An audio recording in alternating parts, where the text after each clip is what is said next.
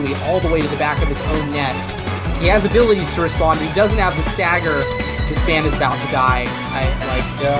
There's not too much you can do to stop it. About to be taken off the map. He's alive! Oh Never my mind! god. Hook almost saved it. Muffin almost saved it, but it's not enough as Cosmic Calamities qualifies for Nassau. Welcome back.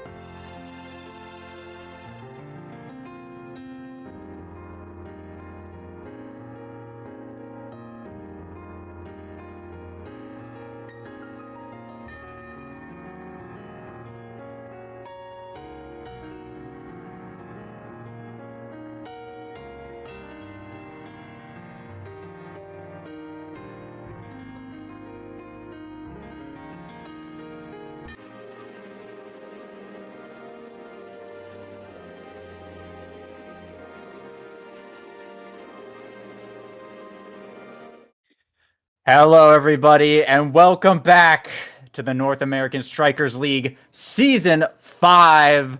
I'm Lego Mage here with Cloak Oak to kick off the season today. And what a match we have. A couple matches, actually, here. Sad Boys versus Cosmic Calamities. Going to be first up on the roster. Cloak Oak, how are you feeling? It's a new season. Bright, beautiful Saturday to start us off. What are your thoughts coming into this game? Yeah, it's a brand new season, and it's also a brand new Cosmic Calamities. Natty, the only one on the roster holding over from the previous season, and instead we've got Cardbox in the midfield, and Threezy Breezy, Brawlers get it done, hold it down on the front line. And so with a new roster here, it's time for the new Cosmic Calamities roster to prove themselves and that they are deserving of contending with the top teams in the North American Strikers League. Yeah, it's definitely a real challenge that they've been putting up right here. Sad Boys, the two-time champions and third place placers last time, one of the most infamous teams here in the North American Strikers League. It's definitely going to be a real test for Cosmic Calamities right out of the gate, and especially we're starting out Otten City with a stacks on stacks start. One of the craziest starts that you'll tend to see in this game, so we'll see how they hold up here. We do have Cardbox on the Octavia, Natty of course on the signature Mako, does not lose to projectiles, and over on the side of Sad Boys we have Mystic subbing in for Bells today as well, and Vaughn appearing as El Dente to set our stage. But quick barrier here for Sad Boys to start us off as, well, the match is underway. Yeah, and I mean, you brought up Natty not losing to projectiles. I'm seeing a lot of projectiles here on the boys roster. It's not going to stop him from getting a goal, though. The dribble from the perfect pitch will set up the cyber swipe there, and that is a first point over to boys. But yeah, I'm expecting we're about to see a lot of Natty cooking this game. A lot of clutch saves because, well, he does best against these kind of characters. Yeah, this is on Otten, though. It's definitely very difficult, I think, for a lockdown goalie like Mako to do a lot. It's really easy, especially with the comp that Sad Boys is running right now, for them to just get the core around the character. Especially once that goal is open, things will become extremely difficult for Cosmic Calamities defensively.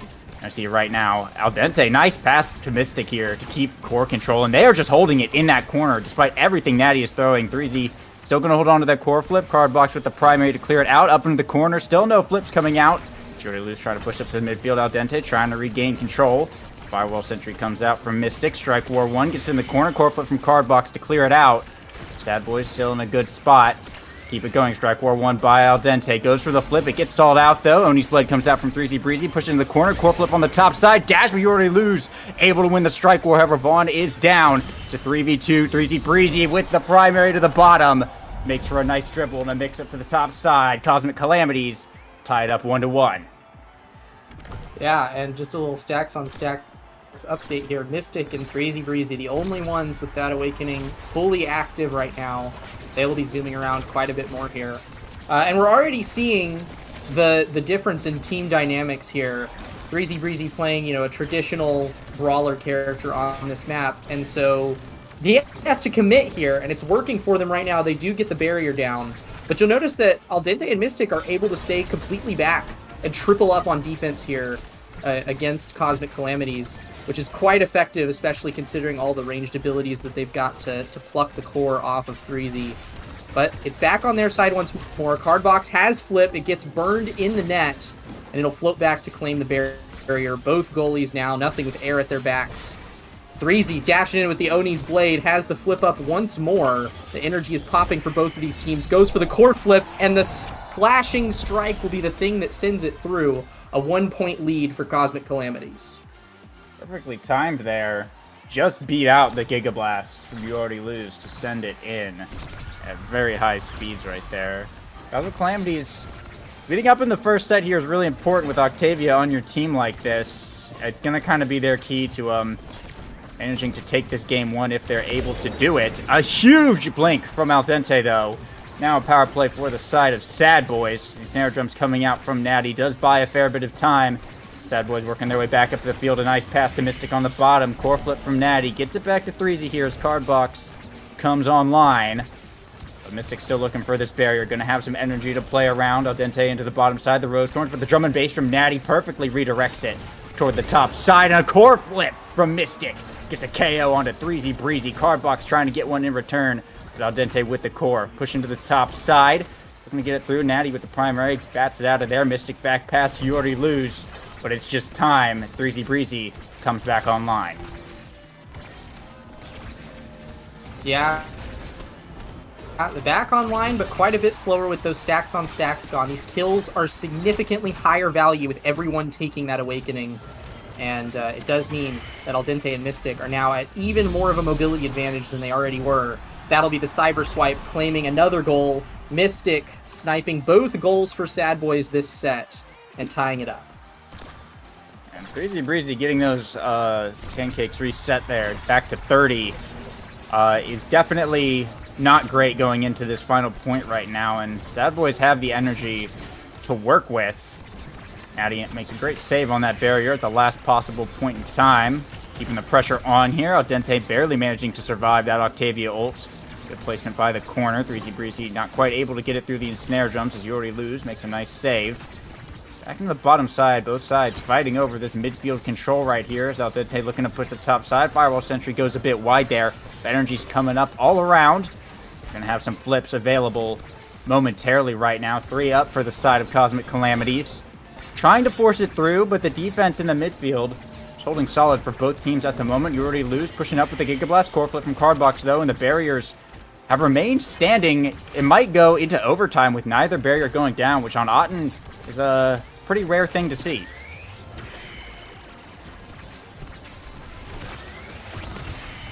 Yeah, no doubts these goalies are holding it down, and Cardbox has got quite the flow state up and running, but I mean, with so many projectiles and the core moving around so much in overtime, there's only so much you can do to keep that secondary up.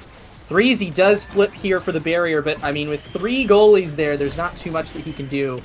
Both goalies still holding it down. That'll be Sad Boy's barrier going down first. Al Dente now staggered here. Cardbox attempting to find a kill with that Octavia primary. Doesn't find anything quite yet, but the secondary is now up. 3Z moving up, keeping the pressure on. Al Dente still staggered, no evasion. The Octavia ult pushing him out of position. This is looking like a fantastic position for Cosmic Calamities. They might be able to close out the set right here. Al Dente into the bottom side here, but Natty still holding this barrier. Cardbox down with the flip available, going to burn it down into the corner, has the flow state available. 3Z not quite far enough on the dash, but now is the one to flip up. Natty still holding strong, past a Cardbox. Al Dente pushes it back, though. Natty, another excellent save with the stacks on stack speed. 3Z Breezy trying to catch up to the core. Oni's Blade coming out, but Mystic and You Already Lose get it out of there just in time. Al Dente finally able to bring down the barrier now, deep into overtime. 3Z Breezy dash up with the flip. You Already Lose with the barrage, but 3Z's right there to catch it. Strikes it to the top side as Cosmic Calamities with set 1. Yeah, that point going on so long was huge for Calamities. They got all of their stacks back up, and it was actually that speed there at the end that allowed Threes to keep up with the ball and find that glorious angle.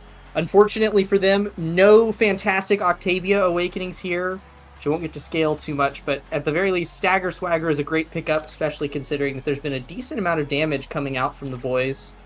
Other items of interest here, obviously extra special on that Imi. Those turrets have already been a bit of a nuisance. They're going to be even more of one now. And actually, we do see a Spark pickup here for You Already Lose all the way on last pick. A lot of scaling potential, especially since this game is likely to go on for quite a few more sets, if I had a guess. Yeah, I think if you're sad boys, that it makes sense when you're that low in the draft order to just go ahead and invest when you're down a set, because you're expecting at least 3 more sets to come out of this. And if that Spark of Speed does show up, it's going to be an absolute major boon here for sad boys. But a quick one here from 3Z Breezy to start us off once again. A nice little strike war into the top side there. Breezy has been playing some mind games with You Already Lose this entire match, making some good mix-ups and some good shot placement. Cosmic Calamities coming out pretty strong in this one so far. Yeah, I think that a lot of what Cosmic Calamities is doing right now is they're not overcommitting. Like, 3Z is staying far back. He noticed early on in that first set that pushing up and expecting the ball just wasn't going to happen up against this team comp.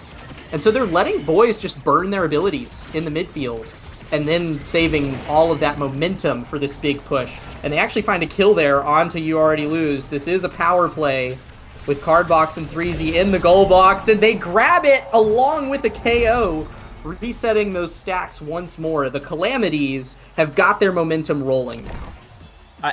I want to point out that core flip from Mystic, though, like right before that was an amazing save, but yeah, Cardbox with that ult just absolutely steamrolled into that corner. And now all the momentum is here for Cosmic Calamities. They're going to get a quick barrier. Cardbox saved the flow state. It will get stalled out here, though, unfortunately. Some good defense from Sad Boys, but huge pressure coming out in this top corner. They can't get it away from 3Z Breezy. Firewall Sentry comes out. The damage getting pumped into the Centauro. But will it be enough? Cardbox still zooming around in this bottom side. And 3Z now back to full health. Gonna be on the defense just a bit here. Natty has a flip available. He'll get the core out just in time. KB ult coming out with the flow state available.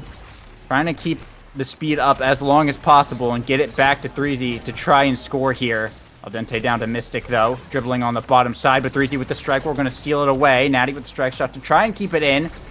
Firewall Sentry now once again in this corner. Hasn't had very much luck with it, unfortunately. Natty has been an iron wall. The flip finally able to bring down the barrier. Cardbox in return, though. Gets momentum back here for Cosmic Calamities. And 3Z Breezy goes down to a Giga Blast. Natty with the core flip. Gets it past the Roche Thorns and the piercing shot. This guy does not lose to projectiles, ever. Absolutely insane stuff here. 3Z back online, but Natty couldn't quite find the strike. A bit of a whiff there. Mystic with a nice shot to the top. It might have still been on cooldown from the Firewall Sentry by like half a second. But Sad Boys will be on the board. Yeah, I know that it didn't turn out for them that point, but I do want to point out a fantastic thing that I love that Calamities are doing. You'll notice, oh, that's unfortunate, as a very quick point there, Al Dente and Mystic teaming up for a fantastic bout of synergy there. But watch what Natty does. Most goalies on this map, if you're in a neutral state, they'll just go and grab the orbs on their side, right? It's easy. You don't have to go that far out of position to get them. There's tons of orbs on this map. Natty doesn't do that. Natty saves orbs for his teammates, which is smart because you'd never guess it, but there's actually a lot of damage coming out from the boys here. A lot of damage coming out from 3Z and Cardbox. They take the set. What on earth? The Calamities, they continue to surprise me. They continue to surprise me, Lego. Yeah, I don't think anyone was expecting them to come out this strong here, and well, pretty big draft showing up. Catalyst and Egoist both here, but Spark of Focus available for You Already Lose as well. Looks like 3Z gonna go for the Catalyst option. Will be Egoist for You Already Lose. Does have to pass up the Spark, but it's still a very strong Awakening regardless. Super Surge gonna go over to Cardbox on the Octavia. Another really big pickup here.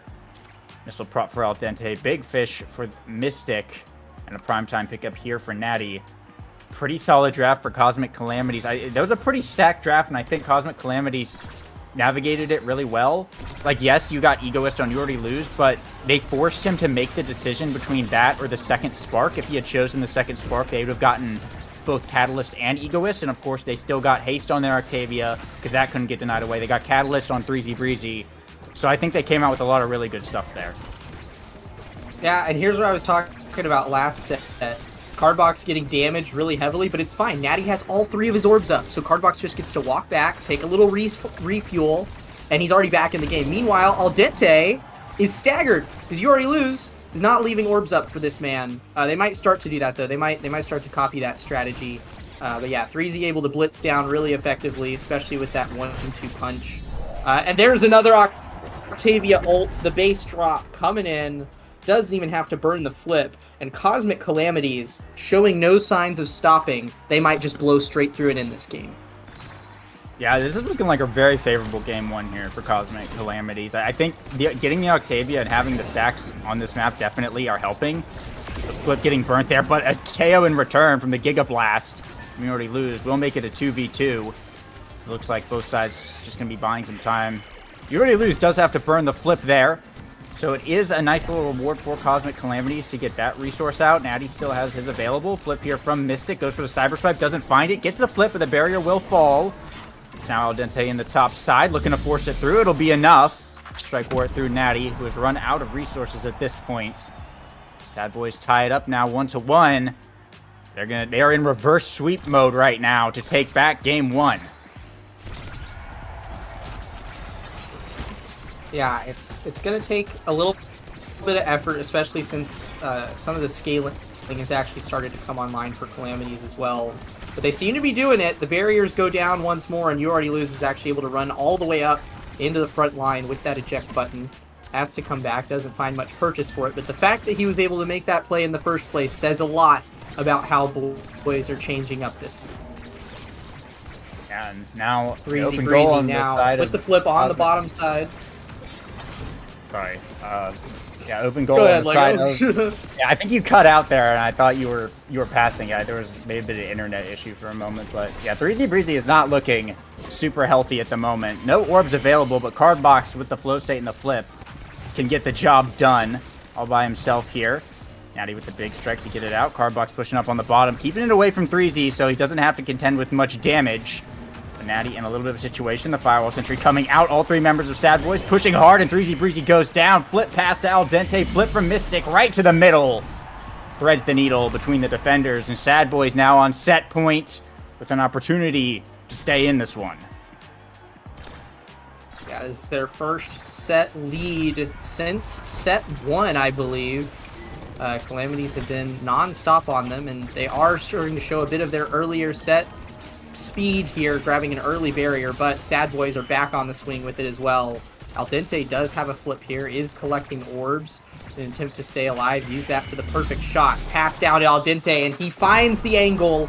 Natty with the perfect pitch, just barely a little low in the size department, even with that built different pickup. The shot is good, and Mystic will pick up the set MVP. What do we have to look at this draft, Lego? Well, there's a couple things here. I see the aerials and the twin drive both on the table, as well as a second spark, but it's going to be a knife's edge here for Mystic. Definitely going to be a solid pick at the aerials, though. Going over to Cardbox, I think, is a really dangerous game to play.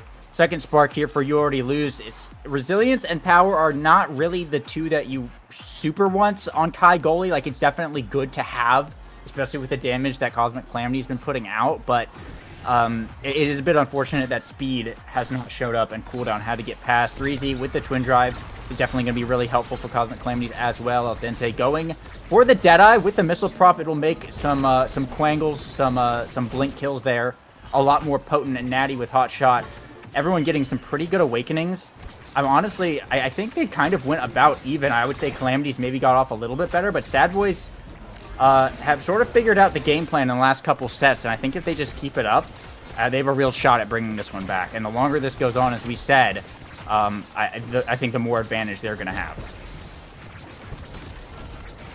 See, I thought that at the start of the game, that I've changed my tune a little bit. I agree with you. I think boys have found the game plan now. They seem to be a lot more comfortable in these later sets.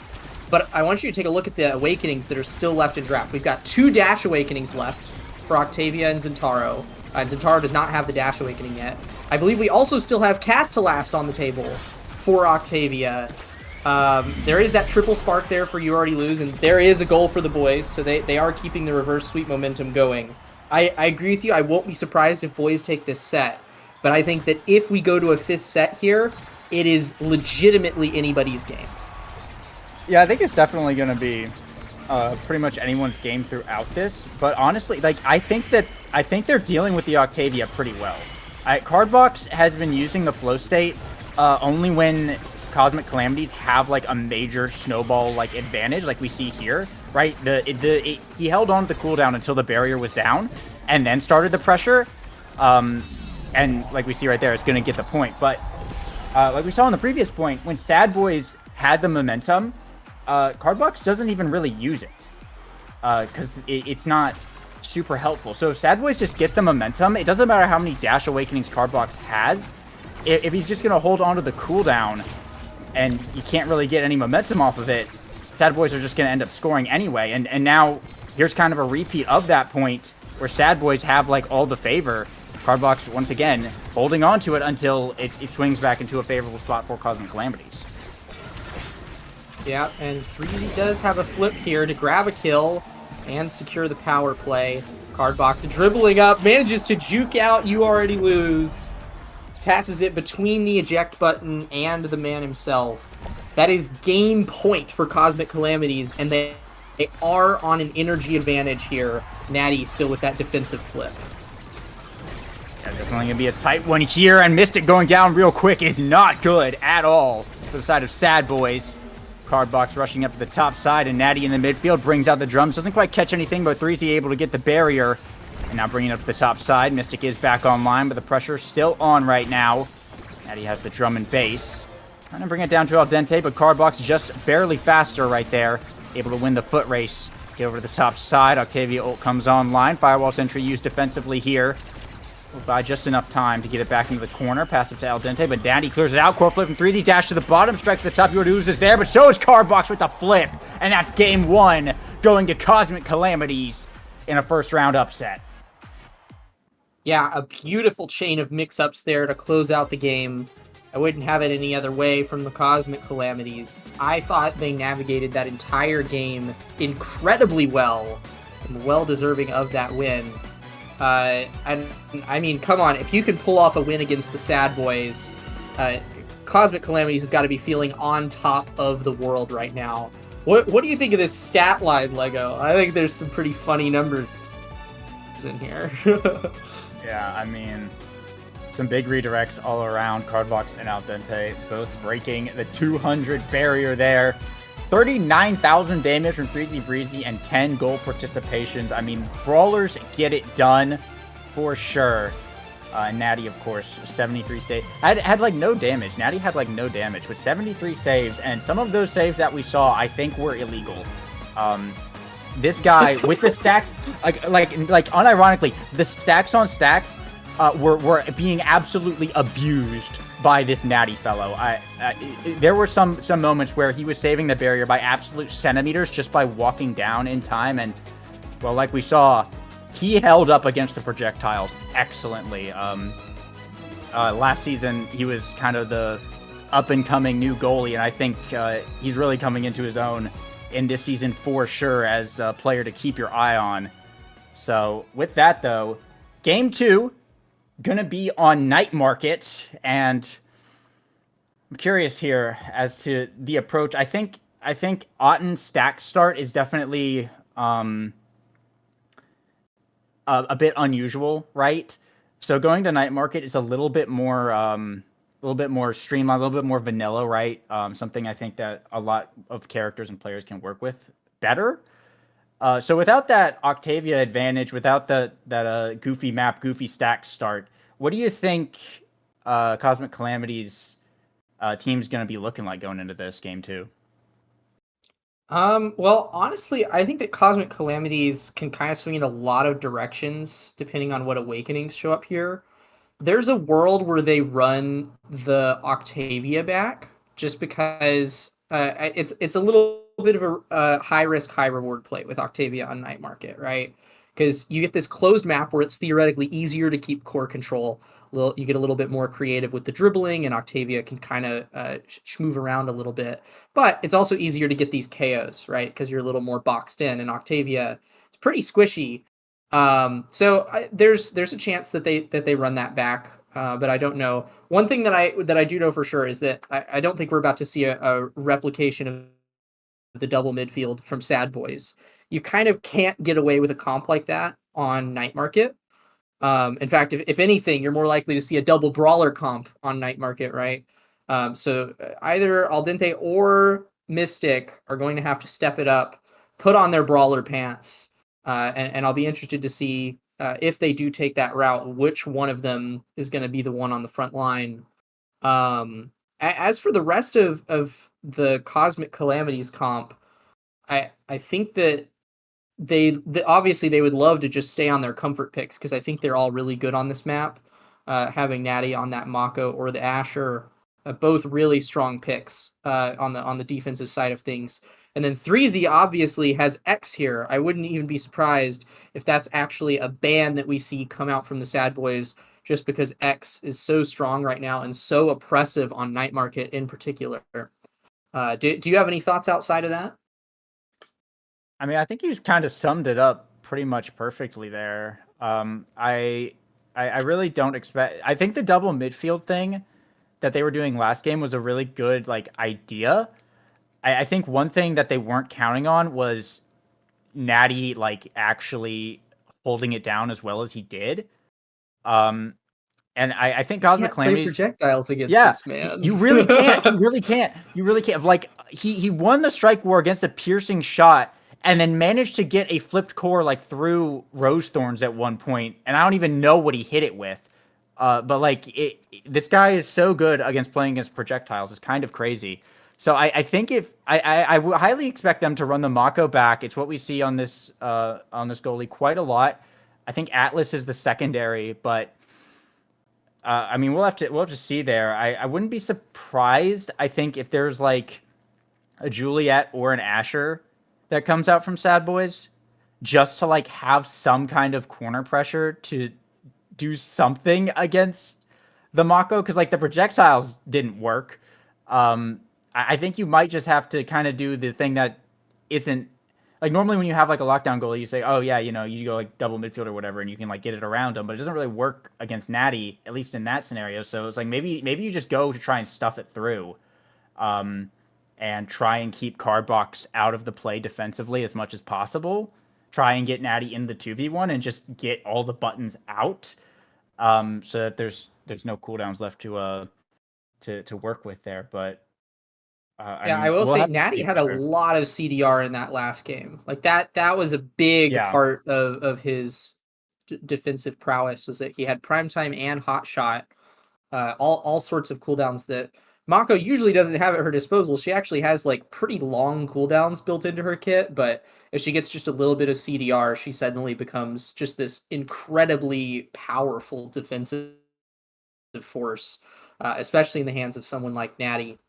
We have actually seen Al Dente drop out of the lobby here. What do you think that's about? I don't know. He might just be changing accounts, honestly. Are we about to see Vaughn? Yeah, we haven't seen Vaughn play the game today, guys. Yeah, maybe there's something. Maybe there's something in for Vaughn. Maybe that's what's going on. I don't know. Yeah, some the players are doing something right now, so we haven't gotten into the draft just yet. But I think we'll have to see the starting awakenings as well. Because I think the stacks on stacks obviously played a really big part in that last game. Every time someone picked up a KO, Mystic got KO'd at a few really critical moments, and without the stacks on stacks, it was pretty rough. You just can't walk around as fast as when Zentaro is beating you in a foot race. It's usually a pretty bad thing to have happen, especially when you're playing really mobile midfield characters. and also you have Octavia, and also you have the drum and bass from Natty. That even when they're not using like their mobility like skills, Cosmic Calamities was just kind of running around like a lot more. So without that extra like passive speed, I think Sad Boys will have a little bit of a better time. But it's hard to say for sure until we actually see what we're working with right now. Still waiting on the players here though, but I don't know. Game 3 is at Lab, by the way, which is a pretty standard Game 3 map, but there's a pretty good chance we will see a Game 3. Yeah, I wouldn't be surprised. And I think if it does go to a Game 3 as well, I think that's where Sad Boys are going to win it, because that's kind of their map. Yeah. I mean, it is like You Already Lose has so many strong goalie picks for the map. Especially, I mean, I think of the Imi goalie, right? Imi goalie on AtLab has been a historically pretty good pick, if I remember correctly. And especially You Already Lose, I do remember seeing him whip it out a few times. But I mean, saying that like one character is going to be the difference maker, no, I think it's just that Sad Boys are really comfortable on the map. It's kind of their home territory. Yeah, definitely. I think as well, they didn't really. I think it's hard to expect. Like, I don't really know. I still don't really know what to expect out of this Cosmic Calamities roster, because like, there's a lot of talent on this roster for sure. And I'm curious to see how it all kind of meshes together, because last season, I think there were some chemistry issues. Last call as well, where 3Z Breezy definitely had some chemistry issues, just like the way the team dynamic was going. There was like a lack of identity, I think, from both of those teams. And so I'm curious now, where you kind of have this merger of Natty, Cardbox, and 3Z, if those dynamics kind of get shaken up quite a bit. And I think we saw some pretty solid chemistry in game 1 here, but it's hard to say, just off of one game. And I think moving forward, that's definitely something to watch for them. But looks like Vaughn has arrived. Al Dente getting subbed out there, and it looks like Chrono Boost Perfect Form are going to be our starting awakenings. Pretty interesting start there, Cloak. What are your thoughts on that? Chrono Boost in Perfect Form. Mm-hmm. Okay, so Zentaro, this is a bit spooky here, because yeah, we've got Zentaro and X with the Perfect Form. You got Octavia with the Chrono Boost. And I mean, Perfect Form's good on a lot of characters, but like especially the first two that come to mind, X and Zentaro, who are 3Z's signature moves. So yeah, that's a pretty solid start there for the Calamities. I won't lie. I don't know of any specific direction. If I'm Sad Boys in the locker room right now, I don't know what I'm doing to try to counter that setup. There's too many characters to ban.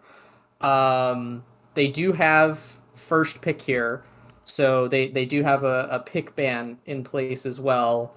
But I that's not enough to eliminate all of Cosmic Calamity's options here. Yeah, and here's I think the first thing that comes to mind is like you just ban the Octavia and then you kind of play for damage, right? Since you have the first pick, you can get like the X first or the Zentaro or whatever. But Cardbox also has the Imi, I believe, which is yes. Yeah, which is I think that's I think if you go the Octavia like ban route, honestly, I think if you're Cosmic Claims, I don't even think you're concerned about Octavia. I think that's bait. I think you literally just like play Imi. And then Cardbox also has on the X, now. Right? Yeah. Like there's a lot of good options. Which if somebody's gonna play now this game if it's not banned out. You'd have to be pretty stupid not to. She's really good on this map. Her creations are able to control a lane all on their own. And then, she's already got speed built into her kit. You add the speed gate on top of that, and now it is her playground on Night Market. I do think that if someone plays now, they're not going to opt for Chrono Boost. Perfect Form is a little nasty on that character. Her secondary just kind of hits everything and resets the rest of her kit. So it's a freaking oppressive pick in the midfield, especially when you have everybody cramped into the same box. You're pretty much guaranteed to get hits on your abilities. She gets a ton of CDR from it, especially if you're striking in the midfield. So yeah, in other words, it is a pick ban from now for both of these teams. If you don't want to see it, you better get rid of it. Yeah, and Sad Boys with the first ban available. Let's see what they have come up here. I'm curious what You Already Lose is going to go for the goalie pick. Oh, actually, no ban from Sad Boys. There may have been some reason for that. I don't know what it is. Yeah, I don't know. Who knows? Maybe they used a ban skin or something. I wasn't paying attention. But Cosmic Calamity is going to ban out the Kai here. Era getting picked up from Sad Boys. Not something we've seen much of very often, but they're going to go for it. Meanwhile, Vice, Asher from Cosmic Calamities. They are going for the damage with the perfect form. X and Mako on the side of Sad Boys. It's the Kitten comp and Zentaro to finish it off. Okay, it's damage versus Kitten comp on Night Market. Perfect form Chrono Boost start. I mean, our stage has been set right here. I think we know what we're expecting. Yeah, the game plan for Cosmic Calamities is to gun down that X. Mm-hmm. X is the big problem. So you can kind of get rid of any of the trio of Mako era X and it falls to pieces, right? So damage is a good thing to play against them if you actually manage to get the KOs. But the X in particular, because he's on the front line, easy to damage because he doesn't have a place to retreat to. He's got a massive hitbox. So yeah, I think that is probably Cosmic Calamity's plan. And then obviously, boys have a great start for this comp. Dash Awakenings, and I'm sure that at least one of them will probably opt for Perfect Form on the Era and the Mako. And this X gets Perfect Form to start out with.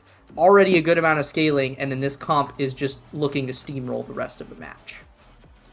Yeah, I was thinking about like KO. And by steamroll, I mean sit back and then scale. Yeah, it's like if the X doesn't scale, everything falls apart, right? So if Cosmic Calamities can consistently just kill Vaughn, who is the one playing the X here, that's kind of where their victory lies. And we got 3 perfect forms for Cosmic Calamities. Vaughn going the perfect form, and Chrono Boost on You Already Lose and Mystic here. No big surprises on the starting gear. Natty did go for Pauldrons instead of Strike Shot on the Asher goalie, so going to be able to withstand some punches and also deal some damage back to this X as we get into our opening sets here. And we'll see how it goes. But yeah, Era is a character that's sort of fallen out of favor a little bit in recent times compared to some other midfielders. But playing it in the Kitten comp, you're really just looking to buff up your brawler as much as possible. So we'll see if Sad Boys can bring it back here in game 2. Yeah. And I mean, already Vaughn is looking quite strong. I mean, this dude's midfield is like stupid useful in this kind of situation. It is the Era actually going down there, though. I mean, this Perfect Form Zentaro and Perfect Form Vice, for that matter, just put out disgusting amounts of damage. Already staggering both members of the Sad Boys. Vaughn barely manages to escape with his life there. And Cardbox just gets to keep putting up the pressure while both of the brawlers retreat here. We are going to see some absurd KO numbers this game, regardless of who wins. Yeah, absolutely. And speaking of which, another one here for 3Z Breezy. Gonna take Vaughn off the table. Unfortunate missed dash from Natty. We'll see the barrier fall, though. Might be a critical mistake for Cosmic Calamities, as Vaughn is going to be coming back online here. Breezy taking a bit more damage now. Pass down to Mystic. Dribbling on the bottom side. Can't find the beam, but gets it back to Vaughn off the center bounce. Breezy trying to get it away, but You Already Lose. Brings it back down to the bottom side. Supernova from Cardbox to send it around, but Vaughn is looking for the KO. Oni's Blade from 3Z to stay alive for a second, but Mystic picks it up with the Bewitching Beam. Vaughn and Mystic, however, looking pretty low. Cardbox is still pumping out the damage on the Vice. Sad Boys need to score now. Nice evade from Vaughn to get past the Thunderstruck. Mystic up to Vaughn, sinks it right into the middle. And will be Sad Boys first up to start us off. Yeah, I do think that missed dash from Natty was the unfortunate mistake that gave Sad Boys all that they needed to claim that point. In addition to some solid KOs found, 3Z just got a little too aggressive, and Vaughn was able to read that out with the Zentaro ult. But these Vice ults are landing consistently. Like, Cardbox is keeping the evasion of Vaughn low and then landing these very high-value Supernovas that are getting a lot of leeway here, but it's not finding barriers. It's just putting a lot of pain into Sad Boy's world that maybe wasn't there before. Speaking of pain, the Arenado, what a disgusting move there from Mystic, followed by a beautiful play in front of the net. That's a 2-point lead there in the first set for the Sad Boys. That's not what you want to see if you're Cosmic Calamities. You kind of expect to win these opening points with this comp. But Vaughn, a big bull rush, just hit like everyone, and the X Maximus just dumped out a lot of damage as Cosmic Calamities were kind of grouped up there. And now the pressure is on. Cardbox is able to get to this top side here, but energy is available. Cardbox and 3Z both having to play really careful here, but taking so much damage. Vaughn has to burn the core flip to evade the Thunderstruck, though. Just going back and forth here. Can't quite find the bull rush, but the bell ringer. Keep biting in those health bars even more right there.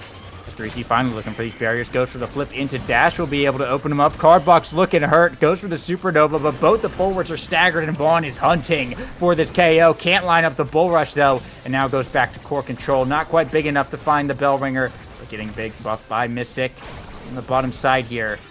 They are all healed up, and now it's Vaughn who's looking low. The Oni's blade from 3Z's going to pick up the KO. They took just a little too long to find the barrier there. Now they might be paying the price as Cardbox in the bottom side with the flip available. Teleports to the Thunderstruck and is able to pass it to himself. That will be a point up here for Cosmic Calamities as they stay in it. One thing that is surprising me in this series so far is that You Already Lose and Natty are consistently the lowest level in the lobby. And I can't tell if that's because there's a lot of KOing happening and they're not really getting... Okay, I was just about to say they're not getting KOs. There's Natty. Caster's Curse. Natty comes in with the dash punch and takes out Vaughn.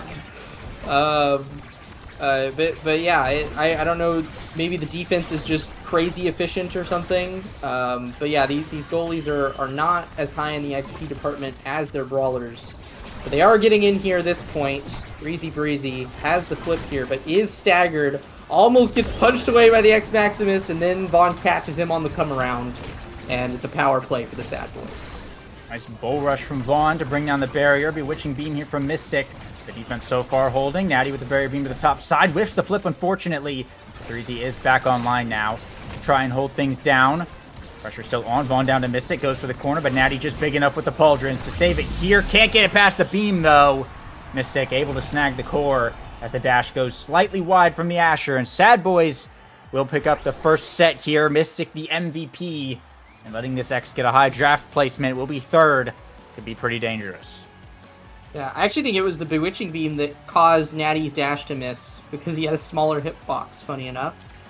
But yeah, we are looking at a very, very heavily contested draft. Stagger Swagger going to Vaughn is a huge, huge pickup for the Sad Boys, as well as Cast to Last on Mystic. A little bit of speed for Natty. Knife's Edge for 3Z is nice, but I mean, this draft has to go over for Sad Boys. Oh, and actually it was Natty that grabbed Hot Shot there. More CDR for this man. He knows how to cook with those abilities. He's going to have to put in a lot more work this set because this Era X is now up and running. Yeah, it's a really good draft for Sad Boys. And with Vaughn, like, with the Stagger Swagger, is going to be absolutely huge. Quick KO there onto 3Z, and with the double barrier earlier, they're in a good spot to make this point theirs. As Vaughn rushing in with the speed boost. Mystic pass up, going for the center. Will get blocked away here. Natty with a nice dash up. Very aggressive, but the play will pay off. However, Cardbox is going down to the Maelstrom. Pick up a barrier on the return, but another power play here for Sad Boys. Natty playing for his life. Bell ringer to dribble. Pops the X Maximus. Barrier beam saves it once, but another Bewitching Beam set up on the top side. Natty getting red there. There'll be another point for the side of Sad Boys as they continue on their way. First up in set 2, and they're up on energy as well. Yeah, the Sad Boys are showing no signs of stopping here. This set is likely to not go the way of Cosmic Calamities. It's going to take a miracle and a half to come back from that draft. Vaughn just pumping out so much damage with these bell ringers. And now he's also got the speed from the Stagger Swagger as all of this damage comes out from Cosmic Calamities. So he's no longer in danger for his life, and this X is also now able to catch up with you and put you in a whole world of hurt. So certainly the Cosmic Calamities in a rough spot here. Vaughn dribbling up in front of Natty. Puts out one of the barrier beams, but Natty is able to send it away. Perfect pitch, barely misses there. And the Sad Boys keep the steamroll going. Yeah, and Thunderstruck almost able to snag the core there, but a big pass splitter from Natty does get defended away. The Supernova coming through. Not going to get too much damage, but they will pick up the barrier now. Cardbox with Thunderstruck in the center. Goes for the flip, but Vaughn able to block it. Now he passed down to Cardbox on the defense. Try and rotate it around to the bottom side and get it out of here, but Mystic and Vaughn are now pushing hard. Natty with the dash to the center, but it reflects back and it gets his own barrier here. And Mystic now pass up to Vaughn with a huge speed boost. They're trying to get this second one. The Bell Ringer blocked away by Natty. And it's back to 3Z Breezy on the top side. Gets shrunk. It can't make a play, unfortunately. Cardbox dribbling down as the power cord sets up the Thunderstruck. The core going to get away from here as Vaughn beating up 3Z in the top corner. A mini Supernova, but Vaughn will be okay.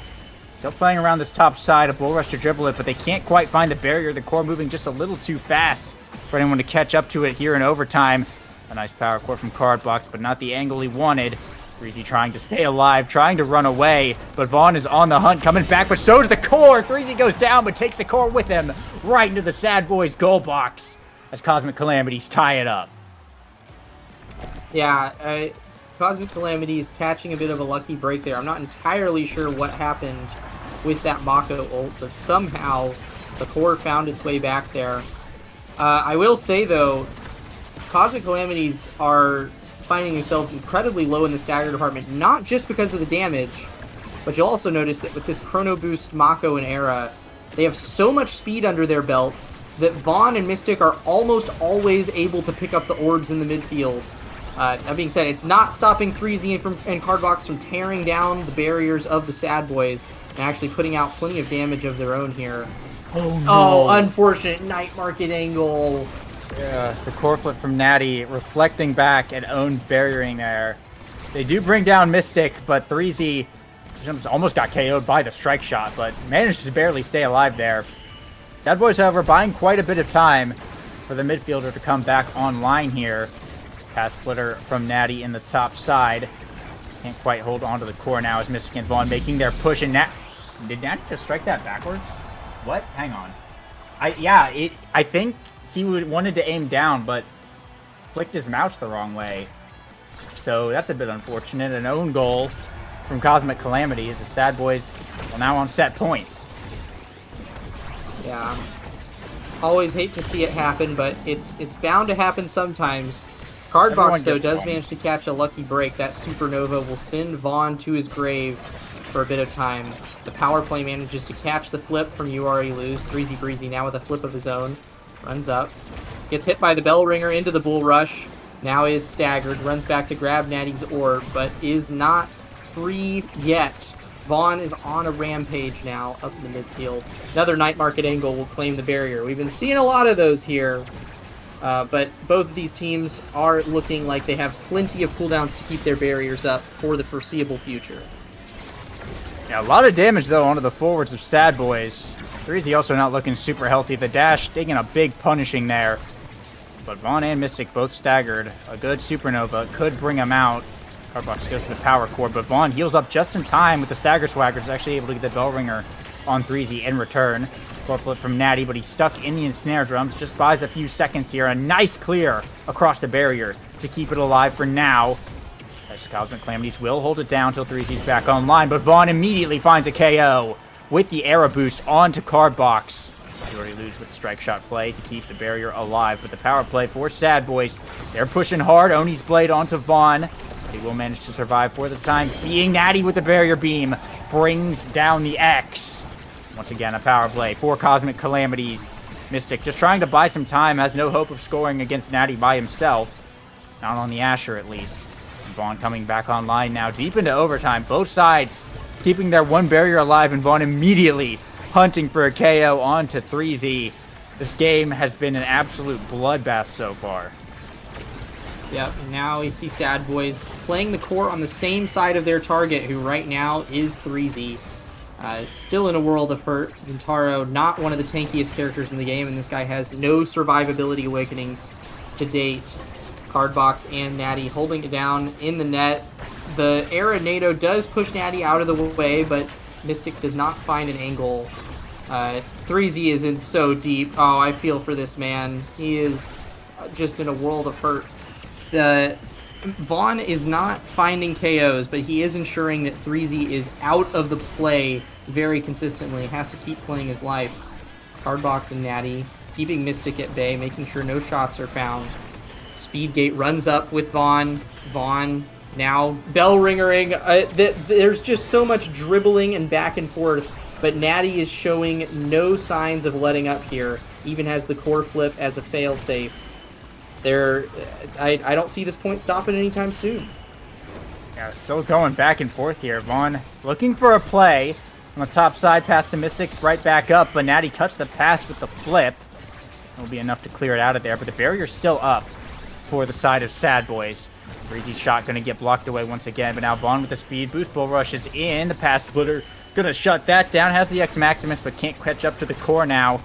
Cardbox and Natty doing a good job keeping it away from the X. The Supernova not getting a favorable angle, though. Thunderstruck coming in. Cardbox jumping in. Can't find the strike, though. It gets stalled out and gets sent back to Natty there. Has to resume the play. Rotating around to the top side is 3Z stuck in the center for a moment. Trying to stay alive, running out of energy. Uses only his blade to stay alive, and finally Cardbox brings down the barrier and an instant core flip into the bottom side. Cosmic Calamities, the world's longest point. They will survive, they will take it home, and bring it to a 0.5. And this is still set 2, by the way. So many beautiful things demonstrated by Cosmic Calamities in that point. As 3Z unfortunately does finally get KO'd, I do want to highlight how good 3Z was at playing his life in that last point. And the boys are out for revenge here. They might actually just find a point in this power play. But this is a good time to talk about Cardbox and Natty have this amazing defensive synergy. I mean, we just saw right there, boxing Vaughn in so that Cardbox can find the kill onto Vaughn there. But they were doing that stuff last point too. Really fantastic at putting the pressure on the enemy forwards. Not just sitting back and playing passively, but actually making sure that they have nails to them. And when you're playing up against the likes of the Sad Boys, you can't just let them run around. And Cardbox and Natty are not letting them get away with anything here. There's the barrier beam. Actually finds a barrier itself.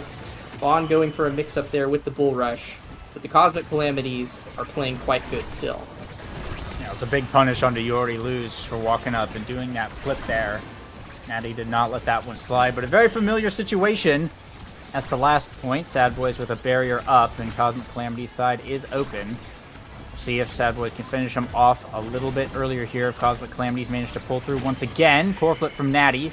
Clean it out, but Mystic is right back in there. Pass to Vaughn, who will find the Bull Rush to sink it in.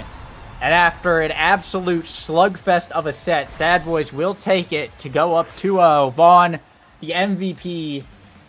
Everyone just about maxed out on their levels. And Catalyst, Rampage, Prize Fighter, all showing up here on the board. Yeah, we might have found a projectile that's big enough to get the best of Natty, and it's X. Just X himself, launching himself forward, is a little too much for the king of projectiles to deal with. They'll be rewarded with Catalyst in this draft, but I won't lie, Prize Fighter on Cardbox is a deadly combo. He's already got Deadeye in perfect form. The Zentaro will find a Dash Awakening with Aerials despite the explosive entrance pickup from You Already Lose. And I won't lie, Mystic getting Unstoppable is not too shabby of a pickup here. The only thing that I'd be worried about is that Unstoppable will just never be up because of Chain Lightning. But maybe he's able to counter a Supernova or two with it, which would be nice. Yeah, I think it's a pretty solid draft all around. I mean, Vaughn's build in particular is pretty terrifying if you're Cosmic Calamities, but they got a lot of helpful awakenings on that one as well. So we'll see. I think this is still going to continue to be a neck-and-neck game all throughout. And Breezy going down here. Not particularly great. Vaughn finding the X Maximus for the second barrier. So they lose up in the midfield now. Trying to force it to the X. Cardbox trying to keep him out. Thunderstruck down to Mystic, but who will win the strike for? And there's the Unstoppable blocking the Supernova. Core flip from Vaughn. Doesn't get very far, though. A lot of damage onto the X. Has to fall back for just a second. Let the Stagger Swagger kick in. He's now ready to go back into the play. Picks up the speed gate, but Threezy Breezy working his way down the field. Just a little bit of a defense there from Sad Boys, but they will hold. Vaughn going big mode, but Natty keeping the core away from him as we head into overtime once again, and that's Threezy Breezy taken off the pitch. The second time now this point. Core flip from Vaughn. Pass down to Mystic. A beautiful play off the bumper for Mystic to be able to sink it in. I think Mystic has scored just about as many times as Vaughn this game so far, as Sad Boys continue on their way with another first point.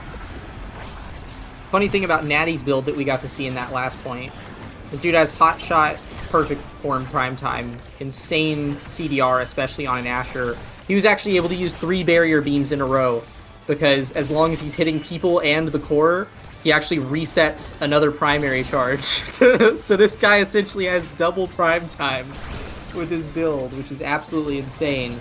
And that's also a testament to just how strong the boys are playing, because even with a disgusting defensive Asher build like that, they're still putting points in the back of Cosmic Calamity's net.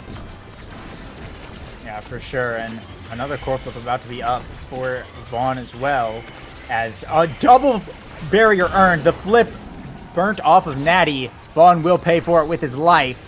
But a huge play there for Sad Boys if they're able to stall out the power play here. Looks like they'll have the time available. So just keeping it in the top side. And Vaughn back online now. You already lose in the bottom. Will hold against Card Box as Threezy Breezy taken off the field once again by Vaughn. We'll lose the core flip as well. Mystic now with the NATO in the bottom side. Natty going to hold it down with the barrier beam here. Mystic still retaining control. A pass to the center, and you already lose with the primary, actually able to snipe it through and bring boys to match point here. It's looking like a game 3 angle. After that Vaughn death, Card Box is on 2 prize fighter stacks, but 23 extra power might not be enough to bring about a reverse sweep. The Sad Boys are looking as strong as ever right now. There is a brief bit of purchase here for Cosmic Calamities. They do find a barrier. Vaughn actually popping the X Maximus in the midfield, has no evade, is being hit by Card Box's entire kit, but it won't be too long before he gets evade back up thanks to that catalyst that he's got. All of Sad Boys grouped up on the bottom here. Big opportunity for some blitz damage. Big AoEs from Threezy and Card Box. But it's Threezy who gets taken down again. That's a 3rd prize fighter stack from Card Box, though, found on the trade. And Cosmic Calamities are holding for now, but when Vaughn comes back up, only time will tell if they'll be able to keep that up. Yeah, not too much occurring in the 2v2 there.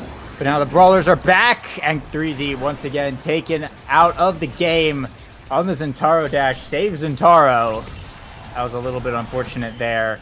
But a lot of damage getting pumped into the Card Box here as well, as Mystic and Vaughn keeping the pressure on. You already lose as well. Pushed quite far up.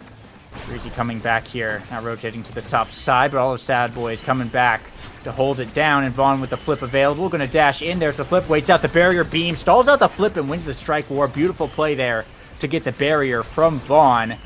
And now Sad Boys just looking to close this game out and bring it over to Atlas Lab. You already lose with the flip in the bottom side. Pass to Vaughn. They don't quite find it there. They're hoping to get another opportunity now. Vaughn pushing back up the field with the bell ringer in the corner. Mystic in position on the bottom side. Pass splitter's got to get stalled out there. Pass off the center. Vaughn once again with the available. No, core flip here from Natty, as now Vaughn with the dribble. Goes for the bell ringer. Natty able to get it around. Back to you already lose here. The defense from Cosmic Calamities definitely making this one difficult here. Sad Boys just need to finish it out. We have another core flip available on the X. They can just rotate it around, but Mystic goes down. Core flip from Threezy Breezy. Sends it wide. And yet another power play that Sad Boys are going to have to stall out. Threezy gets the second barrier, though. As both sides opened up. An opportunity for Cosmic Calamities to stay in this one. Card Box to the top side. Now core flip from Vaughn. Doesn't go far. Core flip from Card Box finds the KO. Mystic and Threezy on the top side. The Oni's Blade's going to get blocked away, though.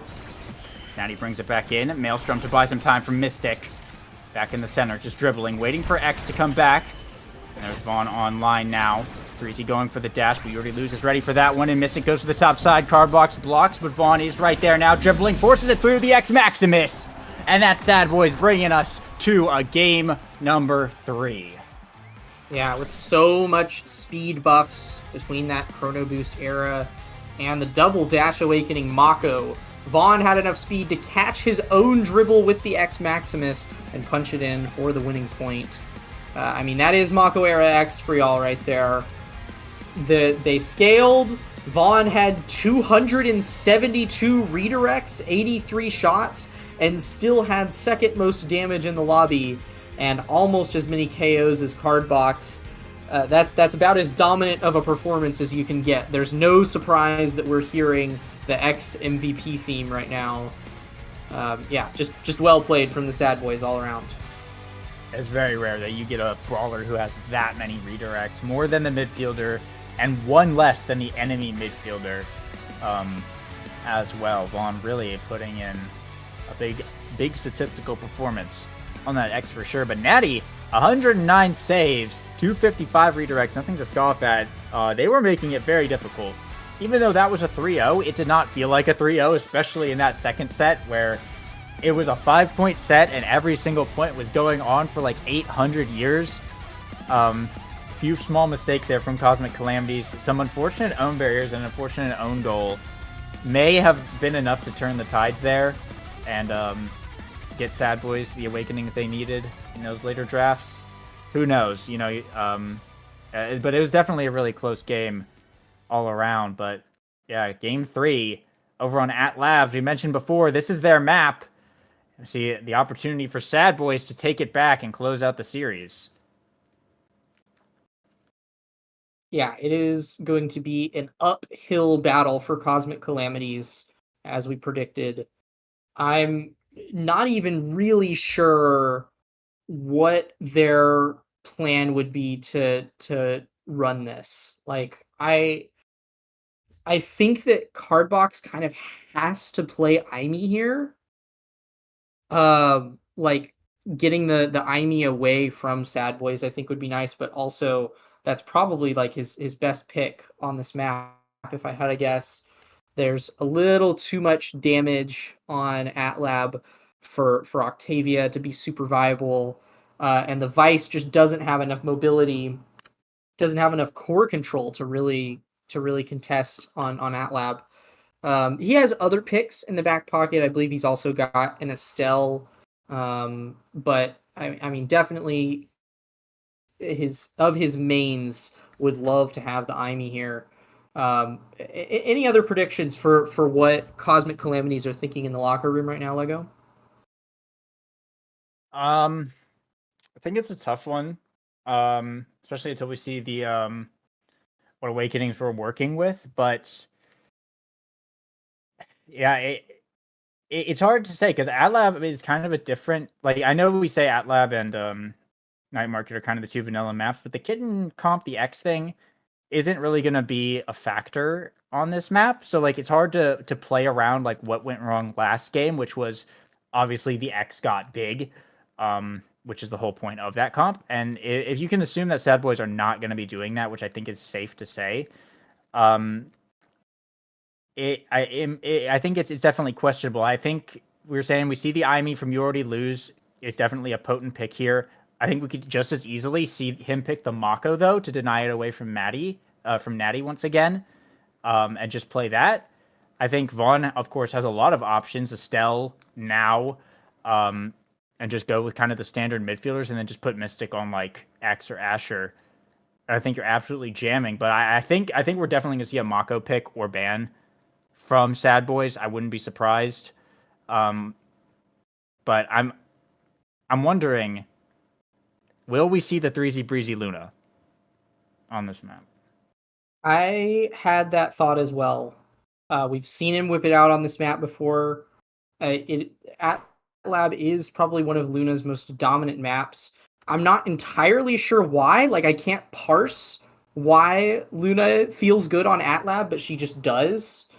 I mean, I guess she's got, some open space to work with, but there's still a lot of choke points around the barriers where it's pretty easy for her to land her abilities. I'm not entirely sure why it feels so good, but if 3Z was going to pull it out anywhere, this would be where I would expect him to. Yeah, we'll have to see for sure. It might. it's like hard. It's hard to say if it's like, is this a damage angle or not? You know. But I think Aimi and Mako are probably going to be contested here. And I think it is definitely up in the air on what 3Z and Vaughn are going to be doing. I wouldn't be surprised if we just see the Zentaro again, since he's been on it all day. But we'll have to see there. I think Cosmic Calamities Actually, are we've just definitely... received news, Lego, Oh. that Game 3 has been rescheduled due to Oh. delays, sadly. So we are going to a quick break here. I'm not entirely sure what will happen when we get back. I think we'll be moving on to a new series. That's what it sounds like. That's what it looks like, yeah. So stay tuned. We will be back here in just a bit. Now Forgot picks up the approach Maelstrom Orb, and boom! That one was flying. Carmine, oh, Death Touch has the energy burst here, gets it out, but even still, the core stays out of the net. Some crazy sorcery from Ron P. Gone to the Cyber Swipe. Carmine, patient, back and forth, baits out as many cooldowns as possible. Doesn't find the goal just yet. Average Alex has dropped back, and PPL is slowly killing this penalty away. Bloom back online. Fiery in position here, preventing the pass from Carmine over to Forgot. Still looking for it, but Forgot's on the top side. They're still keeping it alive here. Bloom holding, will finally, barely be able to find a save, but no! These magicians are among them. Welcome to Modern Magic for their qualification in the North American Strikers League Season 5.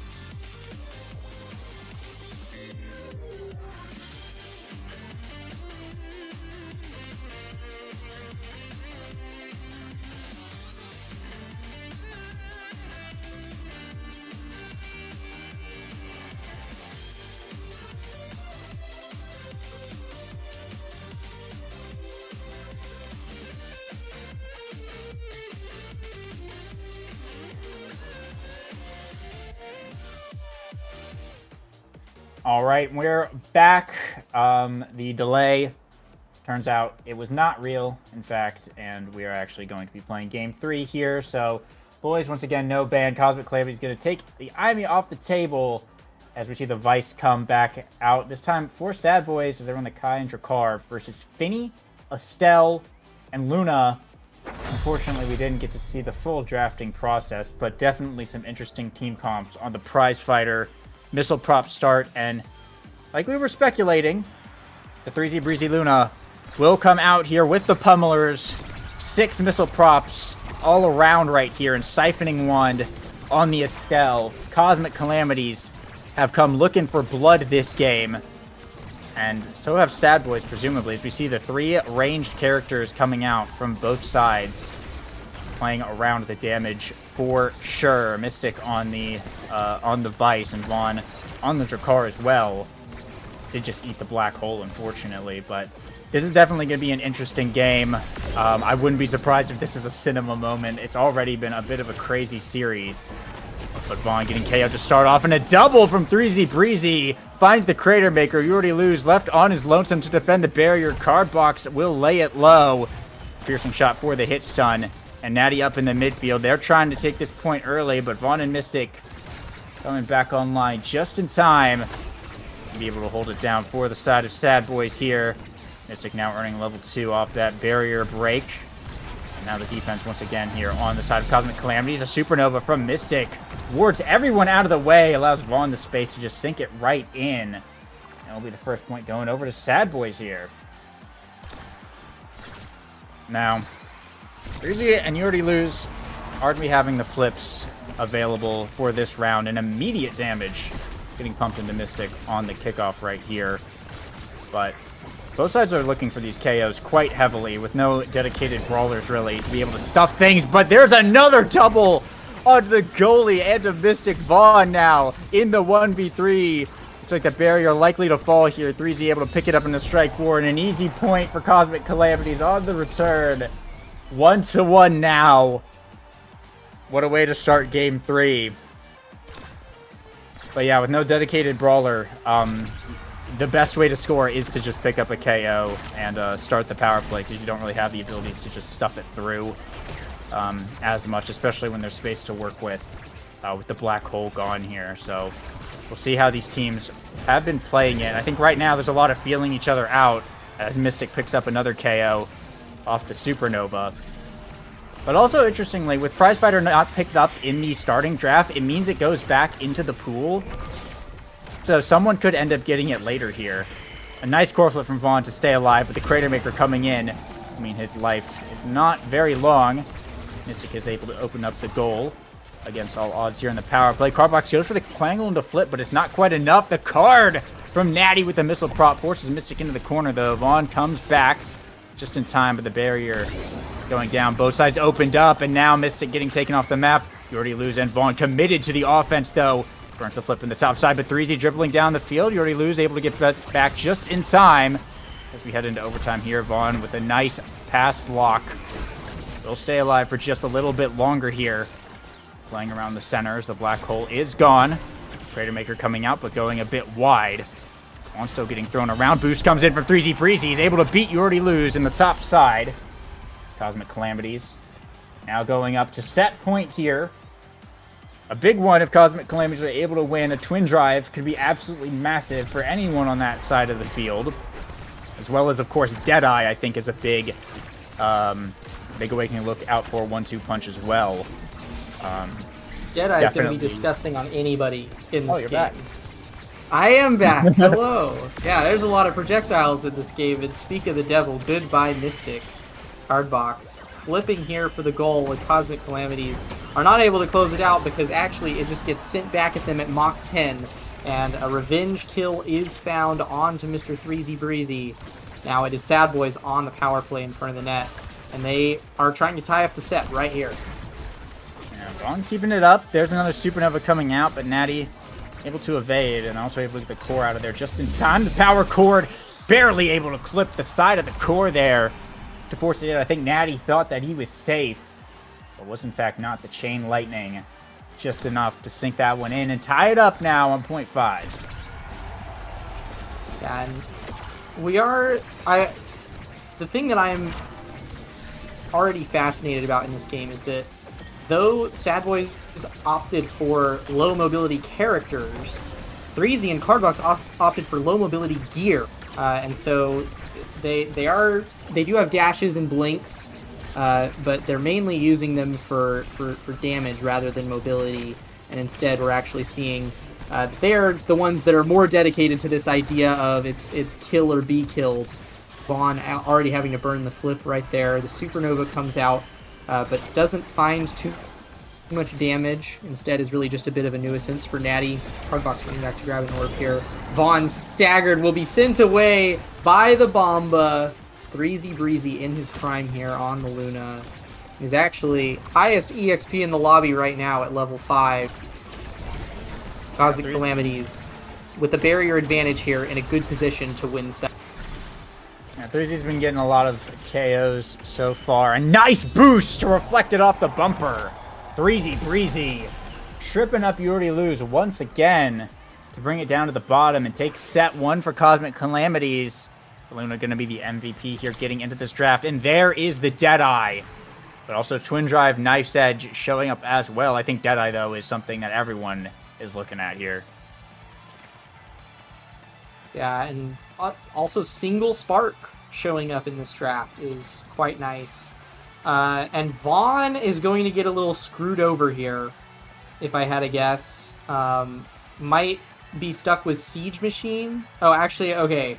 Natty goes for Monumentalist instead. It's Vaughn that gets prime time. So he's going to have no shortage of missile prop shotguns. Normally, I would say that prime time is not too valuable of a pickup on Drakkar because it only gets 1.5 times the benefit that most characters do. But when you have missile prop, I think that it's a perfectly fine pickup because your shotguns can just do so much more.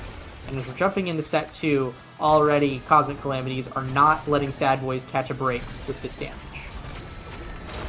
And the Bomba coming out. Threezy Breezy taking Vaughn off the map. A slight misstep put Vaughn at the angle to the goal rather than to the wall. And will be taken out here pretty early on.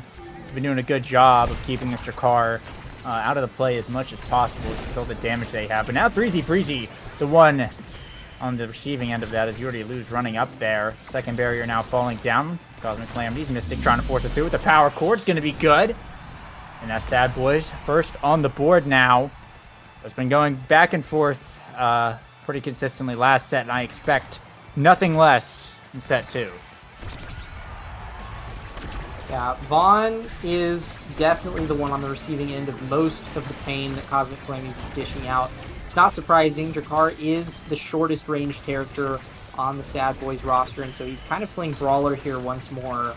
Obviously can come back, help in the midfield. Drakkar does have a little bit of mobility, so he can walk back, but Vaughn is still going to be the one taking most of the hits here. But it is the barriers of Cosmic Calamities that fall down here, and Cardbox is looking worse for wear in the stagger department. Still have a barrier up on the side of Sad Boys, and they don't really have the pressure to claim it yet. Cosmic Calamities are going to have to wait this one out if they want to hope of claiming this point. But as the power play comes out, it's looking less and less likely. Yeah, now Mystic and Vaughn with the passing plays here. Natty holding it down, didn't go for the flip. And the shotgun from Vaughn is able to sneak it through past Threezy Breezy. Bit of a dangerous situation. Cosmic Calamities now facing a set point scenario against Sad Boys. Mystic going up to square off against Cardbox here, and Vaughn against Threezy on the kickoff. See if they're able to bring this set back, or if Sad Boys are able to tie it up. Yeah, Natty does have the flip here. Vaughn is staggered once more. Actually about to have a flip of his own. This is one of those scenarios where I don't think Vaughn wants a core flip here. This honestly just puts a bigger target on his back. And already it's burned, and now he has no evade. This Vaughn is not going to be surviving too much longer, if I had any guesses about it. And it does just give a power play here to Cosmic Calamities. It's a funny dichotomy. When you're being damaged a lot, you almost don't want to get core flip because it means that you've essentially lost more evade than you normally would. And it is actually going to be the sequence of events that gives Cosmic Calamities a point here in this set. Well played from them. Yeah, Mystic couldn't really walk up to like strike for that very well because it looked like he was just gonna get rocketed off the map. Now 3Z Breezy, the one not looking so healthy. Mystic looking to make some quick work of those barriers. The power core brings down the second one with the Luna out of the play for a moment. Gonna find a cheeky boost though to trip up You Already Lose, and now both sides opened. You Already Lose now trying to send it back in, bring it to the top corner here. Vaughn against Cardbox, still trying to dump some damage into 3Z Breezy, but the black hole is going to hit both of Sad Boys forwards now, and You Already Lose. Nice reject button to get out of there, but 3Z is hurt. And running into the backside, the power cord will be landed by Mystic. And now a power play here for Sad Boys. Not a lot of energy or health to work with, but they have the bodies on the field to try and make something happen. As You Already Lose pushing up to the midfield. Try and force it through, but Cardbox and Natty holding it down. And now it's Mystic who's taken off the field. Vaughn also staggered. The card barely saves it, but 3Z with the boost picks up another KO. Core flip from You Already Lose. Trying to stall it out. Buys a little bit of time in the 1v3. Cardbox dribbling in the bottom pass to 3Z, but You Already Lose with the barrage. Cuts the pass. Sad Boys will stay alive for just a little while longer now. But Cardbox sets up the piercing shot. KOs You Already Lose. The 3v1. All for naught as Cosmic Calamities pick up the point. 2-2 now. Another 0.5. Yeah, I mean, Vice and Drakkar are not characters that are really equipped to deal with what 3Z, Cardbox, and Natty are dishing out right now. They have the core control advantage, in my opinion, but also Vice and Drakkar both do not have a whole lot of survivability. They don't have a whole lot of stagger, and so they are just at the whims of all of this damage. And the barriers fall down. Like, Cosmic Calamities are doing a fantastic job of multitasking here, just kind of keeping the core on the side of the people they want to damage, and then their abilities just happen to hit Vaughn and Mystic and keep them out of the play. But Vaughn and Mystic finding purchase here, actually grab some barriers. They are looking quite strong. They might be able to snag a cheeky set. Oh, and a KO coming out onto Mystic here. 3Z Breezy healing up as well, has a flip available. He's hunting for a boost, standing in that midfield. Cardbox bringing it down to the bottom side. 3Z coming in, doesn't quite find the boost though. You Already Lose, doing a good job keeping the core away and out in front of him, giving him some space to work with. And now Mystic is back online right now, looking for the points. Nice card from Natty, but he hits the black hole. Vaughn ran into it at the worst possible time and sends the core backwards. It's an own goal from Sad Boys. And Cosmic Calamities, they've taken set 2, and they're going to get the draft. Natty on top, perfect form. Egoist, Catalyst, Ad Rush. Everything is here for them. Yeah, and Cardbox is guaranteed a second spark there. In particular, that spark of resilience is looking mighty, mighty valuable. Actually goes for Egoist instead, making sure that we don't see any additional energy going the way of You Already Lose. Instead, it'll be Vaughn picking up a spark all the way on that backside. With only one left in the draft, I don't know how much value he's going to get out of that, especially with Rezil on the table. I was surprised he went for Focus instead of Rezil. Yeah, I was thinking that as well. I think Spark of Rezil is very valuable here, but I guess he wants the cooldown for the secondary and the ult more than anything here. And I mean, it kind of paid off there. A huge speed boost from Vaughn allowed that whole blitz to happen as he went down to that bottom side. And the barriers just kind of collapsed from there. But yeah, boys starting off strong here. I think it's definitely a dangerous game they are playing, but the Ad Rush on Mystic, if they do manage to get the proc, it's going to be absolutely massive. Another double barrier. Start off point 2, but You Already Lose. Getting taken down in the process. 2v3 here for Sad Boys. I will say Vaughn does have prime time. And so he does kind of have, like, rapid fire double prime time in a way, because Spark of Focus gives like a stupid amount of cooldown even on its own. It's pretty good CDR. It's not going to stop all of these kills from coming out though. Just power plays left and right for Cosmic Calamities. Hot shot 3Z Breezy dashing in, unable to find a goal, but does put a scare in the eyes of the boys. And with an energy advantage here, it's likely that Cosmic Calamities are not going to let Sad Boys keep this 1 point lead. Yeah, we'll see now both sides opened up, and we are headed to overtime. 3Z with a boost will pick up another KO here. You already lose, running up, gets caught in the big finish though. Don't have to blink back. Cardbox looking for this core flip, is on the goal line here, and it's not going to be quite enough as Cardbox is able to sink it in. Very tough one to defend without a barrage available for You Already Lose. And it will be Cosmic Calamities now, 2 points away from making the upset happen. Natty's got a flip available to see if they can close it out. Yeah, and if Sad Boys are going to make a comeback here, they're in a precarious spot because it kind of seems like if they don't get something done in the first 10 to 15 seconds of the point, the damage train just comes out and it doesn't stop. And they don't have anything that can stop it.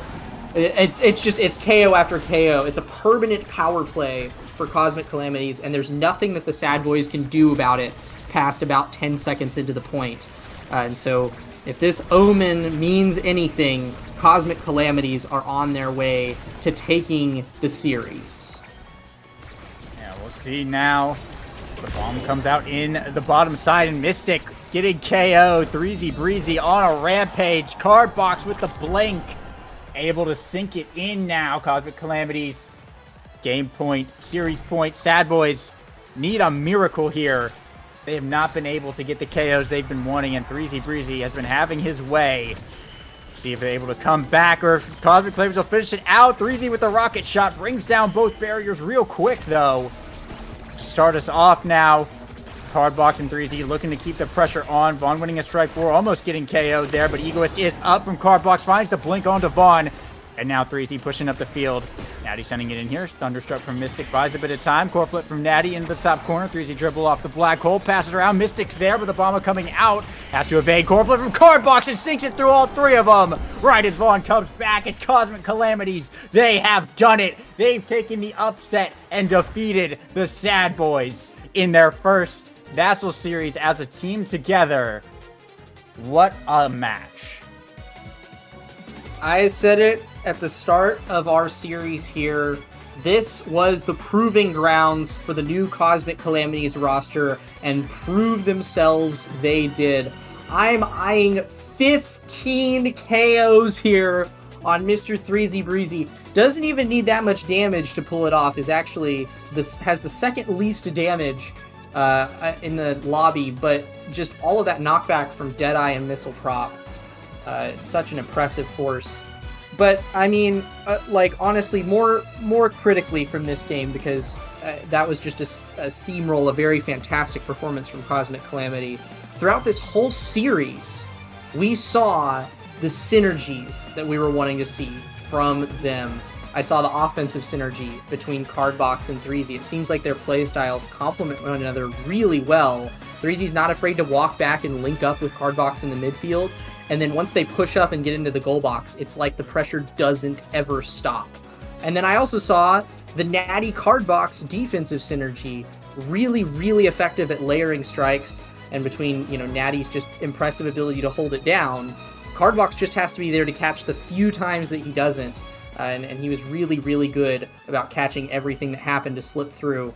Cosmic Calamity is well deserving of that win. That was an impressive performance. Yeah, absolutely. We mentioned it earlier,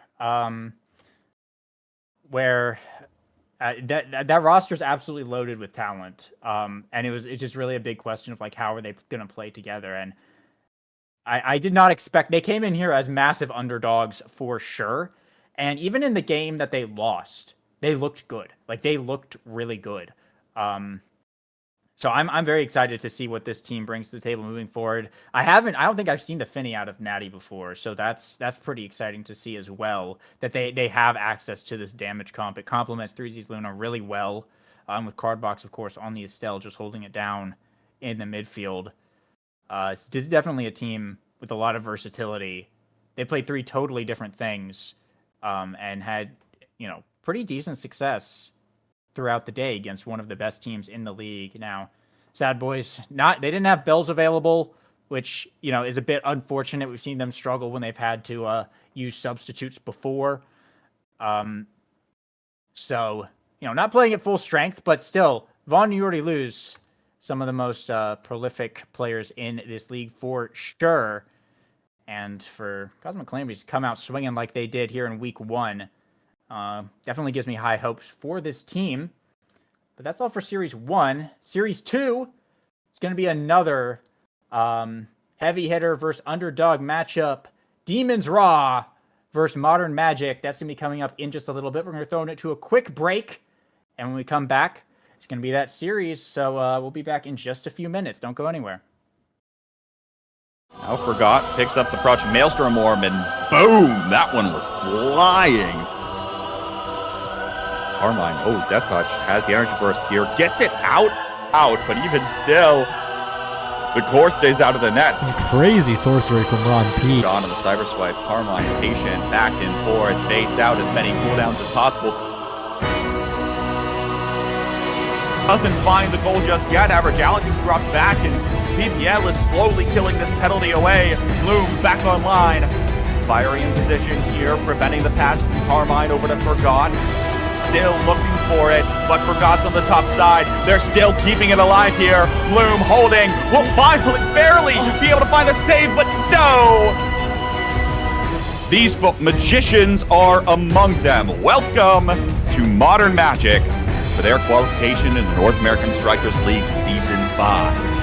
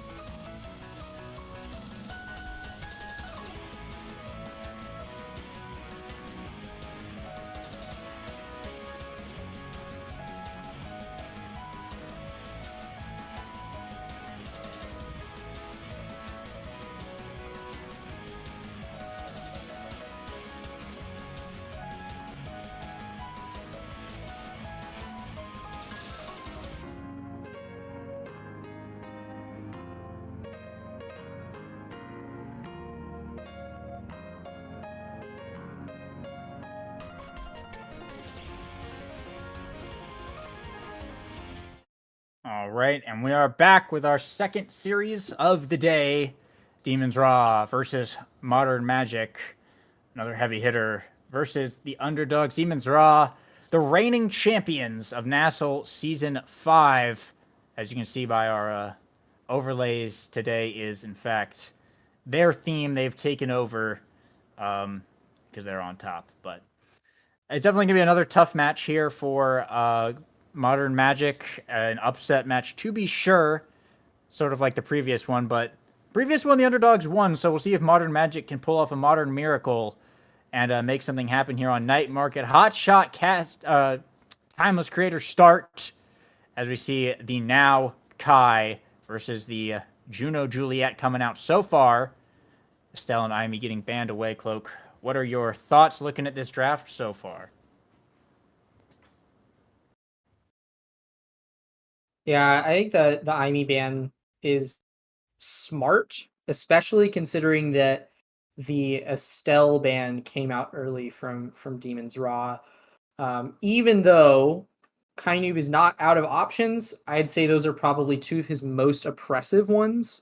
That being said, it is Hotshot Juno. I don't know if that's going to be Gumi or Kainub picking that up, but definitely either one of them is going to be scary. I also don't know which one of them is going to be on this rune. I think that it could go either way. I've seen Gumi play goalie rune before. So yeah, I have no clue. But yeah, the now pickup for Modern Magic is looking very nice. And the rest of the rosters is pretty standard. Rasmus and Julie brawlers, and presumably that is a Kai goalie for Mr. Ron P. So I'm not super surprised by how this draft ran down. The one standout is that rune, because I just don't know where he's going to go. Yeah, it's definitely an interesting comp that Demons is pulling out here. I think they're looking to play around the hot shot. They could kind of go either direction with Timeless on the board, but I think it's going to be a hot shot angle. Just with the Juno. I wouldn't be surprised if this is a Juno goalie, honestly, and Kainub on the rune. I think that's like my initial guess as to what's going on here. But we'll find out for sure. It's a nice comp here from the side of Modern Magic, though. It's a little bit more standard than whatever Demons Raw is doing. I'll be real, but yeah, this could very well just be Ron P on the Kai goalie and Carmine on the Rasmus. But Carmine does have a forward Kai, and it is pretty good.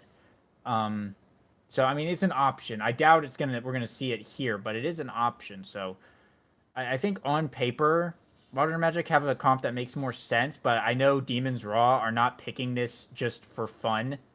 Well, you know, as I say that and thinking about like Demons Raw as a team, they very well could just be picking this for fun, just to do hotshot shenanigans. So we'll see how this ends up playing out. I think it's gonna be an interesting one to watch, regardless of the outcome for sure, as we're getting into it right now, and we'll see where this rune winds up.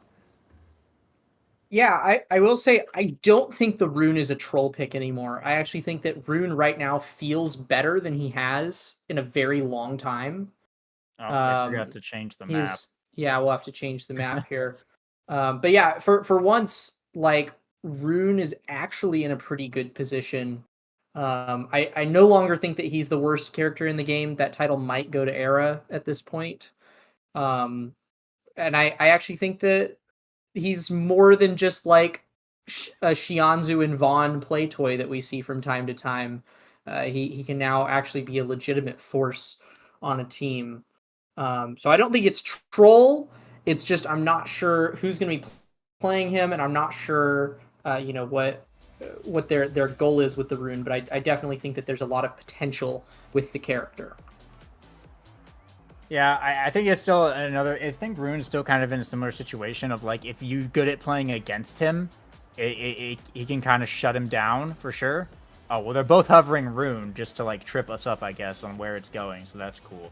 But yeah, no, it looks like it's Kainub who is picking it in the midfield, and Gumi on the Juno. I think they're going to be playing around the hot shot mostly, though, and just getting the cooldown, getting the core speed, and playing for that overtime. But yeah, I think if you know how to play against him, a lot of his game plans really shut down, but it's definitely a specialty thing to like be good against Rune. because it's just not a character that is seen super often, and he's just kind of operates really differently from a lot of like normal midfielders. 6 hot shots getting shown here on the start as well. Snake going for the magnetized souls here on the Juliet, opting to play around that speed gate here on the night market, the extra speed going. And we'll see how this pans out as we hop into point 1 of game 1. Yeah, I really like the Mag Souls pickup here from Snake. We saw a few people, Snake himself included, if I remember correctly, experimenting around with Mag Souls Asher on this map. And Julie, it's the exact same principle, right? You're able to really threaten the walls here, which is where especially the midfielders on Night Market like to play. And so if you have someone like Julie or Asher, who has a lot of speed, who can just rush in and threaten these dash punches, it's a big tempo swing, and really allows the brawler to get in on the defensive play. Snake already has core flip here, but Ron P, quick on the draw. That I'm impressed, I won't lie, even though that was probably just a prediction. I won't lie, Snake got outplayed there. Yeah, Ron P on it with the reactions there. Can't beat the pillar though with Barrage, unfortunately, and the barrier will fall as we head into overtime now. Okay, bit of a misplay there, looks like, from Ron P. Sort of cleared it right to Snake to allow Demon's Raw to get the first point there, but all good. First point, first game. Got to get the mistakes out now for Modern Magic, and surely now they will lock in.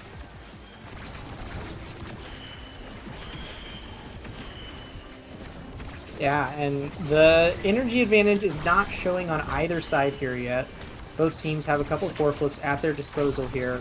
Gumi, Kainub, and Snake, though, are triple stacking on that bottom lane. It gets rotated up by Carmine, who's actually able to snag a barrier here.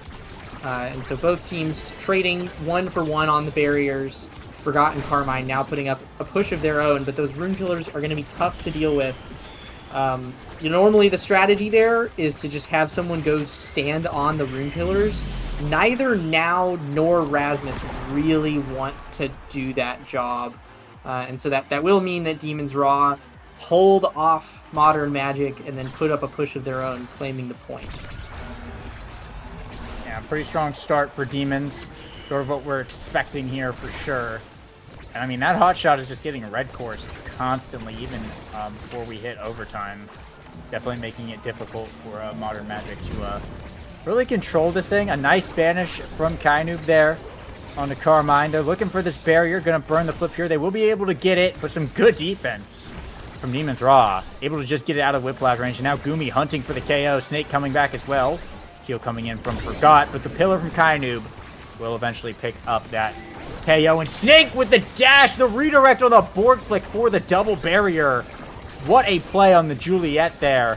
And now an open goal. Demon's Raw looking to score the points. Carmine back online now. For the pendulum swing. We'll be able to get it through Kainub.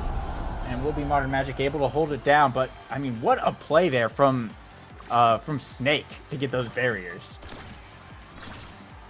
Yeah, I'm loving seeing more and more Julie players do these dash strikes. Oh, what a giga there from Ron P. But yeah, the dash strike, it's so underused on Julie. We've seen Scyther 12 do a lot of fun stuff with it. And now, we're getting to see Snake cook with it as well. So it's good to see that these Julie players are finally taking advantage of what you can do on the character, getting a bit more creative. It's a lot of fun. Yeah, for sure. And be no lack of big plays coming out from this team. Basically ever. Sort of always been a very entertaining team to watch. So you're going to be continuing to keep that up now. Tied up one barrier to one barriers. The core just sort of getting rotated around right now. Both teams looking for a bit of footing. Nice banish from Kainub as Gumi brings it up to the top side. Snake not quite able to find the flurries there. I mean, the core just getting sent back around to neutral. It's Forgot. Carmine pushing the top side. Core flip burnt, but Kainub able to block it away. Finally, they'll be able to get up to Snake, and the second barrier will fall. Slime from Gumi. Try to pass around the top side. Fortunate angle off of that bottom corner. Won't quite be enough to score. Gumi with a self-pass. Carmine in the midfield to block it. Kainu with the core flip. Goes for the pillar, but it despawned right at the wrong time. Almost was a big play there. Demon's Raw gonna do just a little bit more work. And Gumi brings it up to Snake, who will find the hit stun onto Ron P to sink it in. And there it is. Demon's Raw will pick up set 1. Yeah, and I mean, already we're seeing this rune, and more specifically, Kainu, not a man to be messed with, and plenty of good stuff to pick up here. I won't be surprised if the Monumentalist is the draft of choice here, considering that there's a now that needs to be denied in the back. It looks like instead, though, Manu will be floating back to Gumi, and it'll be Siege Machine to get some more duration on those pillars, which is nice, because I actually think that getting some increased size could be bad for Kainu, but it might make Forgotten Carmine able to step on those pillars and counter them a little easier.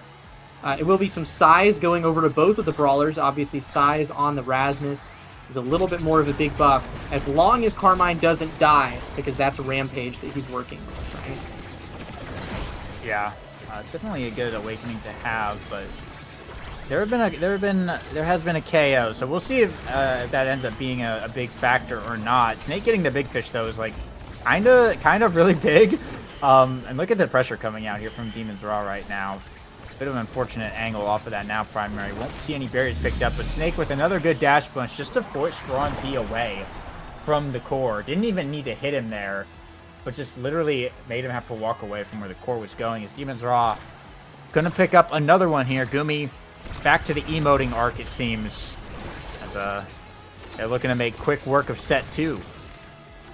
Yeah, and I mean, even more critically, like, yes, Demon's Raw got a point there, but they also got it fast and without losing any barriers, which means no Rampage stacks for Carmine and not a lot of stacks on stacks for Forgot. Those scaling awakenings that Modern Magic have opted for are not going to be coming into swing anytime soon, because this defense from Demon's Raw, well, and honestly, it kind of seems like they're going for the philosophy of a good offense is the best defense. But Carmine does manage to get a barrier there, finds a second one as well, and Modern Magic have cracked open the Demon's Raw goal box. Yeah, an opportunity to score here. A nice secondary from Forgot, but Demon's Raw able to control it and get it out of that situation now. I mean, on the bottom side is Snake working his way back up the field. Kainu on the top, trying to force it through, but Carmine with the breakaway. Stun set up here, pass up to Forgot, has the flip available, doesn't need it because a nice primary will be enough to force it through. Kainoob, who put the pillar on the top side. That's where you kind of would expect Forgot to be looking at, but instead just used the primary to force it right through Kainoob, who was stuck in the pillar animation and couldn't strike it. So a nice play there from Forgot to put Modern Magic on the board. Yep, and plenty of core flips galore here.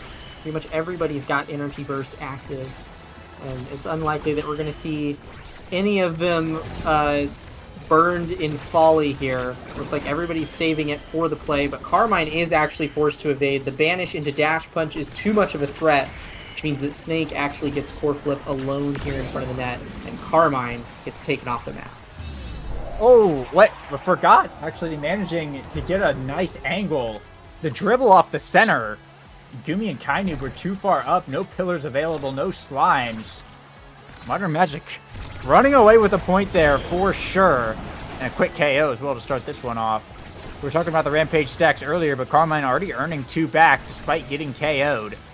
And with this power play and a second barrier gone now, they're looking to be in a good position to take a set away. So long as they can manage to hold through one more good push. Forgot on the top side, the secondary, but Kainoob is there, but gets tripped up by the primary yet again.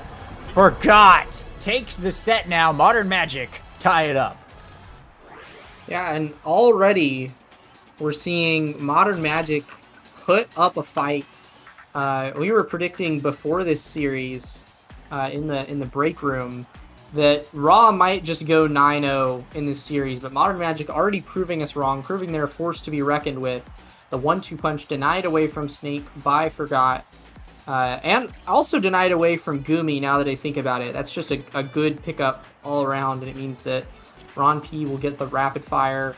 Very nice CDR. Gumi does get a dash awakening here, which is a little spooky, and the energy awakenings go over to Kainoob and Snake. But more size on Carmine. I think that that's honestly a pretty even draft, all things considered. A lot of Bis denied away from Demon's Raw, and still some good awakenings picked up by Modern Magic. Yeah, for sure.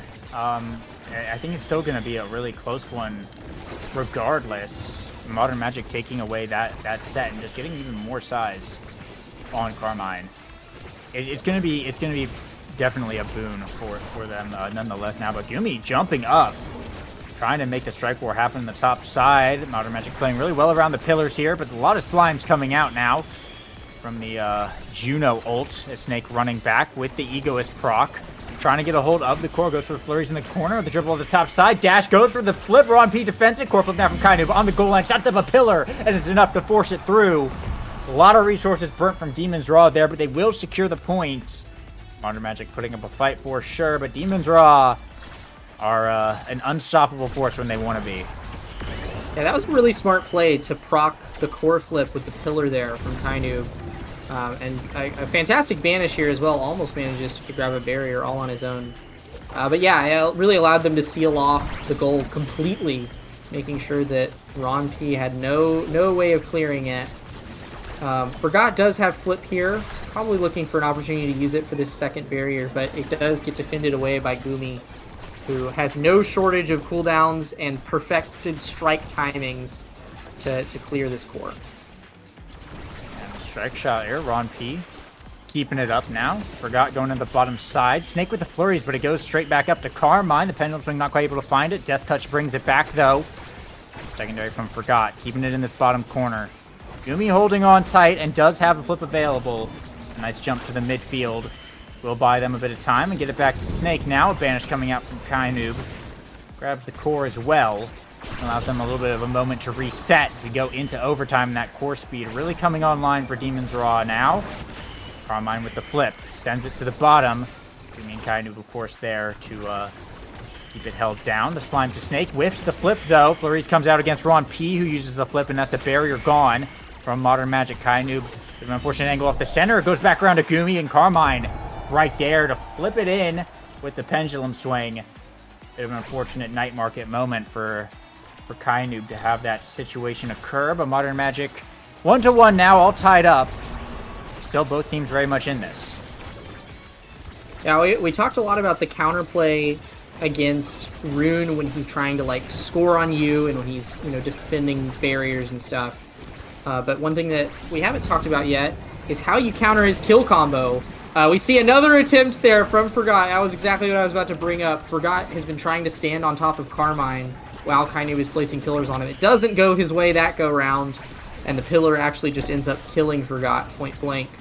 But it is a good strategy when executed correctly. It does just shut down what Rune wants to do with his kill combo. But in this case, Ron P's barriers go down, and that is a net loss for the Calamities.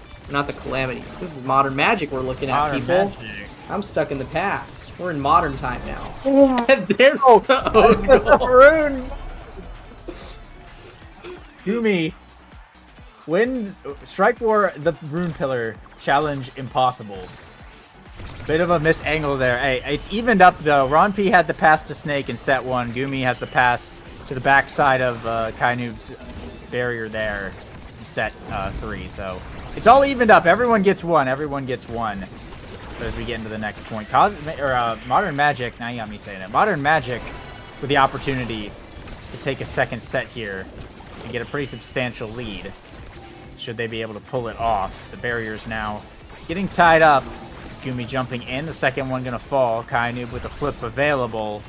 Got to work their way back up the field here, though. Is the pillar in place, but Carmine pushing up the Whiplash is big enough to get the barrier now, but Snake once again with the core. Barrage from Ron P shuts it down, but Gumi jumps up in place just high enough. Ron P can't catch it, and Raymond's Raw will be tying it up. We go to point 5. Yeah, that was really smart there from Demons. I mean, clearly everyone on Modern Magic thought that the shot was going to be on the bottom side of the net there. Forgot even placed the now secondary on Ron P, thinking that it was going to give him an extra strike and some speed. If he would have placed it on himself, that would have been a goal-stopping and potentially point-winning play. But instead, Demon's Raw outplay at the point. But here's Modern Magic dribbling up in a fantastic position to close it out here, and Carmine is looking large with 7 Rampage stacks Modern Magic's Scaling Awakenings are online, and they might be able to score it here. The primary from Forgot will be the thing that secures it. Scary stuff there. Carmine now, the MVP. Modern Magic able to eke out a second set there. A few mistakes from Demon's Raw was all that they needed. And we'll see here. Fight or Flight is on the board right now. But a couple other nice things as well. It's going to be an unstoppable pickup. Deny away from the defense of Demon's Raw. Extra special going to the Rune. Deadeye going to the Juno. Fight or Flight finding his way all the way down to Snake as Ron P picked up the team player instead. I don't know about that, if that was the right option, because, well, that's Mag Soul's Egoist, Size, and Fight or Flight on Snake now on the Juliet. Definitely a scary situation. A bit of an interesting draft. That didn't go exactly the way I expected it to. I actually like the way that Modern Magic navigated that draft. I'm a pretty big fan of it. In particular, I think that the unstoppable pickup from Carmine is really smart. Not only because, well, you definitely don't want Gumi to have that if you're Erasmus. He's been getting a lot of high value out of these hit stuns, and he doesn't want to lose that benefit. But also, it's a nice counterplay to this Rune. Unstoppable does help a lot out, especially when you get banished and you're coming out of the banish. You can tick away the first hit of the pillar and maybe make sure that you don't get stunned. So the unstoppable pickup is nice, and I like the team player because I think it kind of allows... Okay, wow, night marketing. Holy crap. That point ended way faster than I was anticipating it because we saw one of the goofiest angles ever. But yeah, I think that the team player kind of allows Ron P to give Demon's Raw a taste of their own medicine with the Hotshot Juno and Rune sending the core at Mach 10. So I think it's nice. I think it's nice. Yeah, but I mean, Snake is... Look how fast this guy's running. I mean, I don't know. It's definitely a scary thing, and Snake has been putting a lot of pressure on Ron P this match. So we'll see how it ends up playing out, though, for sure. The core speed is, of course, nice to try and clear it out of there. Not a lot of mobility on the Juliet until, you know, team player. And there he goes. The barrier's getting taken down. Snake with the punch, sinking the core and the goalie. Demon's Raw now up on set point. Explosive play there to bring down everything as Modern Magic's world comes crashing down around them in just a few seconds. Yeah, and definitely a dry couple of points in the Rampage department for Carmine. Only 2 up right now, and Kainoob immediately taking down both barriers, goes for the shadow shot, but doesn't find it. Creative dribbles with the punch there from Snake. Also not enough to secure it. Ron P is playing really well around Demon's Raw, but there's only so many times that he can make these miracle saves before eventually he just doesn't have enough tools to respond. And now, once again, open goal for Modern Magic.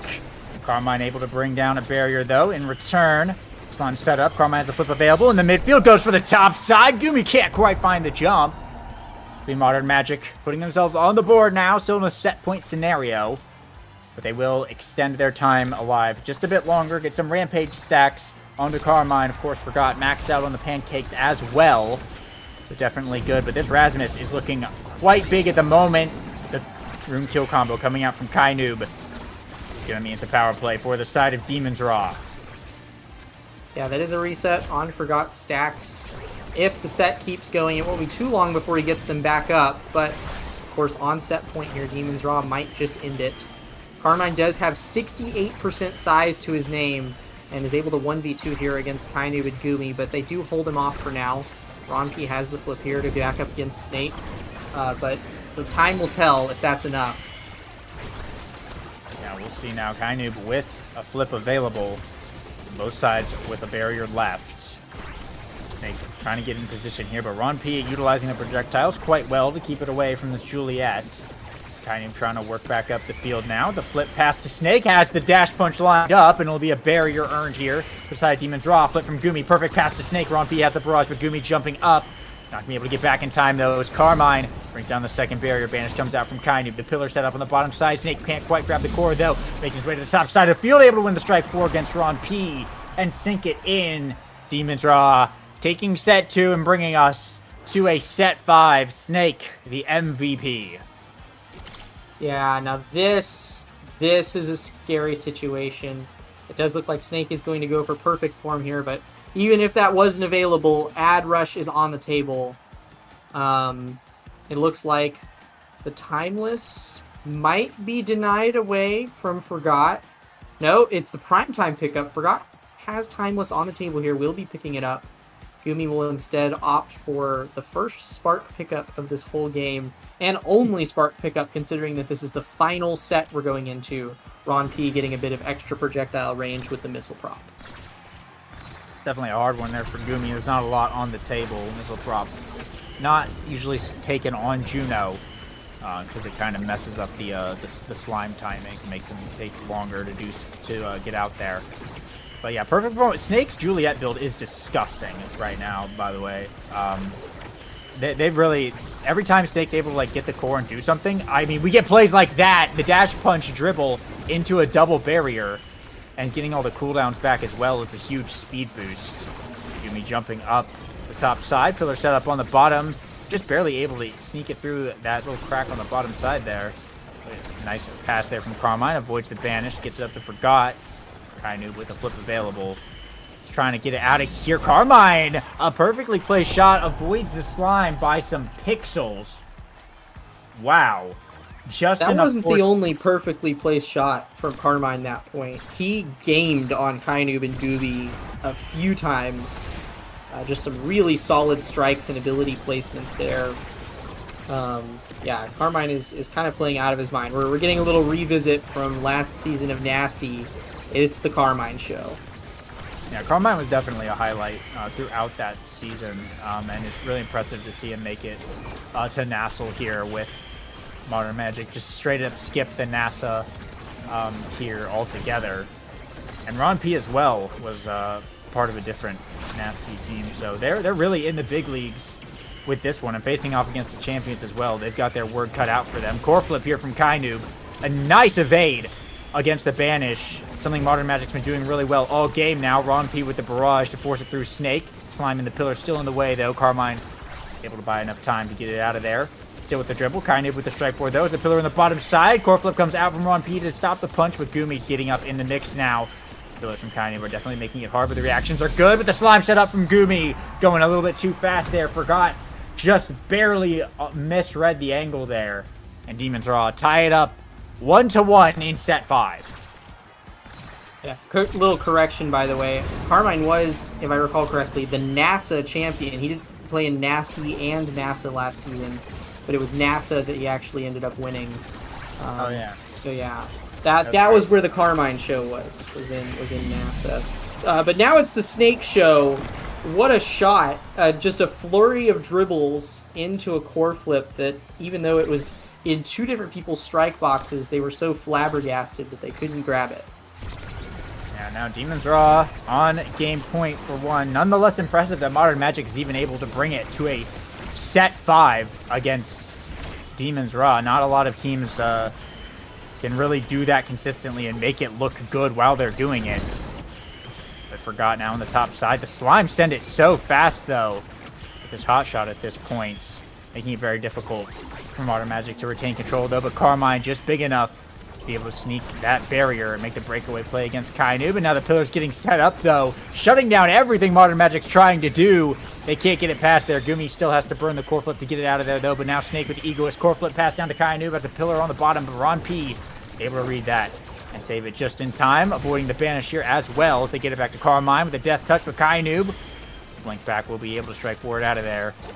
Forgot now pushing up as Carmine and Forgot once again attacking this top side. The primary from Forgot will be able to bring down that barrier and the slime in the way. Ron P with the Giga Blast. Reading that perfectly. What was that? What? Wait, I'm looking at the replay.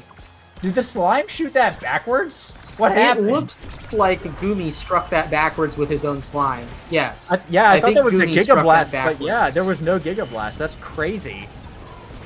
Wow. Yeah, really unfortunate moment there, I guess, for Demon's Raw. But it's set 5.5 in game 1. We have a real contest on our hands here. Slimes and pillars in the way. Forgot with a nice core flip to just stall all of that out and preserve the barriers. Some good patient play from Modern Magic in the face of all of this, but a double barrier getting picked up here by Demon's Raw. It's Carmine and Forgot trying to bring down this second one. Some crazy night market angles. Forgot accidentally sending it backwards off of the center there. Snake not quite able to grab it, though. They will be forgiven, but the Banish in the way. Coreflip's got to come out from Ron P. The Slime's protecting the barriers, though. Dealing with the Slime pass. Carmine cutting it away to try and stop Snake from ever getting a hold of this. If this Juliet gets his hands on it, it could go south very quick. The death touch for the hit stun. Coreflip from Snake on the goal line. Coreflip from Gumi. Going to be able to sink it into the top side. Pick up the KO for fun. Demon's Raw take game one in a tight contest. Yeah, that game was far closer than I think anyone could have anticipated.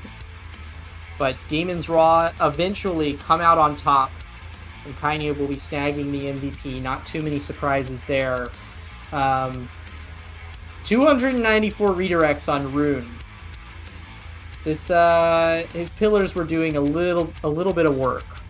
And 46 saves as well. They were, because he was placing them on the barriers over and over and over again. That's a nasty way to play the character. I honestly think that came down to just Forgot and Carmine not playing characters that can really contest Rune on defense. Like, yes, it's like that's why I'm a little baffled that they did as good as they did that match. Because, like, I look at this comp and I look at Kainu playing Rune, and I think this is about to go south for Modern Magic really, really quickly. And even though Kainu did so much that game, the fact that Forgot and Carmine were able to work through all of that, and, you know, Modern Magic put 10 goals on the board, had 3 KOs, plenty of saves, and were certainly not lacking in the redirects department. That's some seriously impressive gameplay from them that I don't think anyone was expecting. Yeah, definitely. And, I mean, Carmine putting up big numbers here as well. 119 shots, 236 redirects. I think both the underdog teams today have come out absolutely swinging against some of the top dogs. So I'm curious now going into game 2. Modern Magic's map pick, Clarion Corp. It's going to be interesting to see how they approach this. There were definitely a lot of mistakes in that game, kind of all around. We saw some own goals. We saw some funky night market angles from both sides, and you kind of wonder, like, you know, had those things not happened, what would it have looked like if Demon's Raw would have won even harder, or if maybe Modern Magic would have maybe gotten one different draft place or something. I don't think that would have made a huge difference, but yeah, for their first national match ever, Modern Magic looking like pretty decent contenders. So we'll see what they approach game 2 is going to look like for sure. I think the hot shot start is definitely a swingy start. Like there are certain characters that you just kind of play into that, and we saw it there with the Rune and the Juno and the way Demon's Raw were playing that. So without that, I wonder what Demon's Raw, if they're just going to kind of go back to their usual thing, go for damage, that kind of approach. And how Modern Magic are going to respond to that? Yeah, that's what I'm expecting from Demon's Raw here as well. I don't expect them to go for any gimmicky core control unless we happen to see another hotshot start here. I think that it's far more likely we're going to see a return to form, reference to another Nassel team for Demon's Raw. They will likely whip out probably the Kainu by me, Snake on X. I don't know, maybe we'll see like Gumi Luna or something. There's all sorts of funky stuff that these guys love to do. There's also a chance that I think you'd have to be a little stupid looking at that last game to not see how hard Carmine cooks on Rasmus and not think, okay, it might be worth like denying or banning the Rasmus from Carmine. I mean, he's certainly not a one trick, but his Rasmus is something else without a doubt. Yeah, it's definitely the character I think he's known like best for is the Rasmus. The other one that we mentioned earlier was the Kai that we saw a bit throughout Nasty, and NASA, the Kai brawler, or the forward Kai rather, that can cook quite heavily. So I think it's definitely hard to like play against Carmine. He's a good player. He's a good brawler, and he seems to be very versatile as well, and just like the plays that he makes. So we'll see here. Egoist Adrenaline Rush start is psychotic, but is what we're going with. So this very well could be a 6 Egoist game.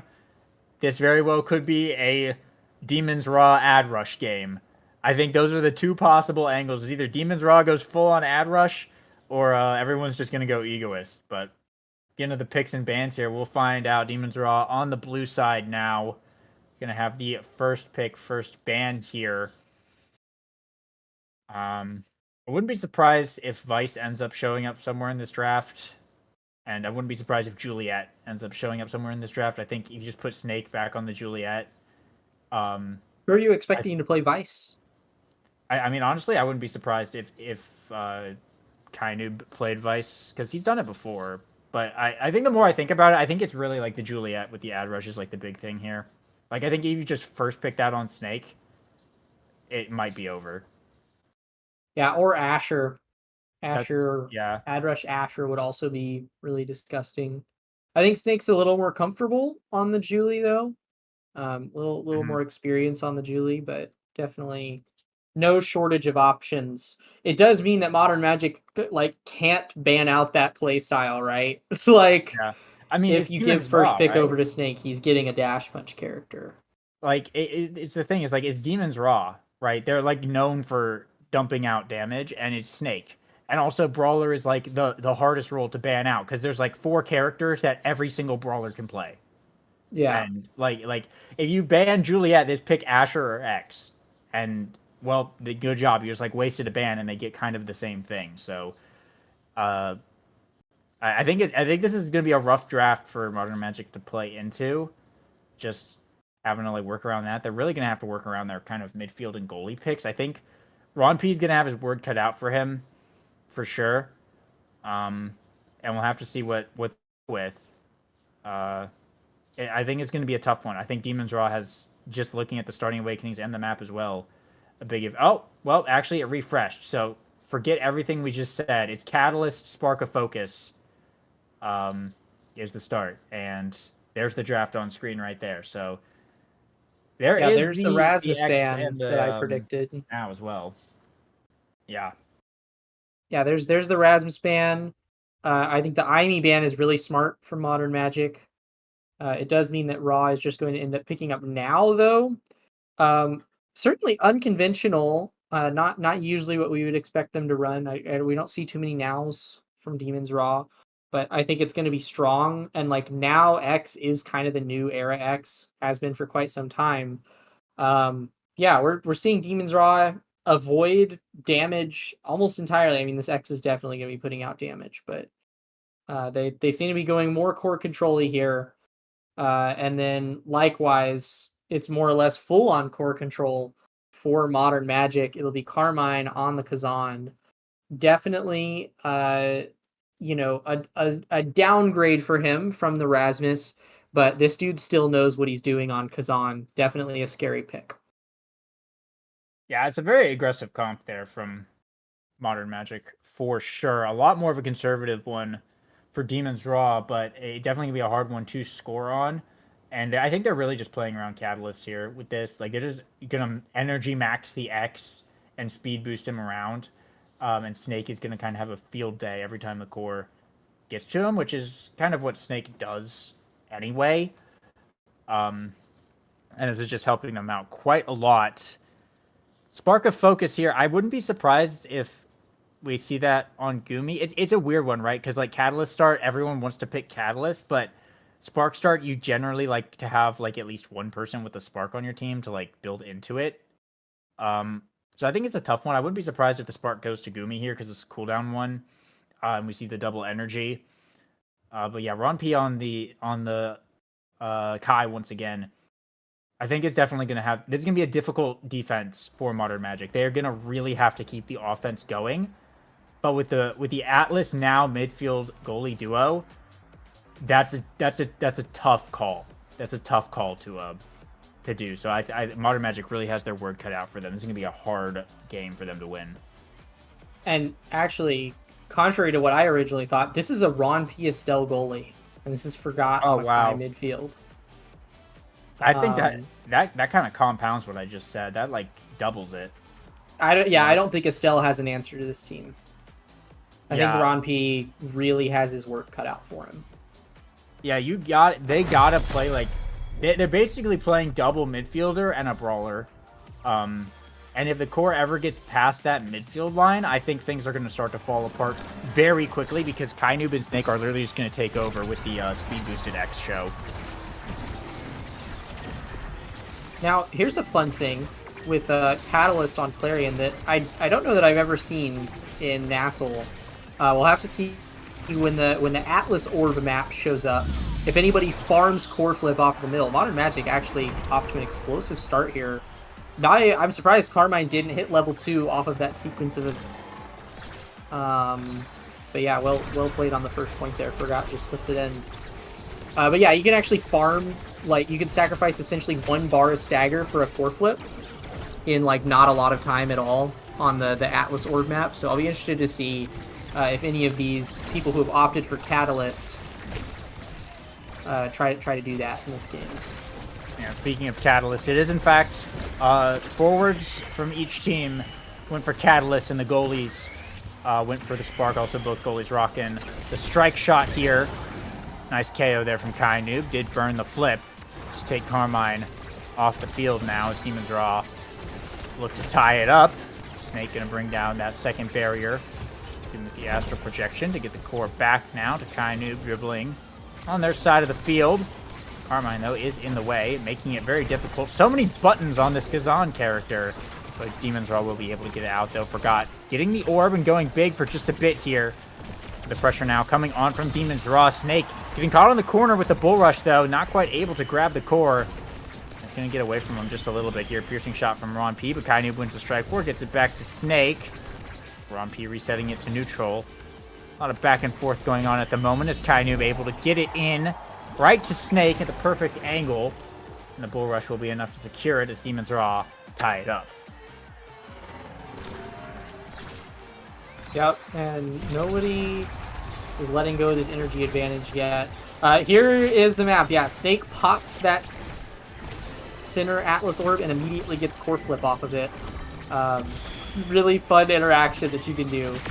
So I won't be surprised if we see some extra core flips burned here. Because, yeah, you can just farm it back up super quickly. Snake actually gets a double KO there and then just goes in on Ron P, grabs a barrier thanks to that delay. And with the power play now, a blast here from Forgot to buy a bit of time. Looks like, yeah, there's Snake actually farming the core flip on the Atlas Center, like you mentioned. Took a few hits to get that energy up. But I think with how fast the core can tend to move at this level of play, it's not something we're going to see like super often. The Snake was pretty close. He's doing it again, though, as he's just waiting for the core to come back. Yeah, he's getting it right back up. Look at that. He's almost at full energy now as the core approaches. He's got a flip. Almost gets taken off the field, though. Had to burn it just to survive. But does earn Ron P and Forgot's flip in the process. So, getting a little trade. Ron P will find the angle to pick up the KO, though. Core flip now coming out from Gumi. Passes it to Kainoob, who makes the flip. Finds the shot into the top and gets a KO as well. Demons Raw now on set points. Yeah, very, very fun to see the core flip farming shenanigans. I don't think I've seen it in Nassel before, so it's another first for Demons Raw as far as Carmine actually does manage to get both barriers, flips, and just stalls it out. Wow, okay. Carmine showing off once more that this dude cooks. You kind of can't get him out of the kitchen. Bit of a unless you like take him off the there. map, in which case obviously. Yeah, a bit of a miscommunication from Carmine or from Gumi and Kainoob. They both struck at the same time, like right before Carmine struck. But yeah, Carmine really good patience there, especially on Kazan is. It's going to be difficult to contend with how many options he's going to have available for trying to get it around Gumi. Can get pick up one barrier there. Strike shot from Ron P. Gets a bad angle, though, and it gets back to Snake, luckily. Able to warp up to the top side. Save that one away. Now Carmine taking a bit of damage here in the goo.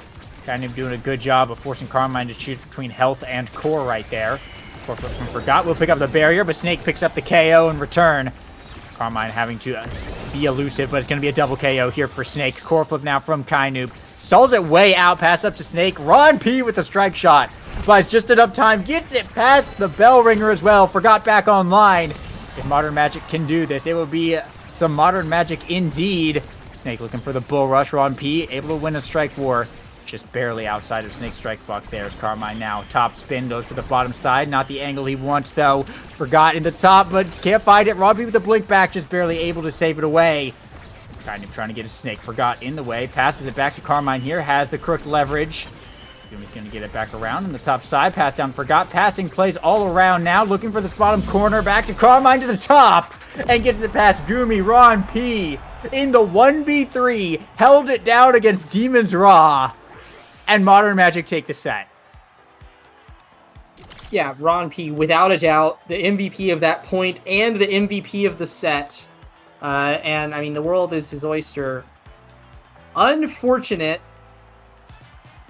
that Ego is first pick.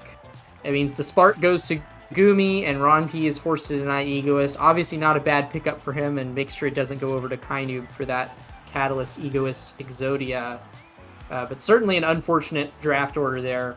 Size and a little bit of stagger going over to Carmine. The big fish is actually a really, really big pickup for Carmine, pun intended. But yeah, I think that is a bit of an unfortunate draft for Modern Magic. Not bad for them, but sort of...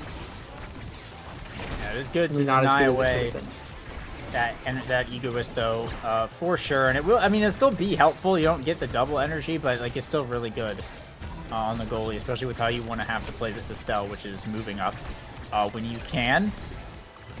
So I think if Modern Magic are able to keep it up, they could pull off the upset and bring us to yet another game 3 between bottom seed and top seed here. Got some flips available for Demon's Raw. Snake gonna burn it and get the barrier. Now going to town on Ron P and Forgot's health bars as well. An open goal here on the bounce house version of the map. Ron P brings it up the top side. Kainoob sends it in. Ron P with the core flip gets it away. Forgot, nice barrage to keep it away from Snake. They're still trying to force it back to Carmine here. He's having a little bit of difficulties against Kainoob and Gumi on the defense. Core flip Forgot traded with Kainoob. Pass to Snake. A perfect shot to the top. Ron P strike shot toward the bottom. And a good read there from Snake. Demon's Raw gonna be first up in set 2.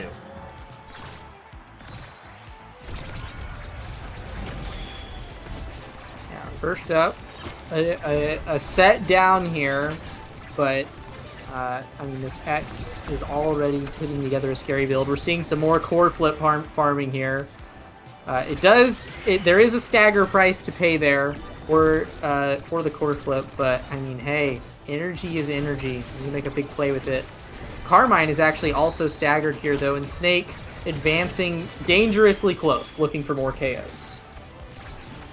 Carmine not looking healthy. Almost got KO'd there from Kainoob, but it'll be Snake who will finish him off with the core flip. And now with the power play here, Snake popping the barrier to let Kainoob get a little bit of energy right there, but still has to stay in the play. Barrier's going down. Nice passing play into Bull Rush there from Demon's Raw. They're keeping the pressure on. Pop the center now.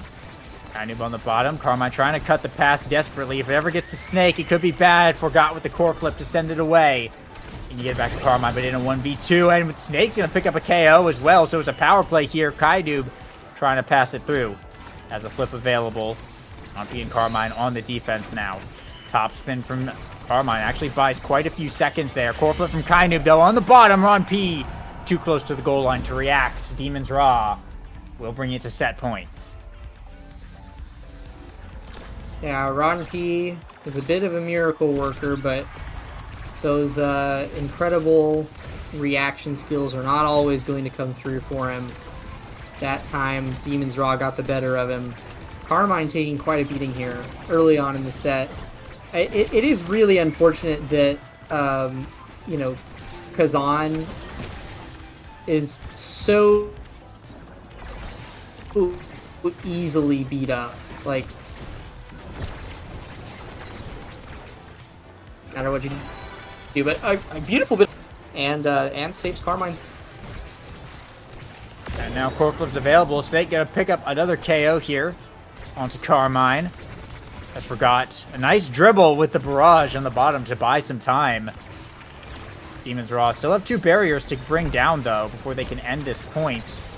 Ron P putting on a solid defense on the bottom side in this invisibility lane. Forgot and Ron P still managing to hold it down, not letting Snake get any leverage here. They rotate over to the top side of the map though, but it's 2 flips to 3, deep in overtime. Kainu first to burn it, but Carmine with the top spin right on top. That was like frame 1 of the top spin as well. Kainu thought he was safe, but Carmine played that excellently to keep Modern Magic in the set. Yeah, he actually caught it with the strike first. It was strike into top spin. If the top spin would have been the first thing to hit it, it would have stopped the core, which wouldn't have been bad, but it wouldn't have scored a goal for sure. Carmine once again hurt, but I mean, after a play like that, you can't be too upset about what your stagger bar looks like. Yeah, for sure. Ron P with a whiffed core flip though. Not particularly great. Modern Magic do have 1 barrier that they brought down here, and it looks like Carmine able to secure the center orb to become quite big now. Big Kazan is definitely a scary thing. A huge hook to try and force it through, but Gumi will manage to hold it down. A little help from Kainu there as well. Now Demon's Raw bringing it back to the neutral. Both sides looking for some leverage here. Kainu able to get a nice shot off, but Ron P in place to be able to defend that one away as we head into overtime. Carmine and Kainu with the flip available. Gumi though, the expanse. Not a good angle. It'll be an own barrier. Core flip though from Kainu, gets one in return. Snake with the flip, goes for a fancy play off the corner, but doesn't quite find it. Now it's Forgot with the Giga Blast and able to stun Gumi and sink it in. Modern Magic tie it up on 0.5 yet again. That was a crazy long stun duration. I actually think that might have been the knife's edge difference there. And what a kick off! What? Frank? Ron P with the blink into piercing shot grabs a double barrier on kickoff, and then Carmine just core flips it and shoots it through. That, my friends, is Modern Magic. That was a 3-second goal. I don't know what the record is in Nassau for the fastest goal, but that was 3 seconds. That might be it. Oh my god. Yeah, you know what? I think... Okay, so there's a weird thing on this map. The eyes on the Obscura things actually look at the core always. And before it spawns, they are actually looking at where it spawns. So you know where it spawns on this variant of Clarion Corp, if you know where, like, the eyes look. And I think Ron P was looking at that. I think he knew that it was going to spawn in the center because the eyes were looking there. And he instantly blinked there and said, yeah, I got this. What an insane play from Ron P. And, well, I mean, the draft just happened here. If you want to take a look at that, but I'm absolutely baffled by what they just pulled off. Yeah, I mean, the big points from the draft is Ron P opted for Unstoppable over the Spark, so instead Forgot denied the Spark of Resilience away from Gumi, and Gumi got Missile Prop instead, which is still a very nice buff for this Atlas. Snake getting Stagger Swagger is more of a deny than anything, but Carmine for once is not looking low in the Stagger department. This Big Fish has actually been helping him out a lot, and I mean, this is an early 1-point lead for Modern Magic. They might they might take this game. They might take us to a game 3. Yeah, I mean, I absolutely. That was an insane series of events, and now with the momentum they have, they very well could do this. I wouldn't count Demon's Raw out yet. They can absolutely make the comeback, but Modern Magic right now are putting on a modern miracle, and they're just going at it. Another barrier down. Forgot going fast in the top side. Keep the pressure on. Ron P with the clear out on that top angle here. Has a flip available. Gonna have to burn it here against Snake to get it back up to Carmine. Give me a nice strike shot, but Forgot's in the midfield. Yes, for projection. We'll save it away. Giga Blast to set up the angle. A scoring opportunity presenting itself now for Modern Magic. Is Forgot in the bottom side. Has the barrage, but Gumi able to save the play away with the Atlas primary. Kainub as well, holding it down here in the midfield. A lot of damage coming out, but Kainub with a flip available could make something happen for Demon's Raw. Snake with a nice bell ringer to bring it back around. We're heading into overtime now, and the core is going red. Snake with the dribble off the top will bring down the second barrier. Core flip from Kainu. Pass down to the bottom. Will beat out the Giga Blast. And Demon's Raw put themselves on the board here, but this is a reverse sweep that they got to pull off. Yeah, they have the energy to do it. They do have core flips up here, and they have a very strong kickoff start. But, I mean, outside of that, Modern Magic are making it incredibly tough for them to work here. Snake does use his flip to catch the barrier there, and forgot in the back of the goal box with not a whole lot of stagger. Lots of energy burns here from Demon's Raw, but no goals scored yet. Ron P will catch that with a strike shot. Now bringing it back up to Carmine here. We do have the energy farm available if Demon's Raw choose to go for it here, but Snake popping the X Maximus now, hunting down Carmine as well, doing quite a bit of damage. Carmine going to burn the flip, but not going to get too much off of it. A lot of damage onto this forwards. Kainoob brings it up to Snake. Core flip pass down to Kainoob. Brings it back up to Snake. We forgot. Ron P able to hold it down. However, Kainoob with the secondary gets it around Ron P, who pushed up just a little bit too far. Did not have a blink available, it looks like. And Snake right there to capitalize. Demon's Raw on set point. An opportunity to extend this for sure. Modern Magic have to close this one out. Yeah, I mean, they have the tools too. We've seen them pop the frick off in this game so far. And this is a brief bit of pressure from them, as well as a little slip up from Gumi. He'll get a barrier there. Yeah, I honestly think Modern Magic, the thing that has been like working for them really, really well in this game is the range advantage that they have with this Kai and Estelle. I mean, already like the clutch strike shots and stuff are insane, but it will be Demon's Raw taking the set there. They might pull off this reverse sweep. We do have this X scaling now in full swing. What is Snake looking at for this draft here, Lego? Well, the first thing I see is there's fight or flight, right? But Spark of Agility is on the board. And this is a pretty heavily Spark favored game right now, but it will go over to Forgot, who has the Spark of Resilience right there. So it's a good double Spark pickup, but it does mean that fight or flight's going to go over to Kainu, but of course the Rampage on Snake is pretty terrifying. Hot shot here for Demon's Raw. And playing around that Spark, Demon's Raw actually ended up getting quite a lot of very strong awakenings by Forgot trying to deny that Spark of Speed away.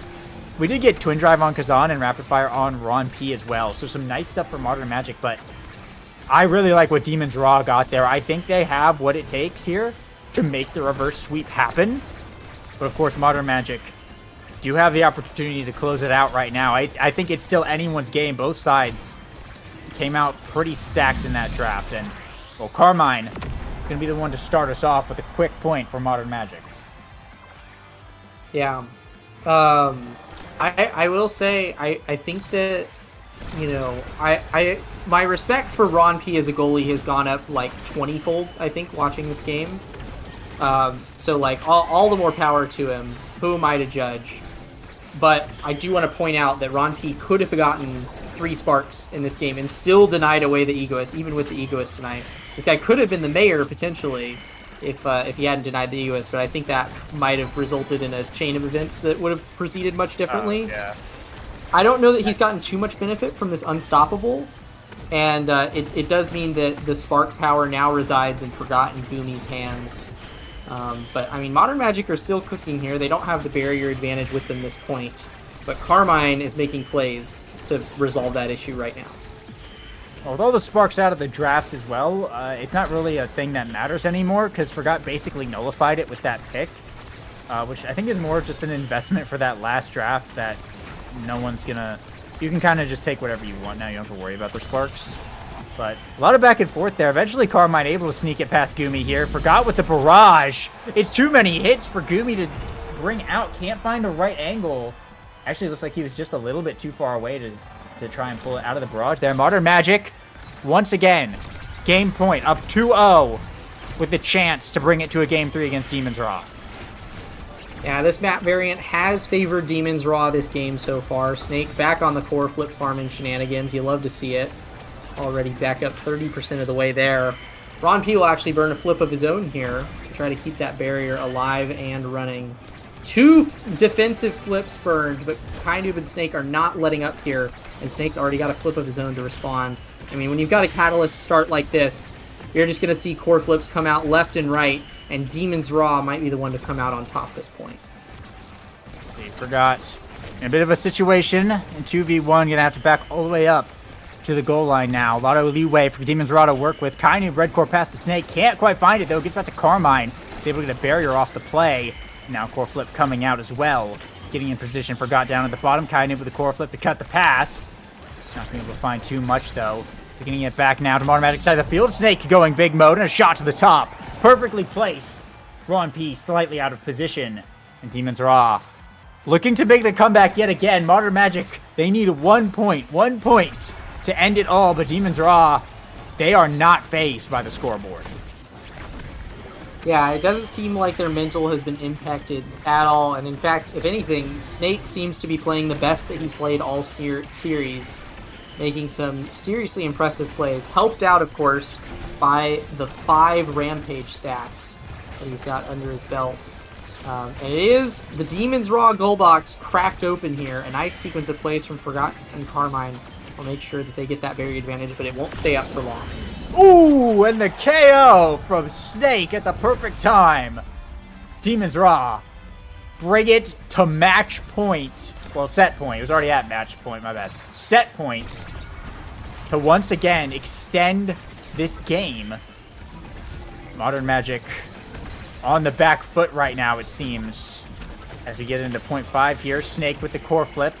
Picks up 1 barrier. Is looking for a second one. Kainoob in the midfield with some nice dribbling plays. Builds up a red core and passes it right to Snake. The barrier's gone. Core flip to the top. Doesn't get it. It bounces off the corner. They still have chance to bring it back around. 2 flips on the side of Modern Magic though. Carmine first to burn. It's going to get stalled out by Gumi's abilities. They get it back up to Snake. Core flip from Forgot. Manages to bounce off the bumper. Gets the barrier now. And Forgot trying to force it through. Trying to get it to Carmine. The Giga Blast sends it wide around Gumi. Just barely. A game of centimeters and Modern Magic. They will close it out. We are going to a game 3. Yeah, and that wasn't even a set 5.5 match. We saw Modern Magic take Demon's Raw to set 5.5 in that first game, and they're just going to take it home at 3-1 in terms of sets on this game. You know, we predicted that this Estelle was going to seriously have some issues, but between Forgot doing some fantastic midfielding, 241 redirects to his name, of course, not pumping out 300 redirect Kainoob numbers, but still some impressive stuff. But like, the MVP of that game has got to be Ron P. It's got to be Ron P. Like, yes, yeah. Even though his stats don't look like super insane, 85 saves really tells the story there. That dude has had so many clutch moments. The 1v3 that he did against Sad Boys at the start of the game, and then the 3-second goal, the insane double barrier.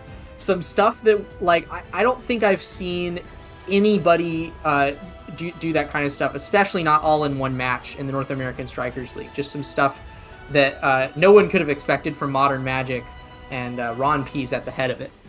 Yeah, those are some crazy highlights to have in literally the first Nassel game that this team's played in against the reigning champions all in one match. I'm right there with you. Ron P was the MVP of that match. Carmine and Forgot as well played excellently. That team played so patiently. They did not look phased. They got it looks like I was gonna say they didn't look nervous until they were on that game point situation a couple times. Then it looks like they sort of started to realize the situation they were in, and Demon's Raw, of course, held their composure and kept it together. But eventually they, of course, managed to close it out here. So going into Game 3, they are on the cusp. This is, once again, Atlas Lab for Game 3. They're on the cusp of making one of the craziest upsets I think that we've seen just right out of the gate. Literally, they are last seed. Yeah, they're last seed. They're 10th seed. In here. Like, they looked really questionable coming into this league. And they have brought it to a Game 3 against the reigning champions, the best team in the league. This is absolute madness right now, what we are watching, and if they manage to pull it off, I don't know. I don't know what will happen. I don't know. I don't know. We're gonna rue like, the day. This shakes up everything if they pull this off. We're gonna rue the day that we at all doubted Modern Magic. Yeah. This is like all that I can think about just looking at like the wider season now. We're not even done with this series yet, but just looking down the road, this might be the closest season that the North American Strikers League has ever gotten to see. If we're seeing these bottom seed teams already contending with the top seeds and even dethroning them in many aspects like that, this is about to shake up to be the most exciting Nassel season that we've ever seen. Yeah, because the top 7 teams are all like playoff teams, pretty much. So when initially I looked at this roster, there's like, the 3 bottom teams. It's like, oh well, they're just not gonna do much, and the others is gonna be kind of the same. But after seeing what we've seen today, the only team, of course, we haven't seen yet is Return to Form. But between Cosmic Calamities and Modern Magic playing this well, this might actually be a very competitive season. We might see some crazy shakeups toward the end here. But Castellas Hotshot are our starting awakenings. We saw a Hotshot start in game 1. Do you think they bring the rune back on the Castellas start? I think this would be a weird map to do it on, but I think they could make it work. I think it's more likely that we see a Juno run back here. I would be more predicting a Juno to show up somewhere in this draft. I'm actually seeing Dropletto drop down in the chat that Forgot could run the Juno as well. It's been a while since I've seen Forgot on Juno. If ever, like I'm not even sure. I might be like fabricating that memory in my head.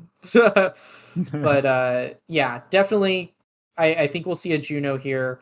I think the IME ban for Modern Magic, again, very smart. It is kind of a cornerstone to the typical Demon's Raw playstyle. So if you're going to ban any character, that's the one that I would expect to see them pull out. Yeah, it looks like we got the Rasmus getting banned out yet again, as well as the IME. Luna pick coming in from Demon's Raw. I imagine that's going to be on Gumi here. The Luna goalie. I really like banning out this Rasmus, though, which makes sense considering what we saw. But Carmine on the Kazan, and now with a Hotshot start as well, could be very scary indeed. So Modern Magic, their picks 2 and 3 here. Their double pick. Wonder what is going to be coming out. There's the Juno. Dropletto, it seems, may have been right. That might very well be the Forgot Juno midfield with Hotshot start. And now just waiting on this second pick. Whose Luna is this? I think it's Gumi's. That's got to be Gumi, right? I'm like 99% sure that's Gumi. I don't know. If that was like Snake, I would be. Let's go, Snake Luna Brawler. Can you imagine, like, after this series, they bust out Snake Luna Brawler, and for Game 3? That would be insane. But no, I don't think so. There's the Estelle for Kai Noob, and there's the Kai once again. Looks like for Ron P. So no big surprises there. But now looking at this Brawler roll, there's the Kazan for Carmine. Or sorry, That's no, there's the Kazan Snake. for Snake. My bad. That's for Snake. Yeah. Yeah, so they're going to deny that away. They have, wow, okay, they really limited Carmine's character pool. Going to hop onto the X. The Brawler's all reliable there. Bit of an interesting team comp from Modern Magic for sure. But Demon's Raw, that looks pretty scary, I think, in their hands specifically on a Hotshot start. Estelle, Kazan, Luna. That looks pretty scary. That's a pretty scary setup they got there. Yeah, I don't know. It seems really strong on offense. Like if you get stereotypical corner offense running on this map, which Demons Raw are pretty good at setting up, then yeah, I think that's really good. The win condition here for Modern Magic, knowing that, is you have to win in the midfield. you have to win in the midfield, which I think they have a pretty good comp to do. Like this Juno Kai should be able to do that. But you have to win in the midfield for two reasons. Demon's Raw offensive pressure is not going to let up if you let them get into pocket on this game. But also, Carmine does not really have the opportunity to walk back and help on defense in this comp. This X does not afford him the same leisures that Erasmus or a Kazan do. So yeah, it's a different play field for Modern Magic compared to these last couple games. And Demon's Raw are looking a little closer to their damage-loving selves. But I still think that there's a chance that either one of these teams could run home with the series title. I absolutely agree, which is kind of a crazy thing to crazy scenario to be in when you're considering who's playing right now. But hot shots all around. Carmine going for the cast blast, of course. Ron P on the strike shot Kai, and once again Gumi here on the Luna. We'll see how this is gonna pan out. This is game 3 in a crazy series. Modern Magic coming in as the dead last underdogs versus Demon's Raw, the reigning champions. And we'll see how this ends up going here for all the marbles in week 1. And it is Demon's Raw Gold that gets opened up first. Carmine in position, gets a KO onto Kainoob, and Snake. Bit of a misplay, didn't quite jump far enough, it looked like. Got a bad angle on the drop down. And we Modern Magic first up on the board. Yeah, Snake getting level 2 early there is a little nasty, but I think he gave back what he took from them by scoring that goal. So yeah, and it will be the barriers of Modern Magic going down quite early here. Gumi had they had the Sad Boys angle, and Gumi tried to send it back the way it came and ended up getting his own barrier to try and keep it away from Carmine. I think that barrier was gone regardless because Carmine was right there, but it's kind of funny. But now the Carmine's gone, so I guess it's all fair. Snake and Kainoob now looking to set up for a point. Ron P buying some time. Gumi pass up to Kainoob. Ron P! Great save, but it's not quite enough as Kainoob able to find the bottom side in return. Carmine just a second away from respawning. A very close point there, but Demon's Raw will tie it up 1-1. Yeah, we're starting to see what I like to call the Kainoob effect here. What is the Kainoob effect, you might ask? The Kainoob effect is where Gumi is an incredibly competent goalie, and he can, like, that's an understatement, actually. Like, Gumi's, like, an incredible goalie, obviously. But he's actually essentially just going to use his strikes this game, and Kainoob's going to be the one burning abilities for defense, because Gumi is going to be using every single ability he can to try to kill Carmine. And it's Kainoob that allows him to do that. It's a very, very funny dynamic that Demon's Raw has. Yeah, I mean, Kainoob, one of the probably only players that can literally just do everything by himself. And allows Demon's Raw to... That's sort of like a big functioning part of like what allows Demon's Raw to pump out so much damage. Just like you said, Gumi can just like throw all of his abilities at someone and not have to worry about it. But oh, a nice evade there from Forgot. I think Gumi like just barely missed the boost as well, but it might have been a big KO had it landed here. The slime's getting in the way. Forgot will bring down the barrier as Carmine with the X Maximus for insurance. Now Ron P looking to set up the forwards in a scoring position. The bell ringer coming out in the perfect spot. Gumi has nothing to respond to that. Kainoob stuck on the wrong end.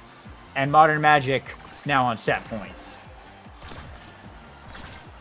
Yeah, a point up once more. I mean, these guys... I guess we shouldn't even really be surprised at this point. This just seems to be like this team was just radically underestimated going into this series, and we're now just seeing them continue that. Like, the first 2 games were not flukes, if y'all couldn't tell. Modern Magic is kind of cracked. I'm thoroughly enjoying watching this team. Yeah, definitely putting on a show for sure. And Carmine able to bring down the second barrier now. Snake able to steal the core away from Forgot, but it's going to get back. Ron P able to defend that one away. And a KO coming out onto Kainoob. It's going to be just what they need for Modern Magic to make the shot and seal the deal. They'll take set 1 here. Looks like Carmine going to be the MVP, the X. This is not what you want to see on the top of the board. And there's Egoist showing up, rearing its ugly head once again for Modern Magic. and Stagger Swagger. There's like actually a lot that is, yeah, it is going to be the egoist pickup. It'll be Stagger Swagger onto Kainoob, which, considering how many times Carmine has KO'd the man, I don't blame him. Yeah, Modern Magicians out here. This is a big draft for them. Getting a lot of good stuff here. They got the Sparks onto Forgot. They have team player onto Ron P, who seems to really like that Awakening. Snake will get Explosive Entrance, which is, of course, going to be very useful. So much more like options open up now that he can dash far, and Kainoob will be able to survive. Gumi gets the Unstoppable for a bit more defense there. But we'll see. I like what Modern Magic was able to walk away with there, and boosting Carmine definitely is going to kind of be a really good game plan since you're already on X, and this guy is such a powerhouse to begin with. We'll see how they end up playing it. Yeah, Carmine and Forgot are doing way better at keeping possession on offense than I would have expected them to. Not like them as players, but it just seems like Juno and X, you'd be struggling a little bit in that department. But they're doing really well at covering all the clear angles, and it's that coverage. It just wages a war of attrition. Eventually, Gumi and Kainoob don't have the abilities to respond to all this passing. That'll be another point on the board for Modern Magic. And I mean, they're just keeping up the momentum, really. They're making it look easy almost against one of the best teams in the league. We'll see here if they can manage to close it out. If they 3-0 Demon's Raw, which I feel like it's possible. I don't know if they'll do it, but I mean, at this rate, they might. It would be absolutely crazy as they have an open goal to work with once again. Forgotten Carmine, a lot of passing plays coming out. And a core flip now available for Forgot. Doesn't even need it. Carmine with a great bounce off the wall. The perfect angle to keep the red core going from the Giga Blast and get it past Gumi. Modern Magic now on set point once again. Yeah, it's kind of funny because, I mean, Castellas on X, it's okay, right? It's okay. But a lot of X players, they'll say that Hot Shot is actively bad, which is why I'm not surprised that Carmine didn't grab the Hot Shot. He doesn't need the Hot Shot. He doesn't need to send the core fast because he's got both of his Hot Shot teammates and team player on Ron P to send the core fast for him. And he is brawling Kainoob once more. Kainoob actually goes down. Stagger Swagger, not enough to save him. Snake. Ron P is just in Snake's walls. It's insane. It seems like every time Snake core flips, it doesn't mean anything. Ron P has the perfect response. Just knows where he's going to send it and then just reacts. It's a little seen phenomenon, but Ron P is pulling it off. Oh, and Sad Boy's angle from Kainoob, who goes around the barrier there and Forgot Carmine, able to recover and take the set now. Modern Magic up 2-0. That was a very unfortunate Sad Boy's angle, though. It literally went perfectly around. And here's the draft. Fight or Flight showing up and a second spark available. If Gumi doesn't deny that, which I don't think he really can, it's going to go over to the Juno here. Yeah, Gumi's going to pick up Deadeye. Spark onto the Juno. Fight or Flight onto the X. Playing out pretty much how you would expect it to. Rapid fire here for Kainoob. Looks like Ron P. Going to deny away the big fish from Snake. Not a lot of options here. We'll go for the Knife's Edge. Kazan picking up Kazan. And another really good draft here for Modern Magic, as they might just be running away with this. Yeah, the story of the match is really Oh my god. told in the XP levels here. Oh Carmine my and Forgot God. both at level 6. This impressive offense that we're witnessing play out once more. Yeah, Modern Magic just not letting up the pressure at all for even a second. And meanwhile, Gumi and Kainoob, the highest levels on their team because they're just on defense constantly here. Snake does not get the ball very much. I said it before the match started, Modern Magic's win condition is to win in the midfield and keep this offense consistent. And they are doing that and more. Yeah, they're looking really good right now. They still got to get this barrier that got Sad Boys angled twice. Having a little bit of trouble here as Demon's Draw had a bit of time to kind of recover that. Now looking to try and let Snake cook. Forgot in the way. A well-placed slime there stops Kainoob's assault. And beat it back to Carmine, who will pop the X Maximus, and that's the barrier gone. Burns the core flip for the KO onto Snake now. And Gumi boosting away. Can't find a wall. Forgot. Able to get it past where the eject button was. Just in time. Modern Magic holding Demon's Raw to nothing so far. Scoring like 4 or 5 goals in a row at this point. And now 2 points away from taking their first Nassel series. Whoa! It's the Carmine show once more. Into just a fantastic Juno slime as well. They're on series point. A place that no one could have ever expected this team to go, especially against the reigning champions of Nassel Season 4. Modern Magic is shining bright, and they might just close it out right here. This might be one of the biggest week 1 upsets I think I've ever seen. If this happens, Gumi is trying to make a play here. Will get the KO onto Ron P. And Snake able to find the pop-up to sink it in. I would not count Demon's Raw out yet. It's not over until it is over. But it is looking grim. They cannot afford any more mistakes. Snake has had a couple bad, maddening descents. Any more of those could be fatal. But a quick double barrier there. Kainoob looking to force it through. Snake trying to get a position, but forgot slimes are in the way. And we'll hold it down on the defense, though. Core flips are available. And Snake with the hook up. But Ron P with the strike shot to defend away, getting back to Carmine. He'll pick up one barrier there. Ron P now trying to pass to Forgot back to the center of the field. Kainoob in position. Forgot sending it back around. Gumi off the black hole. Now core flip here from Forgot. Bounce it off the top. No one's there to catch up to it, but now Carmine working his way back up into the goal box to try and make something happen on this barrier. A lot of damage getting pumped out. Snake puts up the KO onto the X. And now Demon's Raw with the power play. Pass up to Kainoob here in the corner. Barrage from Ron P. Will hold it down for now. Snake with a crook lever. Ron P, another great strike shot. And they'll hold it down. In the face of it all, Kainoob can't find the thorns either. And Carmine back online. Immediate KO onto Kainoob. Core flip comes out from Gumi. Pass to Snake, but it pops up. Goes right to Forgot, who immediately takes control. They're putting mad pressure on this barrier. They still can't quite bring it down. The slime pass over to Carmine. The redirect gets behind the barrier. He gets back to Snake. Whiffs the core flip, though. Carmine going to give Snake another chance. Core flip from Ron P. Baits out the hook. Gets it around. Off the wall. Ron P. Scores it. It's over. Modern Magic take game 3. 3-0 over Demon's Raw. My hands are up. It is cinema. What a way to end Cinema that. indeed. Oh my gosh. Goodness. Carmine the MVP, but Ron P with the game-winning goal there. What incredible patience in the face of one of the best brawlers in the game. Wow. Yeah, Ron P truly in Snake's walls. Truly. Yeah. Just a response to everything that Snake was doing. Cleared so quickly too, right?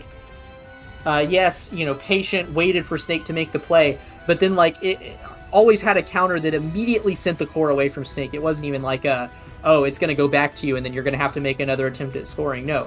Every time that Snake got one attempt at scoring, that was the one attempt that he got. Every time Carmine got an attempt at scoring, it was 5 attempts at scoring. I mean, this dude, Forgot was always at his back, always got him the ball back up. The differences between the offensive and defensive dynamics on both of these teams were just so staggering. Modern Magic truly showing their absolute deserving of their position in the North American Strikers League, and they are demonstrating that they are a top contender in this season. Yeah, I mean, the upsets today have been insane. These are literally, like we said, Cosmic Calamities seed 8, Modern Magic dead last, seed 10. Cosmic Calamities beat Sad Boys. Modern Magic beat Demon's Raw. That is absolutely crazy. A new era has shown up. An absolutely stellar series to watch. Modern Magic, it's a modern miracle. They are magicians. They put on the magic show. Return to form, the last of the kind of newer teams to have yet to prove themselves, and they're going up against Showtime later today. But Wow, incredible series, Cloak. That is all from us, though. We're going to be cutting to a bit of a break here, and when we return, it will be Bun Bun Bonanza versus Fluffy Bangers, which is Bang Bang, same roster but different team name. So that'll be coming up next. We also have Showtime versus Return to Form later, another big heavy hitter versus underdog match, and then Bozo Bunch versus EKC at the end of the day. So, Goku, you have anything else to say before we leave? Everything has already been said. That was absolute cinema, and I can't wait to see what else remains in store for the rest of the season. Yeah, well, with that, stick around. Bun Bun versus Fluffy Bangers coming up next when we come back.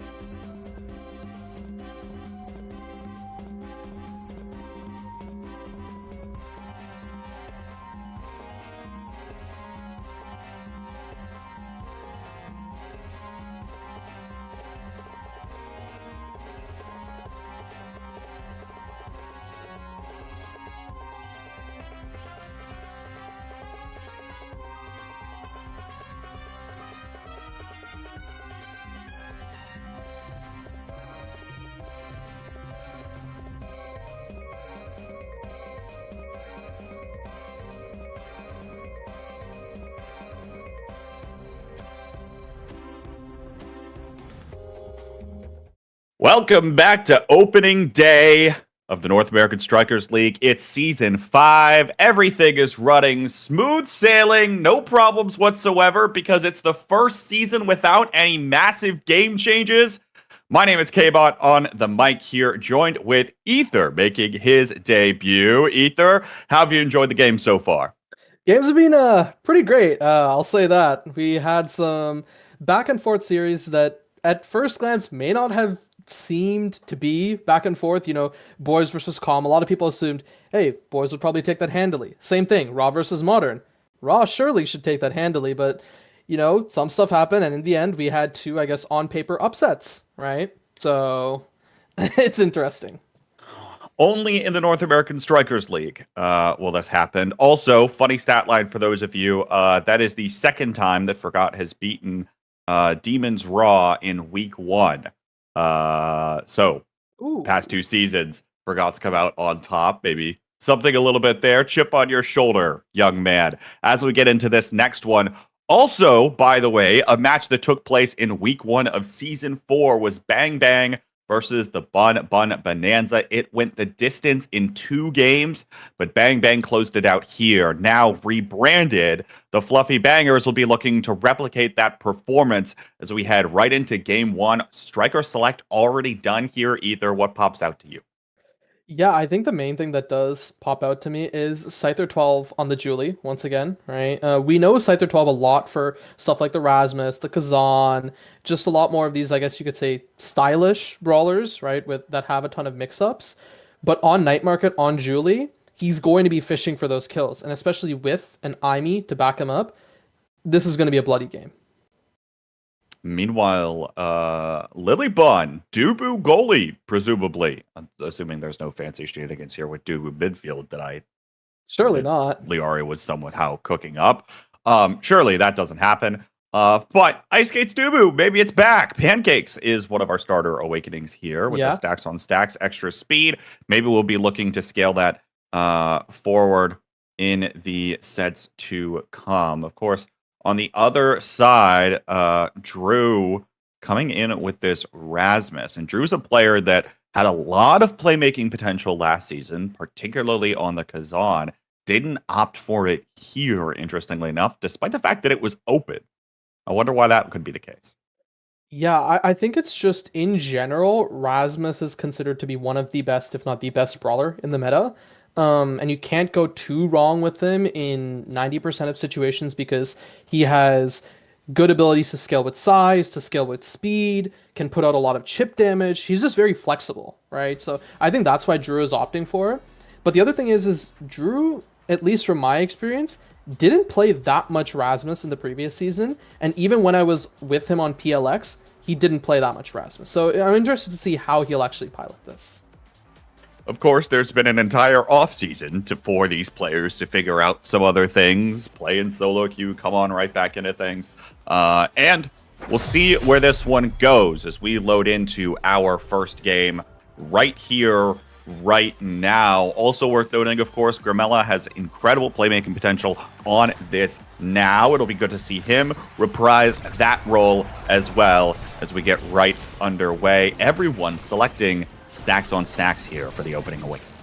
Yeah, I mean, everyone going stacks on stacks, no one wanting to be left behind in that speed war. And an awkward strike means that Fudgy almost takes his own barrier, but does save it for the time being. This means that, yeah, Rapid Fire will be back in the pool. So I'm excited to see what this Now or this Aimee or even any of the goalies can do with it if they get it. We'll see. Of course, not having picked it up the first time probably means you're not particularly worried about it. Beautiful Tofu Fortress. My goodness! Scyther 12. Look, we're just getting warmed up. Come on, man. KO them indeed. Honestly, I'm speechless after seeing that, right? The double flip off and the Atlas ult doesn't even save them. That was just brutal. And, well, we'll see if Bun Bun can continue to replicate plays like that or if maybe Bang Bang wants to strike back. But for the first thing that they need to do is they need to level up, and yeah, there they go. They take over to level 2, but that's at the cost of 2 barriers. Bun Bun Bonanza is a team that has consistently been better than the sum of their parts, I think, as a lot would say, and a lot of it is because of how tight some of their playmaking potential as a team has been. That play sets up with Lilybun dropping that Tofu Fortress right away, and then Scyther is able to take care of the rest, especially with an energy burst to his name. Liari is there to provide additional support as well. So the fact that they're able to play together, and they are such a tight-knit group in addition, makes it that much easier for them to make those kinds of plays, look for each other on the passes. They know exactly what each other is looking for, and they'll be able to take care of it from there. Now, though, of course, open goal gates on both sides. Errant energy burst out of Liari as Grimella's in pursuit. Drew pulls it back with a death touch. It goes slightly too fast for him as we've kicked over to overtime.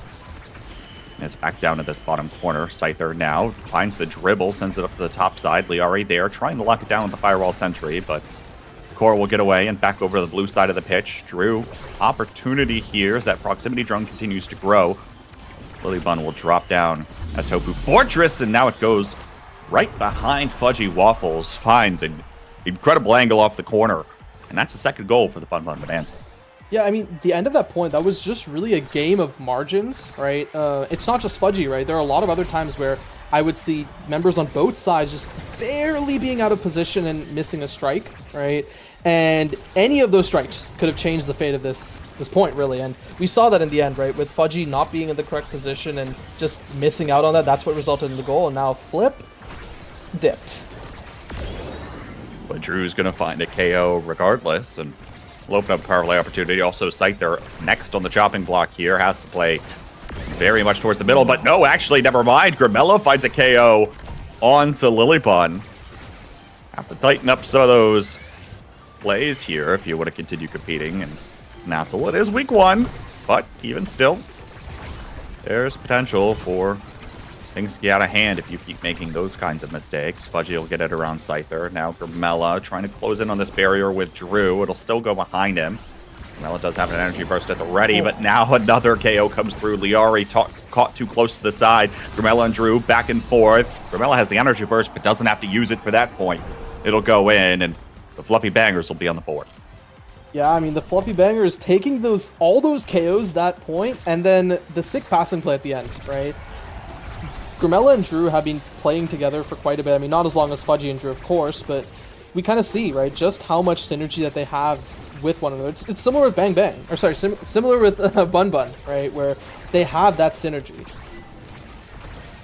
Yeah, and I think one of the differences, too, is obviously all three of these, a lot of our teams, of course, are sticking together with the same rosters, and that can help build that level of synergy and maintain it season to season as they start dusting off the keyboards, getting right back into practicing, as many teams probably don't do a ton of right before the first week in the season, but even still, they'll only go upwards from here in terms of skill, and it's one of the reasons that our previous casters, Cloak and Lego Mage, were talking about this being potentially one of the closest seasons we've seen yet, if not the closest, just given by the level of skill, given by how folks have been improving. Now, of course, with the off-season circuit, there might be something to be said for those teams that qualified potentially having a little bit more practice at a higher stakes match, whereas some of the teams that are just returning may not necessarily have had that luxury. Lilybun, nice save on the energy burst before it goes out. Nice little quick passing play, gets it right up to Scyther, and he finds the opposite corner. So the Bun Bun Bonanza take the first set here, but a lot of game left to be played. Again, this series went the distance in both games last season during the regular season. We'll see how this one goes, but the fight or flight pickup for Scyther here could be huge to make more of those dribbling plays happen. Yeah, I mean, there's that fight or flight, right? Really going to be good for Scyther. And as I said, right, Rasmus Kazan, his signature picks, well, he can kind of emulate that with the fight or flight. But on the opposite side, there's a Catalyst, right? Catalyst going over, Super Surge going over. That's just really good energy generation for the Rasmus. And then good damage, right? The now can actually start pumping out damage and start matching the damage of the Aimi. And then two sparks, going to both goalies, and then the prime time on Aimi, right? More core control. Only one spark remains. That's the Spark of Focus. So won't see a ton there, but of course... Rezeal as well, I believe. No, Rezeal was in the last draft. Okay. That was in the last one, yeah. So that one just won't get picked up. That was one of the most interesting things, but you can see just how much Lilybun is valuing speed. Being third pick in that last draft, there being 3 sparks online in it, and she still goes for the 1 speed awakening in the draft. Any little bit helps, especially when you're trying to keep as tight of a triangle like the Bun Bun Bonanza likes to do. They play this core control style, right? And they'll find the KOs when they need to, including that one versus Grimella. Scyther tries to pick it up, but it's going to get knocked around here by Fudgy. The Ari will try to take it herself with some of those abilities as well, but Lilybun moved up so far. This Tofu Fortress creates so much pressure. Even still, it'll dissipate for now as Scyther drops back. Lilybun does have an energy burst here, and might see the Bun Bun Bonanza go on an offensive again. They'll lose 1 barrier, though. No. No, Fudgy. Oh, no. Fudgy was playing that point so well, and then he night marketed it. Well, you know. Happens to the best of us. As proof there. Good news, though, of course. Winning in the energy economy right now. Both Fudgy and Drew have energy burst at the ready, but not anymore. Lilybun will use hers to clear Drew away, and Scyther almost picks up a KO onto Fudgy. Was close, and we'll be hoping for a little bit of extra power come later in this game. The Ari almost picks away a barrier, but the defense will hold for the Fluffy Bangers at this moment. There's another drone out. This one drifts back to the midfield line. Barrier, Scyther, maybe on the dribble. No, intercepted by Grimella. And it's back on the blue side of the pitch. Here comes the Whiplash out of Drew, able to pick that one up. Open goal gates on both sides. Fudgy still has his burst. Will use it here to get it out of Fiery Flurry and waits out for the dash out of Scyther as well. He's now staggered. Could be in trouble. Has to play towards the center. Grimella will pick up the core. Lilybun starts to come forward, but Liari's got her covered on the top side. Energy burst both online. There's one Tofu Fortress. Ow, there, it'll meet the drone there on the bottom side. That was confusing even just to figure out where the core was going to go in the first place. But Grimella loves those kinds of moments and will capitalize on them. Yeah, I really like what Lilybun and Liari were trying to do there on the defense, right? Just continuing to pass it until they find that perfect angle. Because the flip at first from Drew did not score it, right? So they had the chance to keep it alive. But unfortunately, in the end, right, it's just, it came down to Grimella, and then he found it. But I think one other thing I also want to comment on is I just really love how proactive Lily and Liari are with all their abilities, especially this Tofu Fortress, right? Lily just drops it when she's like, okay, a play will be happening soon. She just wants to ensure that it goes in. She doesn't want to take any chances. For that reason, I have loved Lilybun on this debut pick for a long while. I mean, we're talking basically since the game's release. She's been playing this striker and has been playing it to such a high level and playing it to that proactivity that you're talking about. Not being afraid to walk forward, and of course that's the thesis of the Ice Skates debut. All the meanwhile, though, open goal gates both sides. Here comes Grimella closing in, and the drone will win the strike war versus Lilybun. Fluffy Bangers 1 point away from getting a set on the board. Yeah, I mean, a funny little side note, though, is that actually both brawlers are higher level than both midfielders, right? Albeit just by a little bit for Fluffy Bangers. That was certainly one of the flips of all time. We don't talk about it. But, hey, maybe Fluffy Bangers can turn this point around. Not the flip again. I was, you know, the first time Fudgy did that, I was like, oh, well, at least he didn't flip it into that, and then it hits back, and Scyther comes up with it yet again, looks for the top side. Fudgy doesn't have the speed to get there, and we're equal here. It's a 0.5 and set 2. Yeah, we're going the distance, right? Talked about it last time. It's happening once again, right? Fluffy Bangers unable to kind of close that point out, and whoa, what a clear out by Lilybun. I guess Drew really wanted to try for that for that double barrier. Fortunately, doesn't get it. And, well, with 2 flips for Bun Bun, this is looking really scary for the Fluffy Bangers. Not if Drew has anything to say about it, though. He'll take 1 barrier. Not afraid. Some little energy burst. Scyther goes for the double. It'll get defended away, but now Lilybun gets KO'd. Liari has to use the flip. Stalls for time. Actually hits it around the middle there, which actually helped them quite a bit. Again, just kick those precious seconds off the clock of this power play. Grimella takes a shot. Lilybun's back online, and the barrier will be saved. the effective power play has been neutralized. Scyther now trying to move forward. Finds the punch, but both Fudgy and Grimella are back. Now multiple abilities exchanged. Scyther still has his energy burst though. Strike Shot comes into play. Tries to get this one away, but you can tell just how closely the Bun Bun Bonanza are playing together.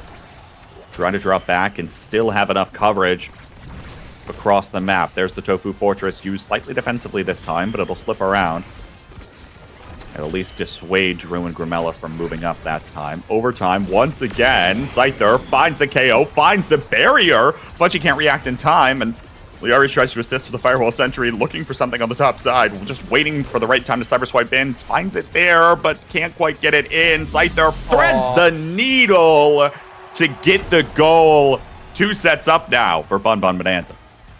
Yeah, I mean, we saw an insane defense come out there by Fluffy Bangers, but unfortunately not enough, right? Fudgy actually burned that flip a little early, thinking that the shot was coming right for him, whereas the dash punch actually just came down to curl Grimella, and, well, now Scyther's going to be getting a 1-2 punch, right? This 1-2 punch will him to fish for even more kills, right? So now he has both sides, right? The core control and now the damage. The extra special being denied away from the Dubu is also pretty big, and then the team player, right, for Atlas. Amazing. Yeah, hopefully Fudgy can try to clear this one upfield and try to get this one around the Bun Bun Bonanza that much quicker with that team player.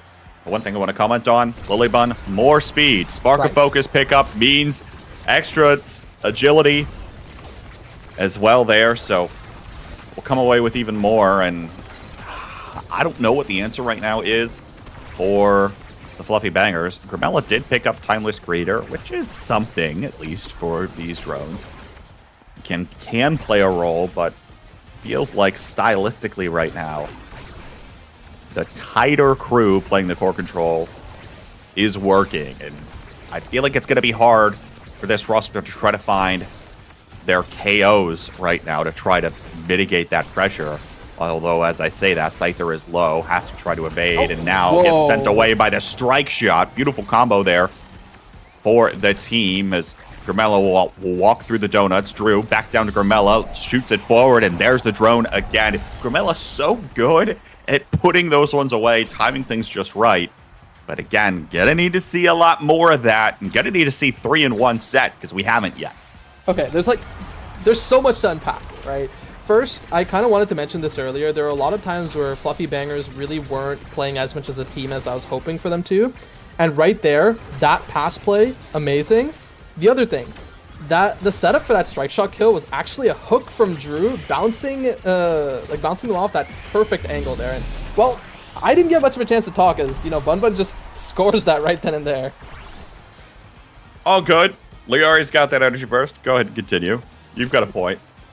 Yeah, I mean, if Fluffy Bangers can continue to show their team play, then maybe they can start to come back. And, well, it's not looking great as that flip is burned and they lose a barrier for it. Scyther's got another energy burst here as well. Drew tries to come away with something, but it has been near impossible for Drew to 1v2 Liari and Lilybun as they stand in front of their own barriers. Now Liari back on the other side of the pitch. Expanse burned early. Here's the energy burst. It finds a KO, and then Scyther scoops up the core with the strike. We're on game point for the Bun Bun Bonanza. Hey, that's fight or flight. Come in clutch there, right? He gets the stagger, gets the kill, gets the dash back, and then that's that goal, right?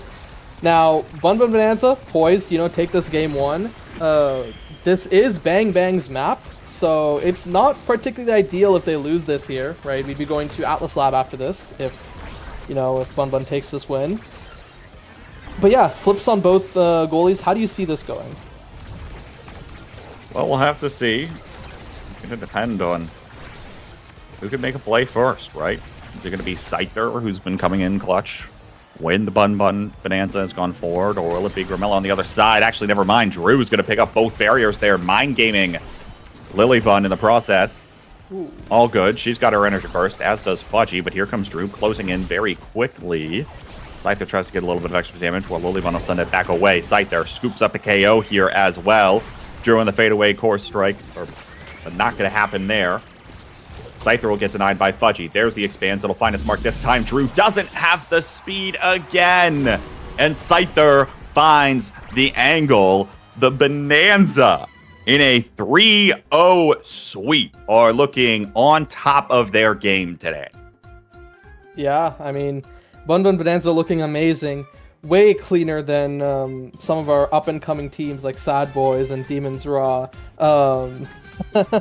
But I want to see, if we'll go to a game 5 again, right? Or sorry, set 5 again, like last season, right?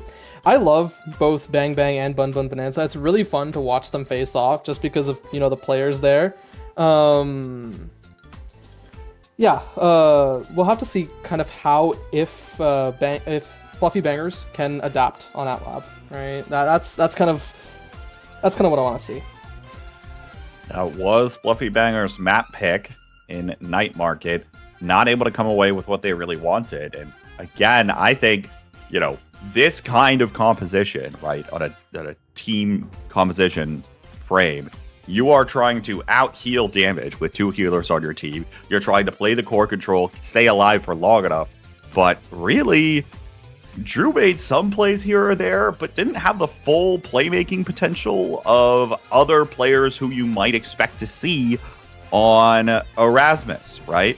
Yes. And so I think that's evident, by the way. Grabella scoring 3 of the goals of the Bangers. It was his drones to be the things that put things away.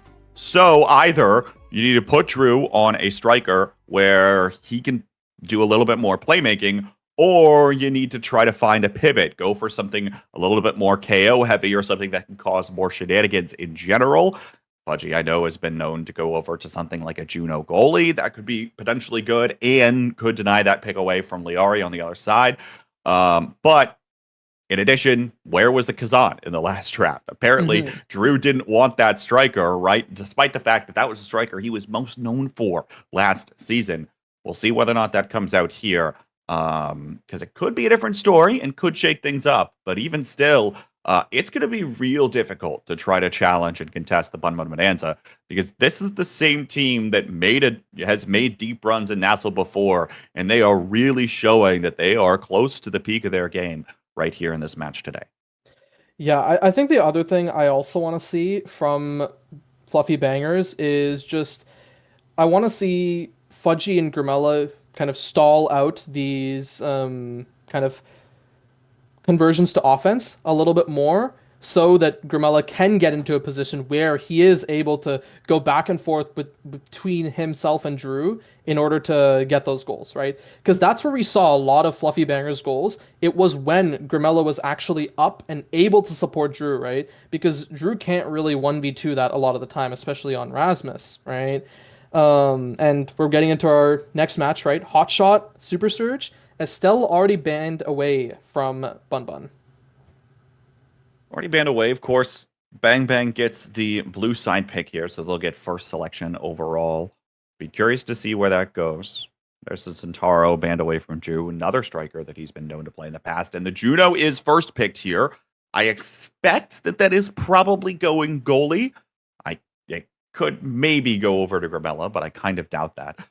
It's sticking with the Imi here, most likely. Actually, that could go either to Lily or Liari, I suppose. Yeah. I have to imagine it's most likely to stick with Liari because I don't see Bun Bun changing up things significantly. I'm guessing that they're probably debating whether or not they pick the Brawler here to try to limit Drew's pool a little bit more, or just offer something else. No, okay. Liari will take away Gramella's now instead. And so now we'll see an interesting response here from the Fluffy Kai. Bangers. Probably, I mean, Kai Kazan looks okay here. Ooh. Wait, this is just Grimella Juno, right? I've actually not been familiar with Grimella's Juno, right? I've always known, Fudgy to be the Juno player of that team. And, well, it looks like we are going to be seeing Grimella on the Juno, and Atlas Rasmus coming in, right? Drew opting for this Rasmus again. I think Rasmus is a little bit better on this map, right, compared to Night Market, because it is a little bit more open, especially when you break that middle, black hole. So it does opt for a little bit more core control at times. But then there's the Asher, right? The Asher for Scyther. It's going to be pretty tough to defend against that, especially with an Imi backing it up. You say that the Scyther for Drew could be, or Scyther for Drew, Rasmus for Drew. The striker might as well be synonymous with his name. I guess perhaps that's the other point of logic, is trying to pick it away from Scyther, who can execute incredibly well on this striker. But even still, right?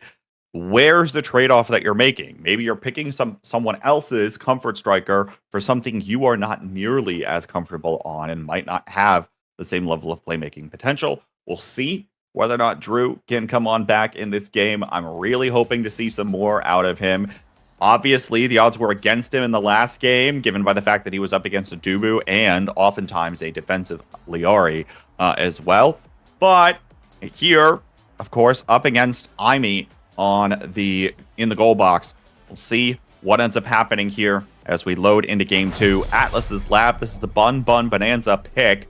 It'll be Fudgy and Grimella going hot shot and 4 sodas for the rest of the crew. Yeah, I mean, Aimi goalie, right? This is going to be definitely interesting, right? Because Lilybun has piloted this a ton, right? So it's not something that we're really strangers to. But again, it's still part of that duo that is Aimi Asher, right? And ooh, what a great glitch pop to save that there. But now we have to see, right? Is this hotshot Juno going to be enough to overcome what happened to them last game? Well, we'll see. I think there's a possibility, for Grimella to have a little bit more playmaking potential on something like a Juno compared to a Now. Of course, it's just a matter of comfort, because those slimes coming out will be helpful in winning some of those strike wars. On the flip side of that, you're giving up a lot of empowering your brawler, empowering with that extra speed, and having some larger hitboxes on some of the drones that can linger for a while longer. Firewall Sentry does not save the day, and the barrier will drop. Drew closing in on the Whiplash, throws out the Death Touch, but the core goes right around it. Now still stuck in the corner here. Grimella and Drew, slight miscommunication there as they both overlap for a second. Going back to the core, and that allows Bun Bonanza to capitalize. They go right back to the other side. Scyther dribbles off the expanse. Fudgy barely finds the goal line save. Liari has an energy burst, and it'll send it back down to that bottom side. But again, that play begins with the slight mistake of Grimella and Drew both dropping back to meet the core at the top of the goal box, and catastrophe ensues. Yeah. Do you see 3 flips having to be burned, right, for the Bun Bonanza, right? They do get the goal off of it. Is that even worth it, right? With Drew being on death's door, having to burn the flip both defensively and trying to get that barrier, I don't know. It's really sketchy. Even still, they'll find goal barriers here. Drew low on stagger. Fudgy's got his own, and now Drew gets sent away by the gravity well. Will pull Liari back, and Liari will be staggered now. Core goes to the bottom side. Grimella's there with a slime to send it in. Yeah, I mean, Grimella's showing that, hey, maybe he's not new to the Juno, right? Maybe he has some of this experience, and Fluffy Bangers took this offseason perfecting some more pocket picks for them.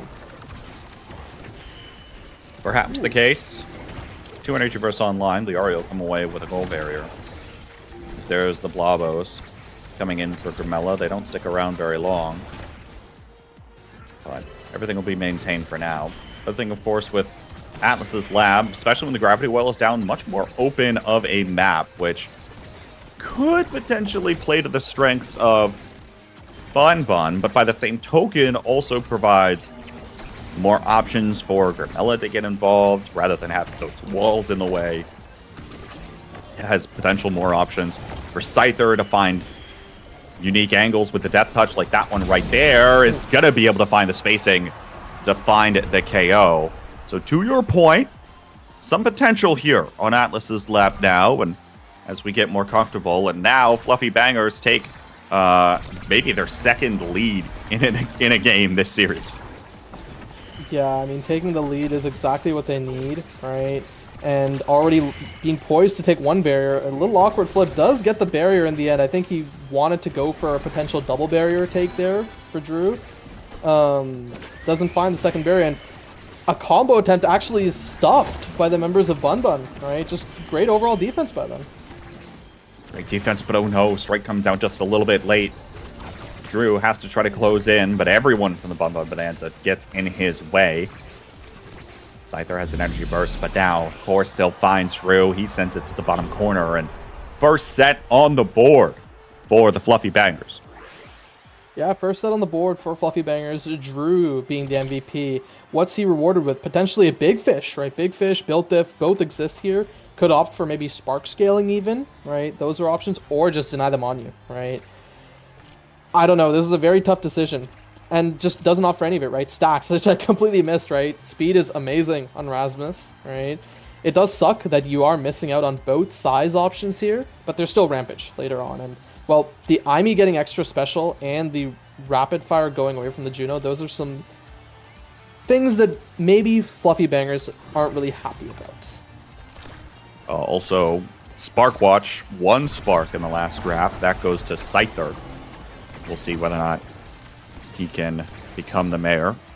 Worth noting that while there might not be elections for mayor of Sparkington City, there are elections coming up for those of you living in the United States of America. This is your PSA, mid-Omega Strikers, to go vote. That is all I will say Go on vote the topic. if you want your voice to be heard. But now, a little bit of a neutral game here as we open the second set. Viari sends this one down to the bottom corner. Grimella tries to get in the way with these slimes, and Goal Barrier is saved for now. Drew doesn't look like he's got any cooldowns to have an influence on the core. They'll keep having this interaction here. Grimella tries to get in the way here, but Scyther is continuing to bully him. Finds the KO right there, and will try to go for the penalty kill here. Scyther now looking for the dribble. Fudgy, though, does have that expanse, but the energy barrier will be taken all the same. And now Goldbear on the other side as well, as Grimella comes back online. Possession of the core to the Bangers. Grimella now down to Drew. Grimella pops up, tries to keep this one in possession here for Fluffy. Drew maybe looking for the pass to himself there off the death touch. Fudgy will send it away with the expanse. Does have an energy burst here. Even still, now gets it back up. Grimella, nice Balabo bounce on the defense.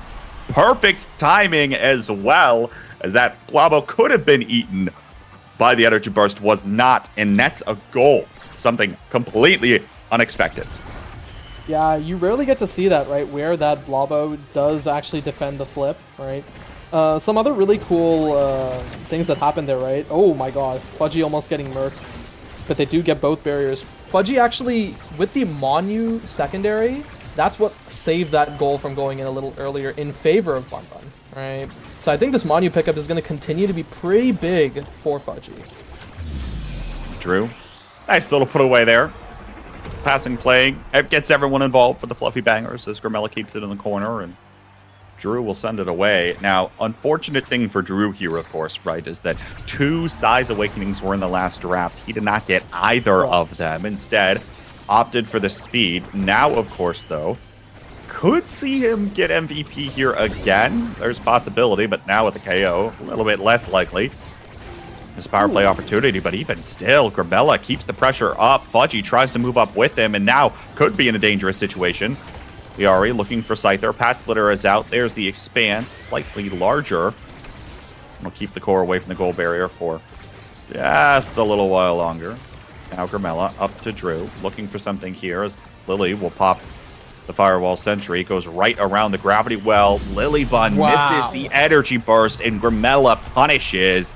2 sets now for the Fluffy Bangers. They're looking to respond to game 1 in kind. Yeah, I mean, with a 3-0, I'm sure they're feeling great. And with an Egoist on the board, I'm sure they're feeling amazing, right? Now, let's see if Grimella does actually opt for it. Maybe he wants something like the Unstoppable or Spark Deny. Also, the Knife's Edge instead. Great option, right? Because you want to have even more speed, right? You have speed on your Brawler already. Get more speed on the Juno, right? Second Spark for Scyther, right? Only Spark of Strength remaining. And the Egoist ends up falling all the way down to Liari. And the Rampage being taken away. No more size. No more size in the pool. Scyther will be forced to settle with some extra cooldowns, I guess. Doesn't really like that. Maybe you can go faster with the Whiplash, I suppose, when that comes up, you know, 1 second earlier than it would otherwise. Scyther, though, closing in on the barrier all the same. Can't find it as it gets sent away. And once again, very neutral here to start off this next set. Grimella leaps in. Lilybun will send it away. The Coral drifts slowly back to the blue side of the pitch. Meanwhile, Grimella gets KO'd off the gravity well. Lilybun will stall for a second. Power play opportunity. Scyther tries to slip it past Fudgy, but Fudgy will make it back in time. And the passing is tried to be kept up here. Grimella will stuff it into the corner. Finds the goal barrier. Now, Drew. Oh, unfortunate bounce. He was getting in position, but just couldn't come away with it. Now has to use the energy burst just to stay alive. And the opportunity might have been missed there to come away with a goal. Overtime now as the court goes back to the other side. Lihari tries to keep this one up. Lilybun forward with a firewall sentry. Everything committed for this last goal barrier. They'll find it. Scyther's going to get pulled back with a death touch. Now the core's going to go flying. Gravity well explodes. There's Lilybun cyber swiping in. And what did I say? There it is. Bunbun Bonanza will stay strong in some of these points. And if they can hold on for long enough, they will have opportunities. Yeah, that intercept was quite beautiful, right? And one thing I also want to talk about, right? This is from the very first draft, right? Where Grimella ended up picking up Big Fish, right? But one thing that I love on Juno is having exactly at least one size awakening. It just feels like it's a nice kind of middle point. Now, down to the bottom side. Grimella will keep it here. Liari and Lilybun both back. There's the cyber swipe, though. Nice pass up to Scyther. And the Bonanza are coming back. They're doing their little party thing. It's a Bonanza. Yeah, the Bonanza seem to be pretty happy with how this third set is going so far. Now, ooh, the Sad Boys angle, we find it, and it seems to be saved for the time being, and Liari looking pretty low. Not ideal for Bunbun, but there's that lifeline. It just heals it right back up, and the flip being used almost gets that barrier, but it is saved away. Bunbun Bonanza seems to have found themselves in these last 2 points. Staying alive and capitalizing on the opportunities that are presented. There's the firewall sentry. There's the continuing and mounting pressure that they're able to provide. It nets them their first set, and they could come roaring back in this second game. Lilybun will get her pick of the litter up first, and might not be any additional dash, but perhaps goes for Twin Drive here for that extra presence that you can have with an additional cooldown. And the 1-2 punch denial, also worth noting here as well. Yeah, the Twin Drive, not only does it double as extra, I guess, positional capability, but also deny, right, away from Atlas. The Fight or Flight going over to Asher, great pickup. The Juno does end up with a Deadeye. This means that you're still going to be able to red core so much if you position correctly. You consider the Deadeye, Knife's Edge, Hotshot. Grimella can send this core absolutely flying at Mach speeds. And that is something that Bunbun Bonanza has to be afraid of, as Grimella has been just as much of a goal threat as Drew has been so far in this set. The one thing that Grimella doesn't have right now, though, is a dash awakening. Doesn't have that extra presence that sometimes Juno players like. Strike War lost by Fudgy, won by Lilybun. She'll send it away, and they'll put one more goal on the board. A decent drought now for the Fluffy Bangers. That is, they're down 0-4 in the last 4 goals. Yeah, being down 0-4 is not where you want to be, especially when they're taking another barrier, and Scyther is poised to maybe take the second at this point. Mega Striker is just as much a mental game as anything else.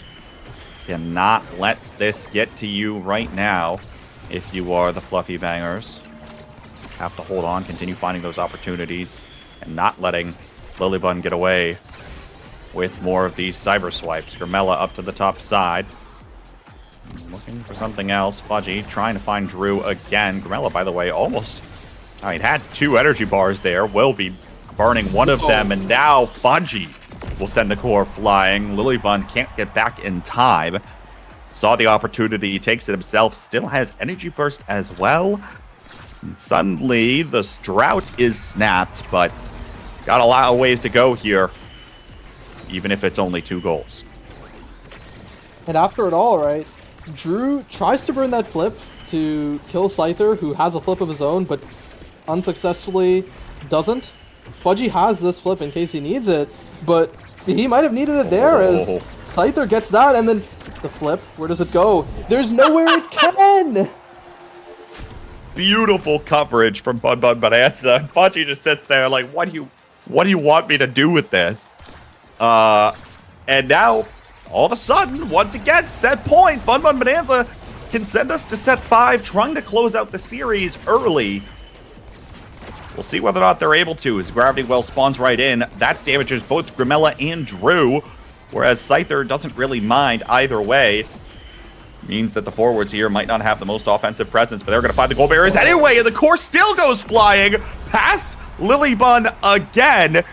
And while she might have the opportunity to go in more, that also means there are more opportunities to punish her for doing so. Fudgy has found a couple of them as the core has just slipped by at incredibly high speeds, and all of a sudden, we're on game point. Hey, you mentioned the forwards not having offensive presence. Well, why does that matter, right? When you have a goalie who has offensive presence. Most notably, the Atlas goalie. Sad Boys angle converted into a power play now, as the Fluffy Bangers will be looking to take this game away. Blabo doesn't quite get to the core there. Scyther comes back in. Liari back online. Drew tries to take care of business. Will opt for a back pass here. Grimella keeps it forward. There's the energy burst. It gets stuffed away, but Liari's low on stagger. Has to be careful, but Drew doesn't have a lot of abilities right now. Maybe Grimella will have to try to get in there and look for a KO, but the Firewall Sentry cooldown is burned. Seems like everything's been burned there. And now Grimella finds the barrier with a Blabo, sending it once again at the red core speed. Overtime now as it goes past Lilybun again, and Grimella finds it once more. We are going to a game 3. Hey, the hit stun into the redirect. Perfect. Out by Grimella. And, well, taking us to game 3, it's going to be a banger. All right, no pun intended, as we go to Clarion Test Chamber. How about that? We have seen 3 game 3s in the first 3 matches of the North American Strikers League. Everybody getting involved once again for the Fluffy Bangers in the goal scoring slot. Now, the question is, how do you want to take this heading into the next striker select? Because that seemed to work pretty well. Grimella denying away the Juno, picking it up for himself, and still had enough presence to take care of it. Fudgy holding it down whatever he wants to play. And they're probably expecting this Rasmus to be picked away from Scyther, but then again, depending on how side selection goes here, depending on who gets what side, I would even consider, I mean, if you're red side here, probably ban the Rasmus, frankly, if you're the Baggers. You don't want to play that. You want to get Drew on something else that he might be more comfortable on, and don't let Scyther play it either. That worked in your favor here. Maybe it'll be a Juliet first pick or something, but even still, you have options heading into this next draft. So does Bun Bonanza. It'll be interesting to see what we come away with here. Yeah, the Rasmus ban sounds pretty ideal, but bear in mind, this is Clarion Test Chamber. Julie is a pretty solid pick here, and I don't think Scyther would mind having that over the Rasmus, although he probably would prefer this Rasmus. I'm wondering where Drew Skazan, though, still is. I want to see if he does grab it here, or if he does opt for that Rasmus again. But the thing to mention about the Grimella Juno, we've had 3 games of Juno today and 3 hotshot games of Juno today, all on hotshot starts. I don't think that'll be coming out again unless, we miraculously see a 4th hotshot start. Hey, it could happen. We love John Odyssey. And I think this is Bun Bun on blue side. I could be wrong. That means that you won't be able to have the Rasmus ban into taking away another pick from Scyther or something along those lines. We'll have to see how this draft shakes up once the Awakenings are revealed. We will see very soon. Again, Big though, Fish right? Missile. Big Fish Missile. Okay. And Bun Bun is on blue side. So what the Fluffy Bangers will have to do here, it is worth noting, right? Fluffy Bangers, I talk about all of this because I think they have attempted to identify, we pick away the Rasmus, and if we pick away the Juno, like obviously in that case, great. Here, they're probably the game plan is pick the Rasmus away.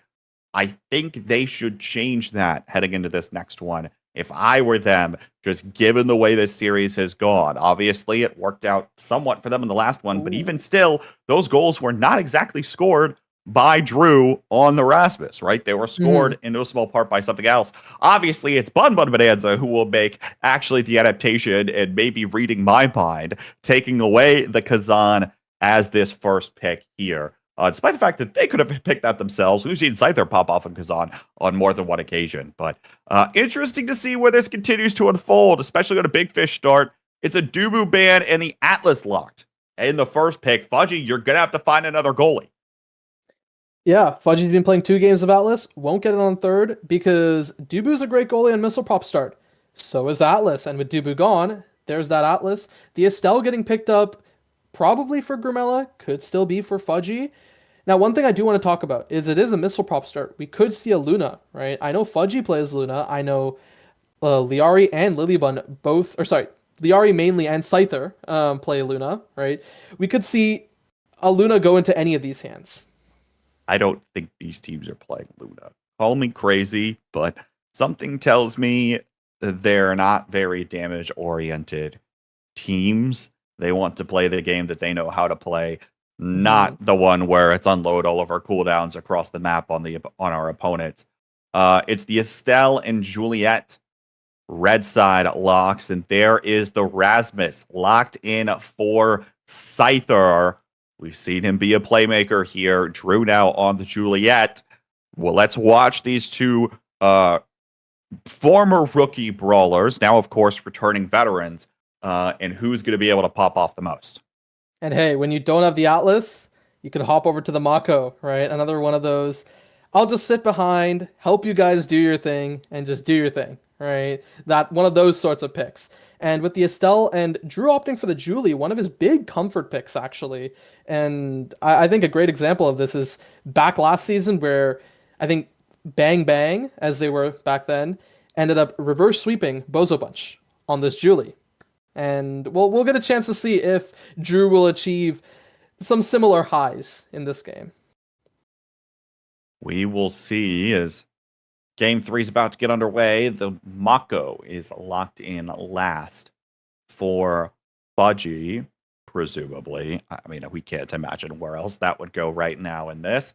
And the Imi picked all 3 times by Bun Bun Bonanza. Obviously, this is a striker that has been incredibly strong for quite some time.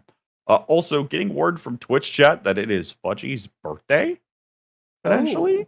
So happy birthday, Fudgy, or happy close to birthday, Fudgy, whatever the case is. How better to spend your birthday than playing a competitive game of Omega Strikers? Hey, according to Westcord, it is also Fudgy's birthday. So happy birthday, Fudgy. We're not going to get the whole staff in. That was like a season 3 thing. Yeah. Thing, No, not this time. We have a game to play. Not this time. We're mid-series. We'll get into this one in just a moment as we queue. And we're getting into this one. Yeah. Gonna be interesting, of course, to watch how this unfolds. Grimella on a 3rd unique champion here on this Estelle now, compared to the now that has been played before. And we'll see where this one goes. This one is Game 3 for all the marbles, and these 2 teams are 2 teams that have been in the playoffs before, and in a season that could be as close as this, having this win over someone you expect to be right there with you towards the end can be critical. I know it's early to start thinking about playoffs, but this can be a pretty consequential tiebreaker. Yeah, and Missile Pop being opted for by only the goalies, everyone else going Big Fish, is going to be fun to see how these size interactions happen. Now, one other thing I do want to point out is we have Mag Souls on Drew. Right? He's opting to not go for the Pummelers or Slicks and instead the Mags. He wants to play a little bit more of a core control style and doesn't want to be out of position as much as he can be. We'll see whether or not that will hand to his favor as he picks up the Project Maelstrom orb first. We'll go as this goes. And go from there. Drew now picks up the core. There's the Fiery Flurry as well. Grimella almost gets KO'd to Scyther's Cyber Swipe. And Fudgy with a perfect pitch. Worth noting, of course, Strike Shot plus Missile Propulsion means that Mako's abilities are going to go to the opposite side of the map. That includes the ultimate with the Ensnare Drums, which can cause some shenanigans and make Mako be more of an offensive goalie, even if she normally wouldn't be considered one. We don't see it there. Instead, nice passing play in overtime between Grimella and Drew. The Fluffy Bangers will get goal one. Yeah, I really like that passing play, and especially just how Grimella was using the little center triangles to mix up Lilybun. It was honestly refreshing to see, and there's the Ensnare Drums stuffing that flip. Scyther's looking really low with no energy to work with too, so I want to see if Fluffy Bangers do choose to finish him off here. Scyther now dipped into the Obscura Goo and will get sent away. That's one KO. Liari's been a little low as well and hasn't had a lot of energy either. Now is close to having one evade, but doesn't quite yet. Grimella, though, has a full meter. Lilybun will be forced to use hers to get that core away, and now another KO found, but this time it's Bun Bun Bonanza. Scyther takes away Grimella. Liari rather low. Lilybun tries to get involved in the strike shot. Drew looking for the KO, but the Celestial Intervention is used in order to stop that from happening. Overtime now. Drew finds the KO once more versus Scyther, and the goal gates will open up. As now Lilybun has to work with that. Atlas in an open goal. Not the situation you want to see particularly, but then again, I suppose neither of these strikers are.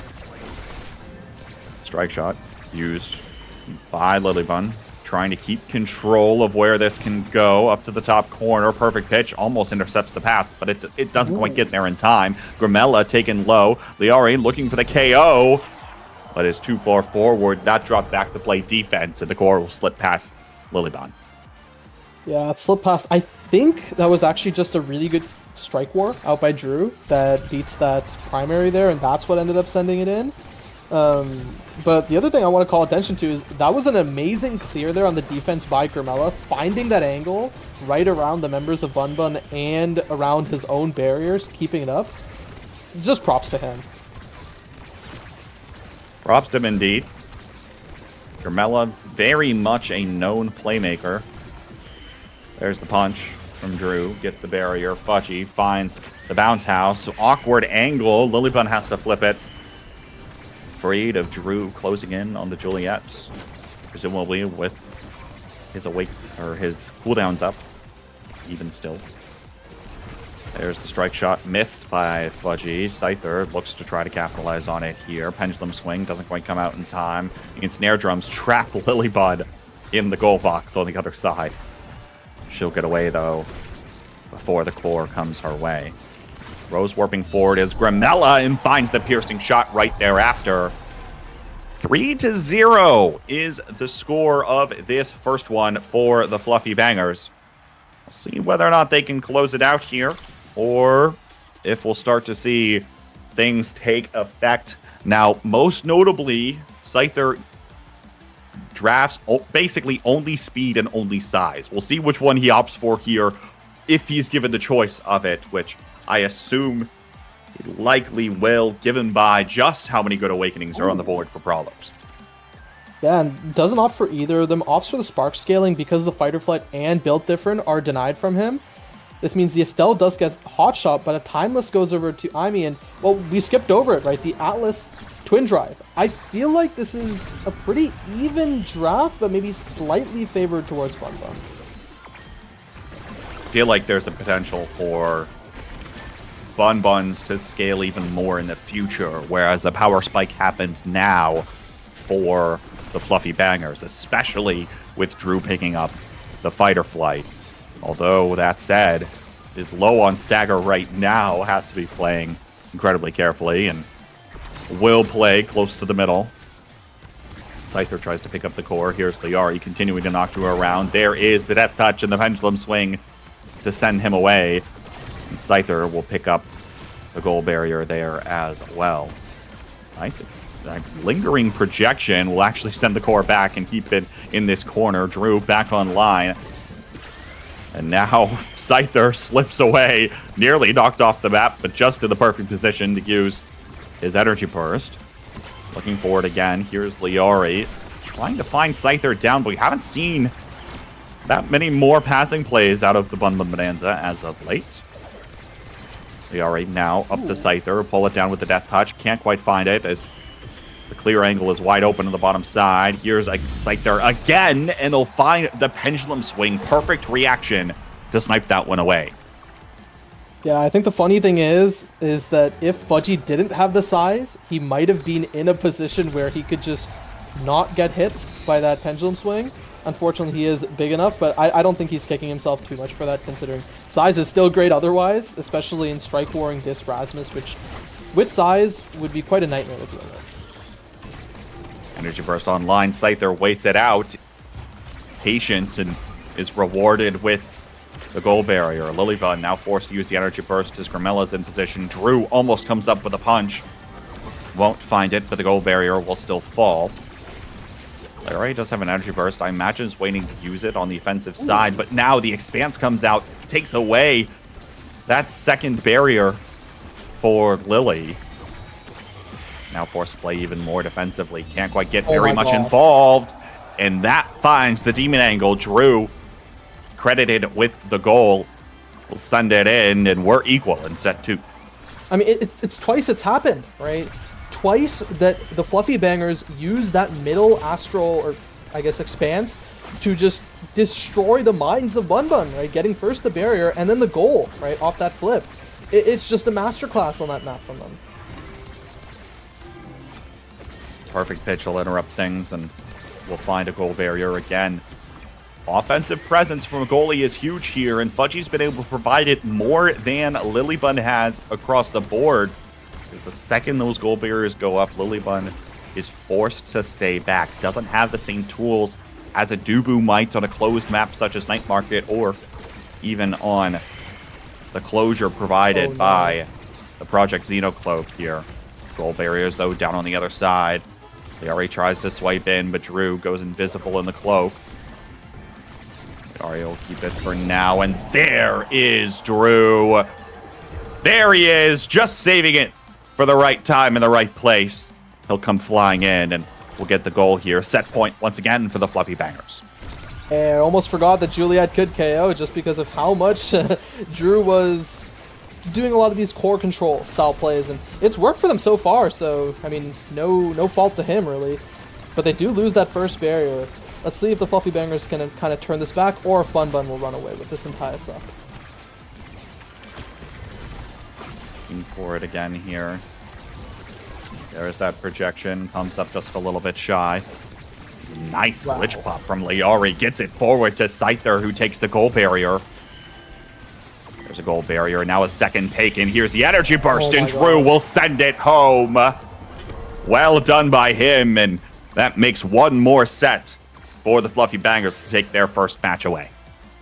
Yeah, finding the sweet spot for the timing between, you know, when that when those barriers open and when the projection or Expanse comes out. Amazing by Drew. And, well, Fudgy, first pick again. I think he's going to wait and see what he can give over to Gramella. No, opts for the Spark, right? Deny away from Scyther. Pretty solid, but Scyther still gets this stacks, right? Another deny out of Gramella, right? It's just denies all around, right? denies quite a bit. Of course, couple of useful things, I suppose, are the pickup here of the rapid fire for Liari has had a couple of consequential glitch pops, especially in some of those last couple of points, and now potentially have more of them. And as you mentioned, Scyther picking up that speed is not going to be something that will be an easy dismissal as that starts scaling later and later onto the set. Plus, with the extra stagger provided by the Spark of Resilience, might not be a lot, but in theory would be able to live more, not unless you get caught off the side there. As Drew closes in, power play opportunity for the Fluffy Bangers. Grimella reads Liari's or Lilybun's clear incorrectly, excuse me, but even still, they keep possession. Now it goes past Grimella, stunned by the projection, and it'll find the side of the map as it keeps getting trapped there for a while longer. Scyther almost KO'd again, but will stay alive for now. And it goes right back forward. Still closed goal gates here as we hit overtime. I think the one awkward thing is the fact that since Drew does have this prime time, it does allow him to go for more of these core control-y plays, but it does mean that it is a little harder to find these KOs, especially when you don't have pummelers either, right? You kind of have to think a lot more about these KO angles and kind of get used to a different level. And well, we almost saw that hit stun there bringing it in, but a great flip out by Lilybun saves it for now.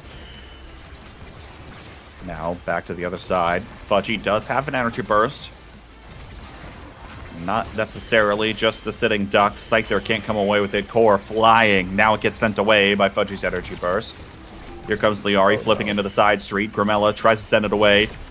Nice interruption from Liari onto Drew, and now the projection sends it back the other way. Goes behind Fudgy. He'll be patient for a second. Scyther waiting in the wings. That'll win the strike war to take the goal away.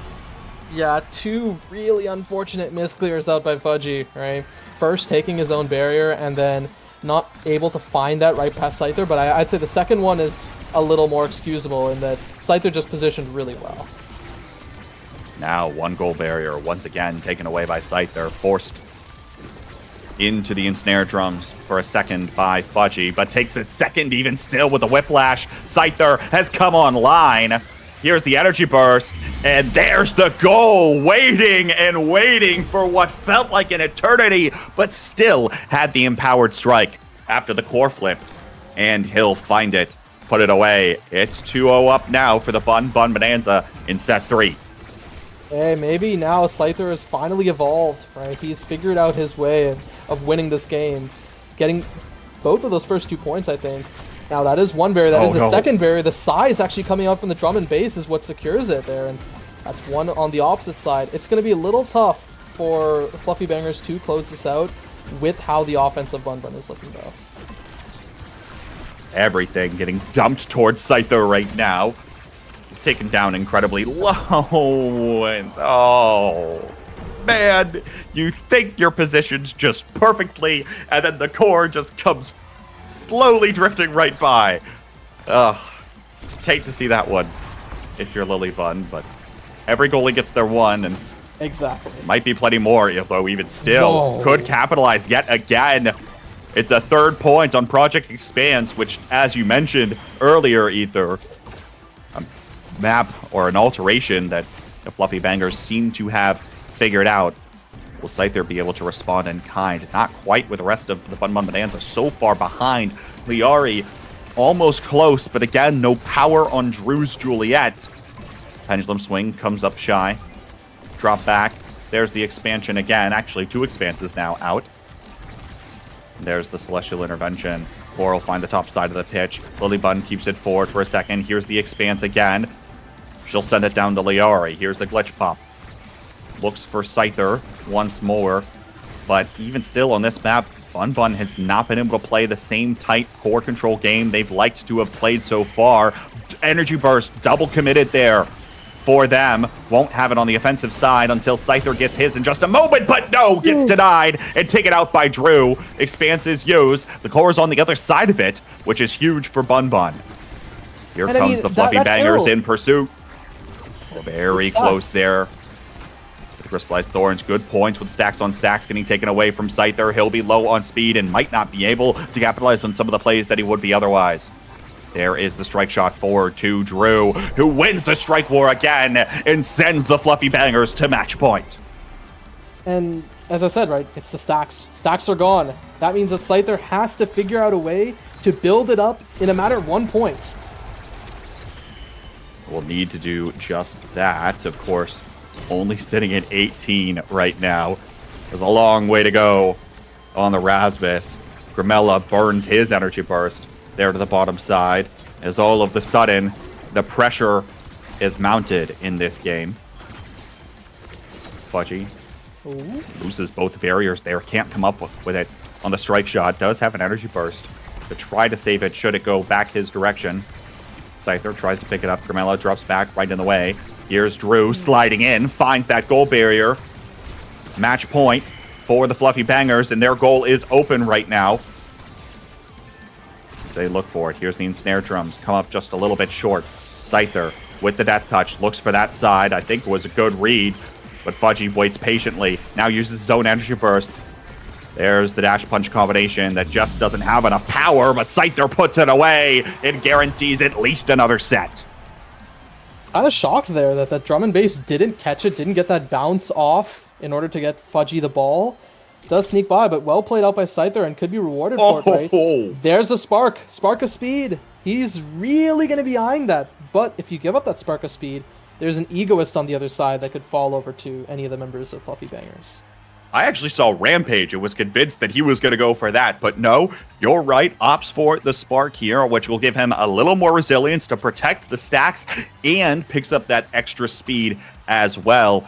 Meanwhile, though, to your point, Drew picks up that egoist. We've seen him start coming online with some more dash punches, and now with the dash punch flip combination, could be looking for something a little more. Other thing worth noting, Grimella, larger presence, picking up that super surge with that Rose Warp. Will have just a little bit more presence on the map, but now Lilybud is gone, KO'd by the what I think were the crystallized thorns of Grimella, and it's a power play opportunity. Liari has to try to hold, or Scyther has to remember those old goalie days. Strike Wars one right now for the Fluffy Bangers for them to keep possession. Lilybud back online, and he'll hold the line for now. No, it's back to the other side though. Fudgy will take away one barrier, won't find it. Back to the neutral side. Expanse used in the middle. Scyther and Liari in a line. They try to find their connection once more. Here's the pendulum swing. It'll find a goal barrier, but Drew drops back, has that energy burst. Immediately burns it. Liari now up to the top side, and Grimella Rose warps in to find it. He has to be so precise with that, because if you saw, he's inside like the Atlas and the Rasmus, so making sure that that projectile hits is quite tough. Now, we do have this ensnare drums opening up the point for Fudgy Waffles. Does lose the barrier for it, but 2 flips on the side of Fluffy Bangers. Now a KO. Drew taken off this time. And while their other 2 members might have flips, there's more strikers on the pitch for the Bun Bun Bonanza. They keep possession for now. Fudgy will be forced to burn his to keep a goal barrier alive. But even still, possession maintained for the Bun Bun Bonanza by and large. There's Liari, finds a weird interaction with the core, but comes away with it, keeps it up here now in the red goal box. Ensnare drums coming out, they don't find a connection. And the cyber swipe up to the top side. Scyther has his energy burst, likely looking to save it for the actual goal itself. As the core goes back to the other side, Grimella uses his own. Scyther does have this energy burst here, still doesn't use it to try to find this goal barrier. Now we'll try to find it. Oh no, the angle comes up just shy and forces Lilybud to use her own. We're in overtime now as the core keeps flying. Every point feels like it matters this much. In a Game 3 scenario, Drew comes up with the energy burst, point blank, will put it away, and now has to find the goal. Scyther in the side. Almost comes away with it, but Fudgy's able to react in time. Liari now down to Scyther again. Grimella gets in the way once, but can't do it a second time. Scyther threads the needle again! It'll put it home. Yeah, threads the needle. Perfect angle between Fudgy, between Grimella. They had a really good defense going on there. Perfectly layering their strikes, but one trickle went through, and, well, that was the goal. Fudgy has to wait patiently giving away one barrier, but now Drew picks up both on the other side. Scyther looks for the second as Liari keeps up the pass. Liari playing much closer to Scyther now, playing for the offensive side of the pitch. Lilybun gets it back down to Liari. Can't find it there. Now it goes past everybody there on the top side. Drew almost comes away with it, but a beautiful strike or win from Liari keeps the goal out. Scyther now has a little bit of room to work with. Grimella gets in the way once again with the Rose Warp, but it's not enough to keep the core away from this Rasmus. Drew now, again, looking for the Fiery Flurry. Does have the Egoist speed. Will pop it here. Weird angle and almost comes away with something towards the net. But Lilybun will have the time to send it away. Scyther doesn't have quite the same level of speed right now, and neither does Lily. It goes past her, and we're on match point for the Fluffy Bangers. Yeah, and as a quick stock check, right? Liari has 4 Rampage. Scyther has full stacks. So if Fluffy Bangers want to guarantee things in case it does go to a 0.5. They might want to look for a KO, but hey, maybe they're just saying, we're not letting this go to a 0.5. We're going to end it right here. We'll see where this goes now on the bounce house, as everything has gone so much faster. So too will the core in this point, and now both goal barriers already taken away by Bun Bun Bonanza. Scyther looks for the dribble to himself. Can't find it. Ignites Expanse burned here. Keeps the core out for just a moment, but Drew somehow still finds the angle. Grimella starts closing in. Liori finds it clear off the bounce house. Well done by her to somehow dig that thing out, but it doesn't matter. This one's so close too. Lilybun will keep it away. Now Fudgy has a turn on the energy burst and will send it away. Core keeps going back and forth. Here's the energy burst up to Liori. Off the bounce house, Scyther's not there. Pulls back with the death touch. That can't quite react in time, and the stun comes through with the pendulum swing. Finally covers all of his bases, and it's another goal 5.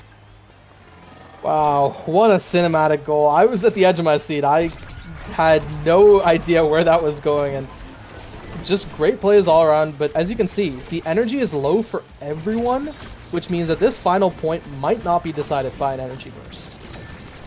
Well, it might if it's Drew's, who would get a little bit of extra speed off of it beforehand. Lilybun moved up, though, incredibly aggressively. Grimella now taken down. Power play opportunity. Here's a glitch pop as Liari tries to set something up, but no, Fudgy will hold there. And he'll keep the core away for now, but no! Liari strikes it right in. After all the cooldowns were used, Scyther almost comes away with a pendulum swing and now goes past Lilybun, but it doesn't find the goal barrier. She pushes it away with a projection, burns the expanse, and suddenly Drew's in pursuit again. Here's the drum and bass speed, but no, can't close into the core, and now it's offense on the other side. Scyther almost finds the core, but Grimella Rose warps forward again. Piercing shot out. Won't find its mark. Drew now flies in on the Flying Phoenix. Looking for something more here. Open goal gates both sides. Match point for the Fluffy Bangers again. Drew up to the top side. Lilybun has to play patiently. Scyther's not there. Does have energy burst here. Might opt to use it. Uses it point blank, and we're going to a set 5. We're going to a set 5, and I think one thing that really did wonders for Bun Bun there, especially while Grimella was respawning, was the Rampage for Liari. She had 8 stacks, so making sure that she could continue to keep that offense going is exactly what she wants, and exactly what Scyther wants is that Spark of Strength. That's 3 sparks now for him if he picks it up. Presumably is going to. Yep, there it is. Catalyst, though, also online. Drew is last in this draft, but Grimella's going to pick it up first. Worth noting there, the Knife's Edge, maybe from Liari, could play a role in terms of finding a couple more of these KOs, which sometimes have opened up opportunities for those goal barriers. But Drew picking up the perfect form, not something you're afraid of on the Juliet. Everyone walks away with something that they're not actually that mad about, and the Unstoppable out of Fudgy might help the pendulum swing defense. But bear in mind, look at this, Scyther has 164 power. He is going to be hitting hard. We'll see whether or not he can hit hard when it matters most. And after the Unstoppable is taken away. But Drew comes in on the Flying Phoenix again. Will pick up a goal barrier for the trouble. Now Liari taken away by the piercing shot of Grimella. Power play opportunity. Lilybun has to send it down that way, which is a very dangerous game to play. The crystallized thorns will come out, and the Rose Warp, for good measure, puts that goal away. Grimella knew that goal had to go in. Yeah, opting to not just go for a simple pass play, it's a very smart idea, right? Just letting Drew stall it, set up the expanse, and then go for an even more guaranteed play. Scyther trapped on the other side. Here comes the energy burst out of Drew. Good expanse reaction out of Lily. There's the second expanse burned as well. So cooldown timer is ticking. Glitch pop used. Fudgy will keep it away. Wow. Scyther pulls it back, and Fudgy burns his energy burst. Goal barrier is open now. On the side of the Fluffy Bangers. Scyther closing in. There's the whiplash. Grimella tries to strike it away, but is not there in time and cannot clear it past Scyther. We're still tied. I mean, Scyther does it all. He was basically 1v3ing that, right? Because Liari had taken so much damage, she was out of the play, and Lilybun's just back there as a poor old Atlas. Scyther, on that offense, secures the barrier and the goal. An amazing play out of the Bun Brawler. Piercing shot from Grimella comes up clutch again. We'll find one goal barrier. Now energy burst burned from him. Point blank. Drew hit it a little bit too early. I think it bounced off the retracting goal gates. Back to the other side of the pitch. The core will go. Death touch pulled back. Scyther in position. There's the whiplash. Now open on both sides. Who's going to get the breaking goal and send it to match point? There's the Rose Warp forward again from Grimella. Drew in position. Now slight miscommunication as Grimella pulls up the piercing shot. Wasn't expecting to get right back to him. And now Lily comes up with the pass to Scyther. It's match point for Bun Bun. Yeah, I don't know if that was so much of a miscommunication as it was a slight missed angle out by Drew. I think the idea actually was to bounce it off that top barrier and then put it in position for the piercing shot to secure. But unfortunately, it means that Bun Bun do get their second goal of this set, and that's match point, right? But Drew has this flip. He has something he wants to say here. Uses it there, waits out the expanse. Will find one, but not the second, as he was aimed up to do. Now Scyther down to the bottom side. Projectile doesn't come out. Fudgy has to panic, strikes it away, sends it right up the middle of the pitch. Who's going to come away with the close Week 1 victory on these two teams that we would all expect will be close to one another? Making playoffs potentially towards the end of the season. Seeding might play a role here. Who gets losers, who gets winners, or who makes it at all might be determined by this one. There's an ice and snare drums as Scyther comes up with it. But no, it gets sent away. Defense holds for now. Drew, energy burst at the ready. Here's the egoist speed. There it is. Now waits out. Learned from his mistake the first time, but the expanse is used and now picks it right up. Decisive goal is up next. Yeah, it almost looked really bad for the Fluffy Bangers. But then that second flip out by Grimella, Drew recognizing his job just on the goalie. And, well, he secures it there. Has to secure one more goal, though. Grimella Rose Warps in. One goal barrier taken on both sides of the pitch. Here's Liari with the Firewall Sentry. Tries to keep this one online, but Scyther met with both Grimella and Fudgy. Here's the Project Maelstrom Orb. There's the ensnared drums. Bounce it around. Not able to get it back away.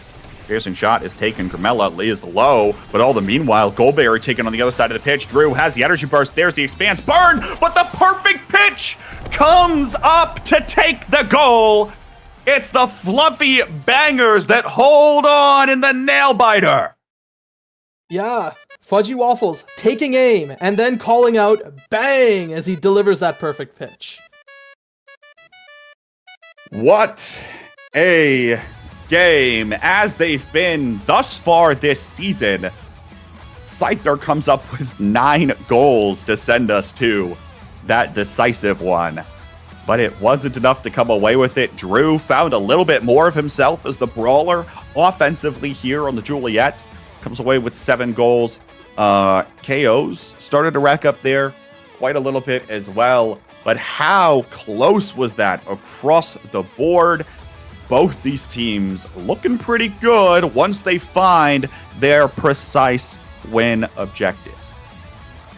Yeah, very stressful, I'd imagine, for both teams. And as you said, both teams would have loved to pick this up because they are expected to be somewhat close to one another in the standings by the end if all goes as expected.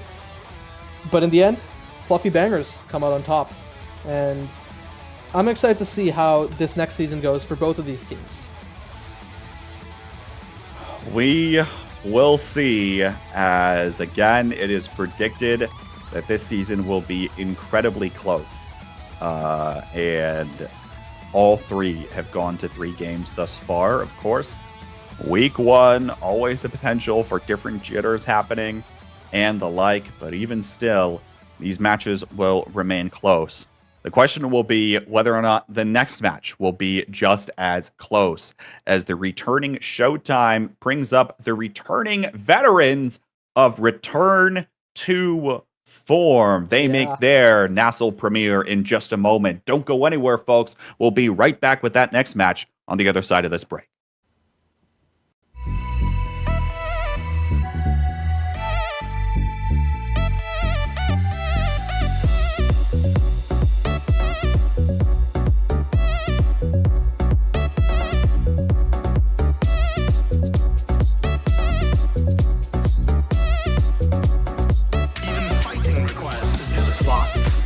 Just some incredible situational awareness there from hook resets. Leo Leon is staggered here. Maybe a power play could come out, and on this series point, give Bomba Roulette a little flash of hope. Yeah, they need the flash of hope, but the flash of hope is immediately destroyed. Bomba Roulette, their chances at Nassel explode as Return to Form take the series and make it to Nassel. Welcome, Return to Form.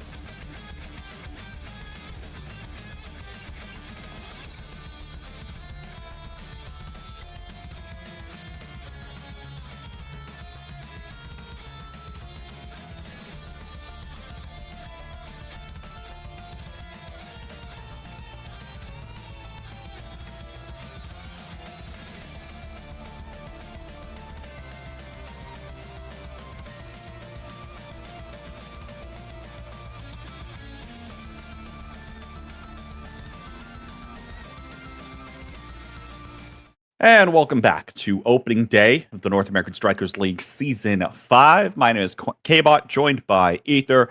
And we are here in the primetime slot, slightly delayed, as it turns out, for Showtime versus Return to Form. We're actually going to get into game like almost right away. Clarion is the first map that is picked here, and we are already in Striker Select, so we will shortly see the draft, and we will get right into things. Spark of Strength Extra Special, now banned, Zen banned, and on one side we're going to see Finny, Kai, Julie, other side Atlas, Aimee, Asher. Pretty stock standard picks. The Finny for Moffin, a pick that we saw a bunch in Landing too, that he piloted really well. And then on the other side, this is Xianzu's Aimee, a pick that he's played a little less of because he's mainly been sitting on the Kai, the Now, a lot of those more speed characters. Both brawlers opting into the Spark start. The rest will pick up the Happy Star. And last comment I want to pick up here on our Striker Select is Barcode, of course. One of the best goalies that we've had in the history of competitive Omega Strikers. Picking up his signature Iron Wall in this Atlas. And Showtime, certainly a team that there will be a lot of expectations on this year. You know, I think last season there were a decent number of expectations for this roster, but it was always like, okay, well, we think this will be the case.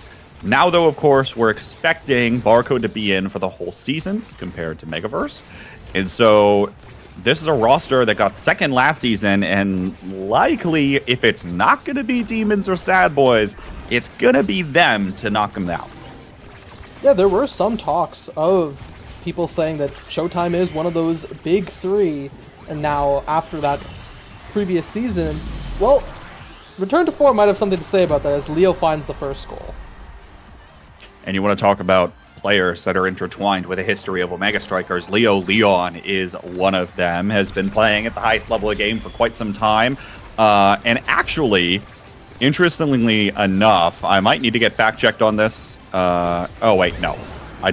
Never mind. I think I'm wrong. Actually, it was Hook and Joker, right, for Blackwater Kraken? Anybody remember? Yes, I Mods? believe that's Hook, Anybody? Joker, and I think Cuberto? I could be wrong on Yeah, that. that sounds right. Yeah.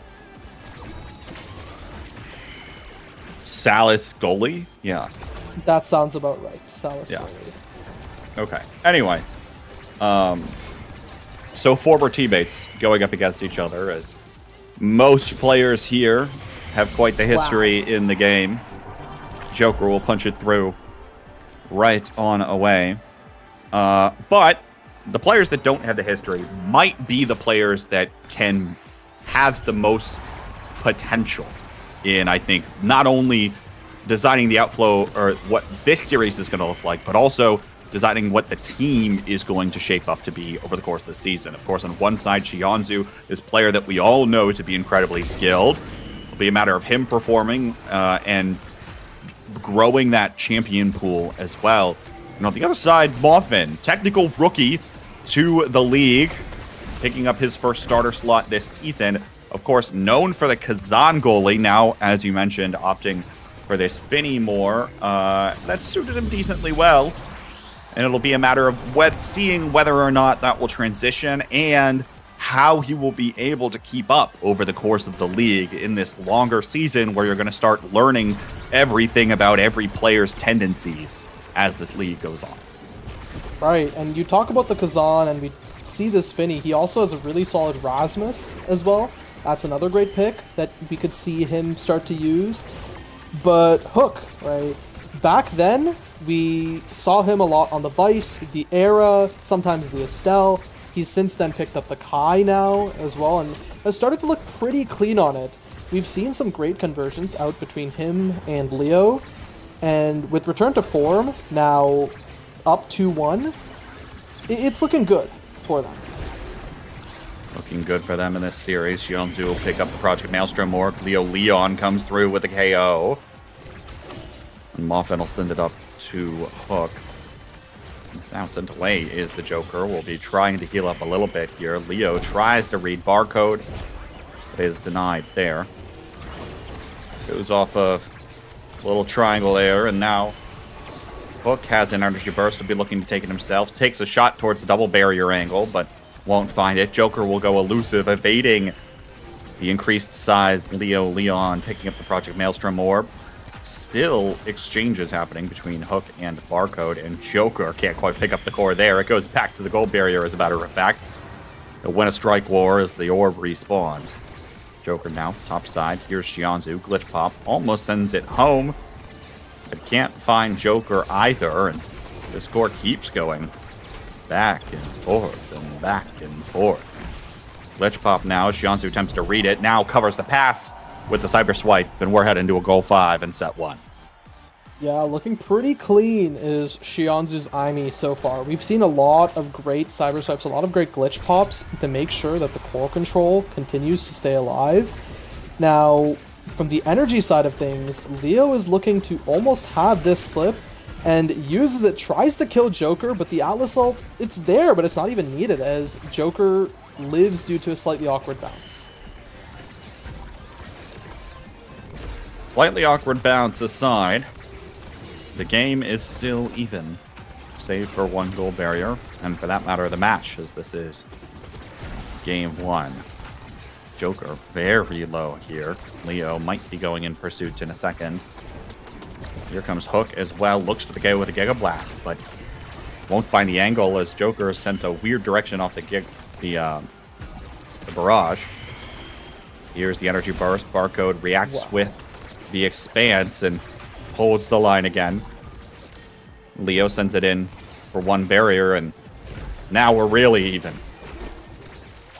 Yeah, really even, and we tick over to overtime. Joker is looking really low. The side of Return to Form is doing a great job in just staggering their abilities and making sure that Joker stays staggered, and, well, Shianzu just breaks the minds of Return to Form and waits so long on that flip.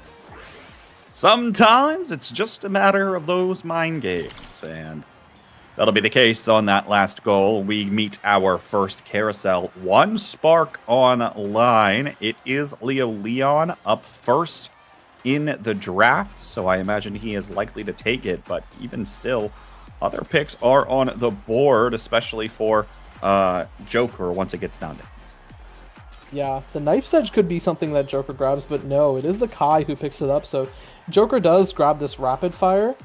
On the opposite side, right, Hot Shot going over to Finny, I guess, is a deny away from the Atlas, and I think the Atlas is still happy enough with stacks, but look, there's a Timeless for Aimi. That's pretty good on this Aimi character. Yeah, it gives a little bit more potential with that Firewall Sentry and increased size. Just keeps an area of the map locked down for a little while. Hook gets KO'd by his former teammate. Now Muffin will let the core slip by. Joker's still in position, well positioned, to take out the goal and will keep this squad alive of Showtime. Yeah, this Rapid Fire is already doing so much work. Having it to kind of pump out damage into Hook, being able to finish off Hook with it, and then still use it for the goal, great. And we see one barrier being taken apiece. Now the stacks is starting to be stacked up for Barcode, and I think he's happy with already being a third of the way and having a point in favor of their own team. So he has a lot of time to work with.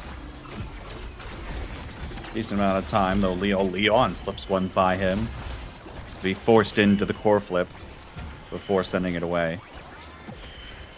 Here's that big finish from Muffin, trying to get this core away, but actually gets it up to Leo, and is able to bounce off the barrier. Looked for a little play there, but with low stagger here, Leo is in trouble. Now on a sliver of stagger, can't quite find the redirect in time. Almost tries to find it towards the bottom side, but Barcode's there in time. Now Hook back to Leo.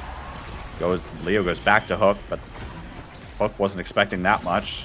Has an energy burst at the ready, but Joker looks for his own, and now the KO comes through. Leon picks it up versus Barcode. Hook tries to find Leo, but no, he'll take it himself on the core flip.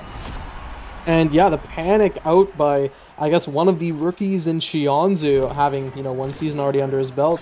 Hook being a lot more calm, a lot more collected, waits with that flip, and is able to use it to secure that goal in the end. But Showtime is still not that sad about it, right?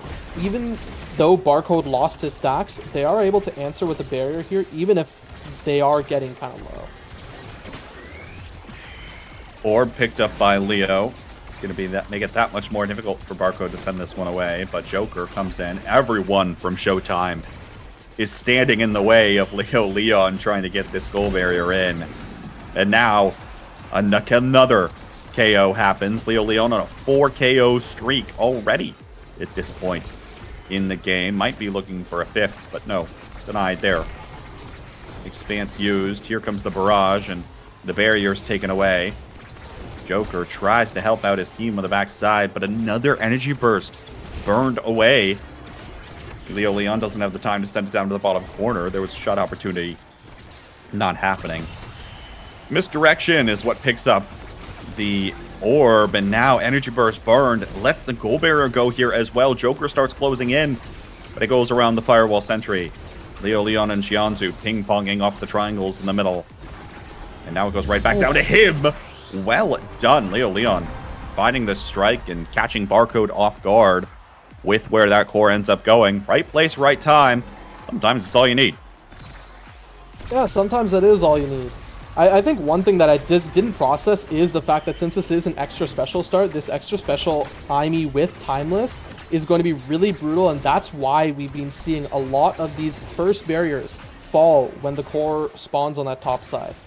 And then looking now at the energy department too, we have Joker having to burn his flip right there just to avoid taking too much damage, getting dropped near death. But Xianzhu also still has a ton of energy. Now is Stagger. Joker, though, still dives in, looks for the play, but can't find it. Misdirection will connect. Joker tries to get Leo Leon away.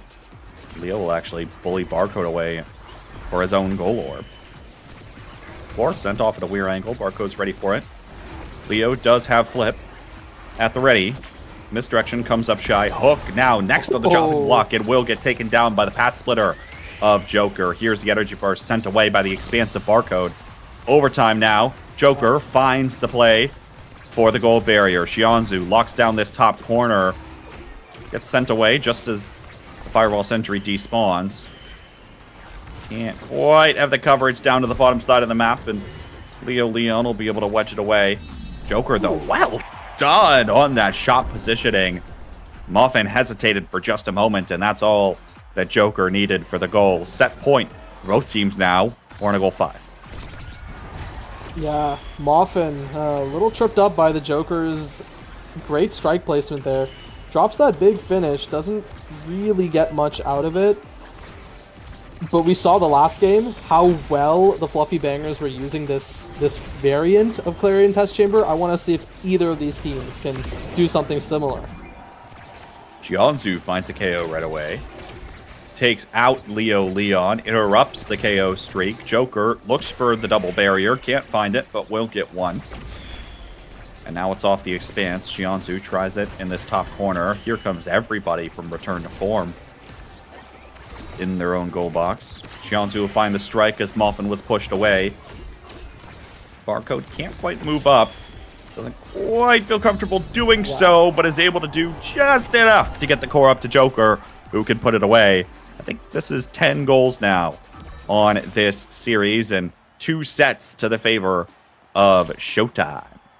Hey, we saw it last time where the Joker used this well. Does it again, and he might be rewarded for it with a fighter flight. Bear in mind, the sparks are on Leo. It opts for the spark himself, you know, having 1 spark. That means his fighter flight is still alive, and it could just go over to Xianzhu.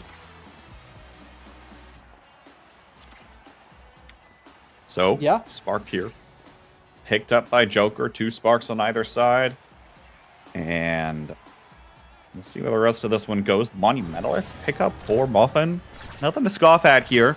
Sometimes makes that big finish a little bit more difficult to hold on to, right? Whoa. Especially right next to a barrier, but a good save as Joker is kept alive early in this first point.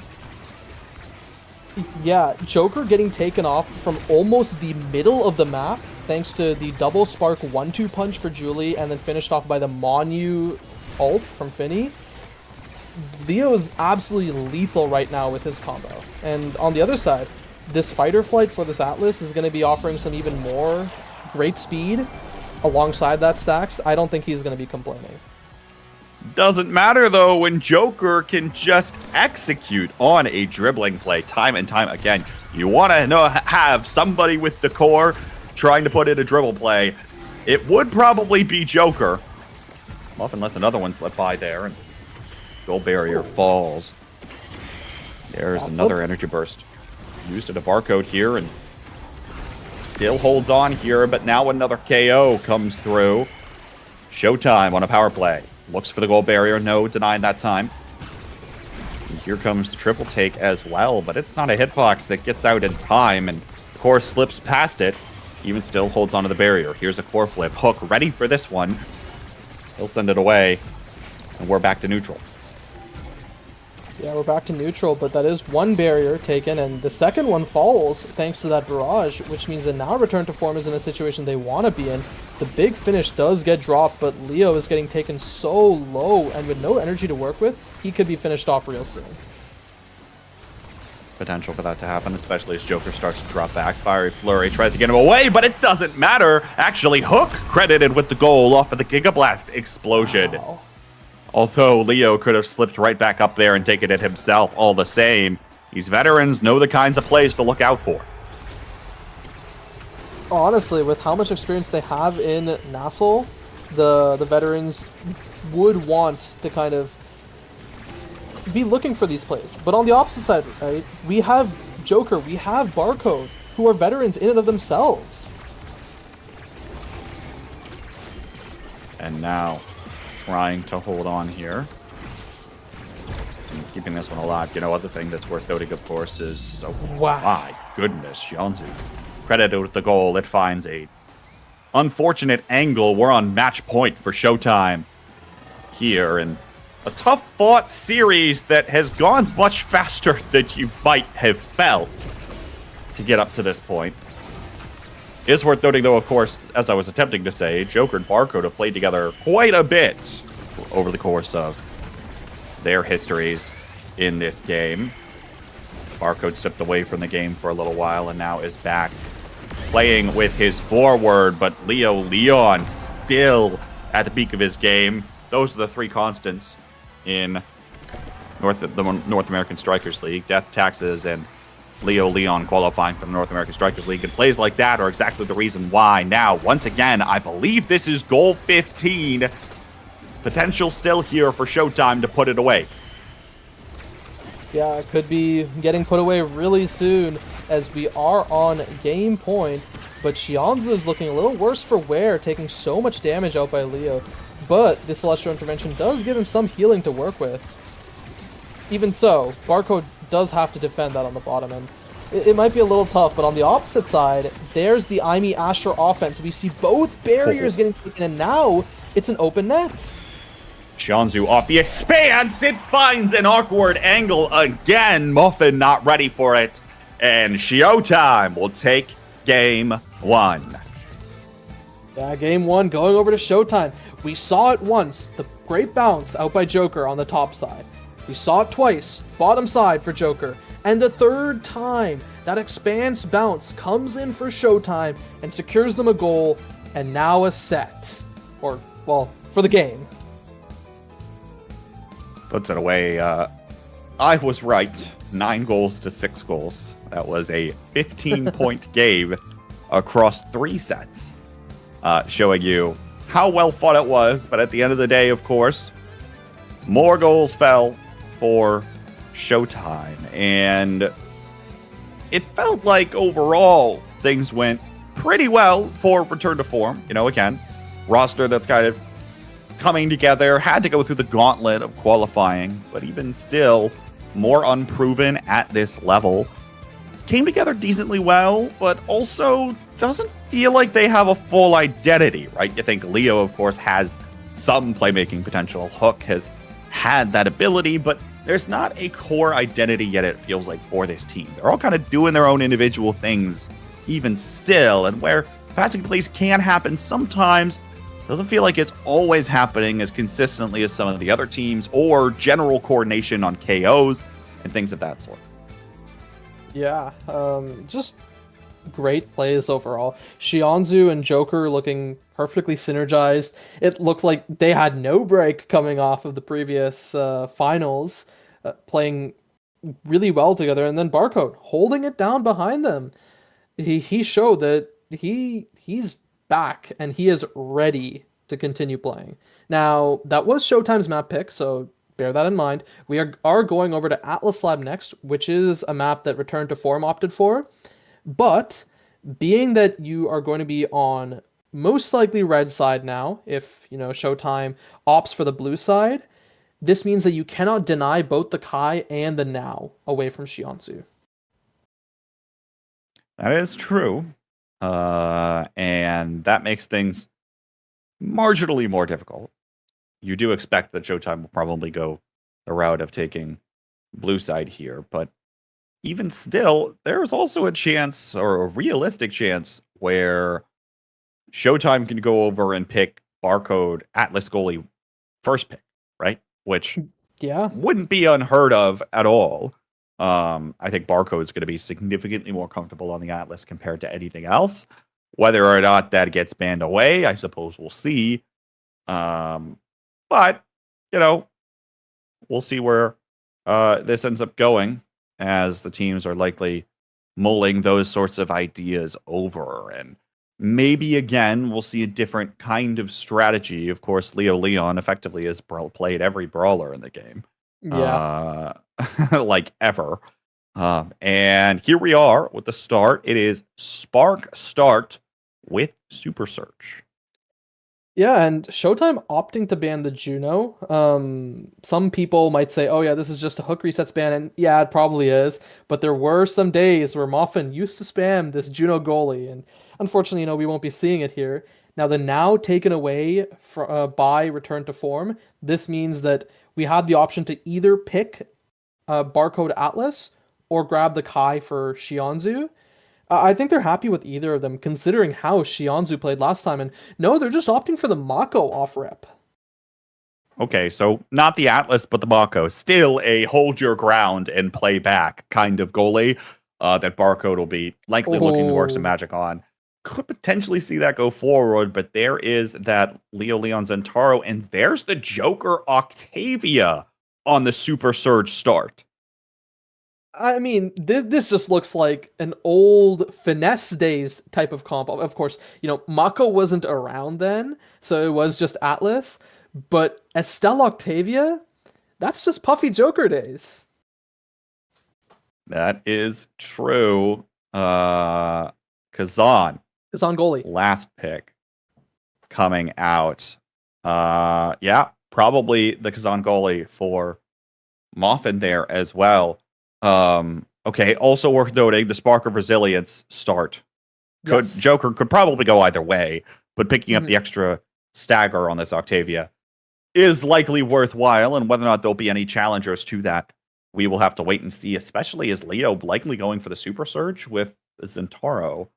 So I think especially when Leo's going Super Surge, you almost have to go Rezil as Joker. You cannot really go for the Super Surge yourself, because even if you have the speed, you're just going to be taking so much damage. And Octavia's stagger bar, it's not like, oh yeah, I'll just use speed to dodge away.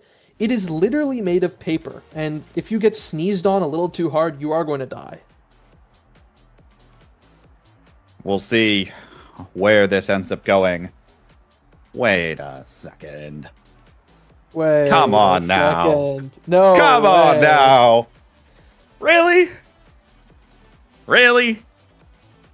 Y'all are just messing with us, right? You're gonna flip back. Yeah. Okay. Yeah. Okay. All right. They almost had us there. Okay. We didn't think it was gonna happen. Okay, maybe a little bit, but yeah. And Rezil going over to Joker and Moffin. Everyone else opting for Super Surge. Moffin, interesting to pick up the Spark of Resilience, especially when there's not a lot of KO threats. I feel like, maybe you're worried about the Quankle out of Jianzu's Estelle, but like, even still, you don't need to worry about a lot. Maybe hoping to just try to contest Joker for Sparks later on as this one develops, Yes. and will likely look for especially Spark of Agility to try to make up for that lost dash range. Yes, I think that's exactly the case. Because there's no real KO threat on the opposite side in terms of DPS KOs, I think Moffin is just thinking that, well, I don't want to give Surge to Zen, I don't want to give Surge to Kai, so let me take it myself so we can contest. And, well, Shianzu says, alright, we'll just piercing shot it off and start us off with a great goal for Showtime. There it is. I feel like this is going to be a game of Joker dribbles it around 20 times, and then Xianzu just randomly has an errant piercing shot, and that's actually the thing that makes the goal go in. Potential for that to happen. Potential for a lot of things to happen here. It is an Octavia in the game after all, who finds a KO versus Leo Leon. Hook will smartly wait for the flow state to run out on Joker before attempting to make a play. Gravity Well spawns in at an awkward time, and Joker picks up both goal barriers on the behalf of Showtime. Leo Leon comes right in and is out for revenge versus Joker, knocking him down to low stagger. He'll come back online. Beat Drop comes out, tries to bully Hook away. The flow state runs out here yet again. We won't have the amount of presence that he might like. He seems to be doing fine for the time being, and so is Shianzu as he does get this flip up and looking for it. He's so close. He's walking up, flip, and it gets saved. But return to form, still have a lot of ground to cover. Piercing shot lines up with two. Leo Leon and Hook now both low on stagger. Knocked around by the ensnare drums. Leo Leon taken out by the Xianzu's Rose Warp. Power play opportunity. Joker looks for Xianzu, goes right behind him, but down in the beat drop, can't strike it into the goal. Now dribbles to himself on the bottom side, but Moffin's there with a crooked leverage. And you might think, for those of you that are unfamiliar with Moffin's game, that Kazan goalie, what is this actually going to do? It actually does quite a bit, although the crooked leverage comes up just shy. One size awakening, that stays out. And Joker puts another one away for Showtime. Well, I think the other thing that happened there is Moffin had to guess that 50-50 because Joker's right in the middle with a great shot towards both sides, and unfortunately for him, he did guess wrong because I think that crooked leverage actually went towards the top side. I know Kazan has its issues with his indicators, but regardless, Joker is taking so much damage, and he's in some threat to get KO'd if the side of Return to Form choose to focus him down. One goal barrier taken on both sides. Joker now trying to keep this core in the corner. Has to win these strike wars versus Hook in the blazing pace. Leo Leon collects the goal barrier though, and now here's the Oni's blade, tries to send it through Barcode. Barcode will find the save, and now Leo actually turns it right back around. Right place, right time, strikes it through. And it's crucial that he didn't burn this flip, because as I mentioned before, there's a lot of ground for Return to Form to come back and take. So having this flip for this next point, or next series of points even, would be really nice for them. And he gets this first barrier. Oh, he doesn't get any of them, even after burning the flip. There it is, but I really don't think that's what you want to be seeing out of Return to Form. You saw the play that he was going for. Leo's trying to be a little greedy, and alright, you know, to each their own. If he comes away with the play, he looks like he's the best ever. Now he looks like he's taking a seat on the bench. The goal gate's open on the other side as well. Xianzu, though, steps forward. Rose Warp, core flip, and it's in. Set to the favor of Showtime. Hey, Showtime, you know, showing us why they did get second last season. And, well, Octavia first pick. There's some great options here, right? Castellast, yes, that is probably one of the most obvious ones. The Stagger Swagger potentially is another good option. Does opt for the Castellast in the end, though, which means that this Stagger Swagger is now gone. He doesn't have it anymore. The Rapid Fire does go over to Estelle, but there's a Catalyst on Zentara. This Zentara is going to be flipping even more. Flipping even more. We'll see whether or not he's able to make a play off of that. And we'll go from there. Siege Machine, of course, picked up by Barcode here, though. We've seen projectile range be incredibly strong on Mako's in the past, especially picking up a strike shot. Now you pick up your awakening to boot, and your coverage has suddenly gotten quite large. Able to play a role offensively here as well. In the event that your team needs it, of course, because you're running an Octavia who's probably just going to keep running around, and also who just picked up Castle Blast in the last drop. So, you know, whatever the case is there, but Leon doesn't care. Has the energy burst, finds the KO after dumping enough damage into Barcode, and finds the goal. Yeah, I think I do worry for the side of Showtime if this damage continues to go through, because Leo has been very efficient with his cooldowns in dumping damage, and if more starts to come through, then we can definitely see the way in which Showtime loses. There is a world. Of course, there's also a world where Joker picks up another couple of sparks, becomes virtually indestructible on this Octavia, and already has the Castellast as well. Shanzu rose warps forward, tries to keep the offensive play going. Joker drops the flow state, does still have at least a little bit of speed after the drum and bass. Now he uses the energy burst, but Hook will return in kind with his own. Looks for the beat drop, tries to just bully Muffin away. Shanzu is still looking for Joker, keeps it alive for long enough, and he will find the goal. Yeah, when you give as many chances to score to Joker as Shianzu does, he is going to put in one of them. Even against a Kazan goalie with size and, well, frankly, a triple goalie on the side of return to form with how they're positioning. Now, Shianzu, after burning that flip, he's looking really low and in threat of dying. Has to opt for not taking this ore, but this means that Leo can just look for him and combo him off. Well done by Muffin, well done by Hook. Each defending a goal barrier for return to form. Muffin looks forward, up to Leo. Jianzu still low, still at risk of getting sent off the pitch, and now will by the barrage of Hook resets. Joker, though, dribble on the top side, finds one barrier. Here's the flow state, trying to cover as much of the map as possible, but it'll run out without him touching anything. Coral drifts slowly down. Muffin pulls back with a crooked leverage. There's the energy burst, goes right to the ensnare drums. Leon this time is the one that is low. Picks up an orb, and will get healed up at least slightly. Oni's blade is out, though. And does have an energy burst as well, but all the meanwhile, Joker, close to his own, dives in as Leon looks for this barrier point blank, finds it off of the bounce, and now the core slips by. Muffin takes a shot, and it comes up large. Yeah, I think really that's just not even a shot, it's just a clear down to the bottom side. But Joker and Shianzu not in position as Barco just had to leave the play, being taken so low. And we saw this once before. That was what the other goal happened from. It was from the damage coming out of Leo, leaving Barcode in a position where he just could not contribute to the play. We'll see how this continues to develop here.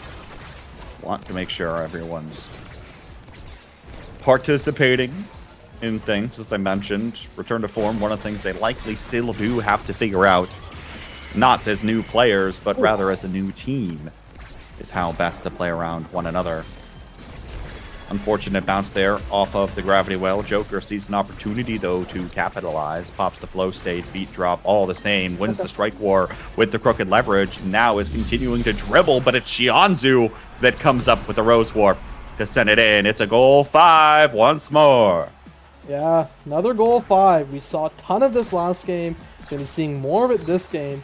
Now, looking at a quick energy snapshot, it is slightly favored for return to form, although not by much. But then we look at the catalyst, right? Leo is definitely going to be getting off one flip, maybe 2 if this point goes long, and a great clear out by Barcode means that the second barrier doesn't fall for Showtime. Hasn't fallen yet, although they're starting to collapse on it. Here is the energy burst. Leon lines it up, slices it through, and now Joker low on stagger, forced to pop the beat drop, trying to just keep this stagger up for just a little while longer. Core goes right back to Leon. Now Barcode, nice pass over to Joker. Joker still keeps this one out and away from Leo, despite everything that Leo is attempting to do. Joker down to Shianzu now. Has to step back for the orb, as he's still the target of a lot of damage. coming out of return to form. In the flow state now, Rose Warp forward. Xianzhu once again finds another play on the offensive side. Goal barrier. Here's a pass up to Joker. Core flip used. Barcode has a perfect pitch. It'll keep it out. Now, piercing shot almost sends it through, but the crooked leverage was there. And now the Octavia primary almost comes in from Joker, but no, Muffin can react as the core was hit rather slow. Press the point. Still keeps it out. Energy burst used by Xianzhu, but it doesn't matter.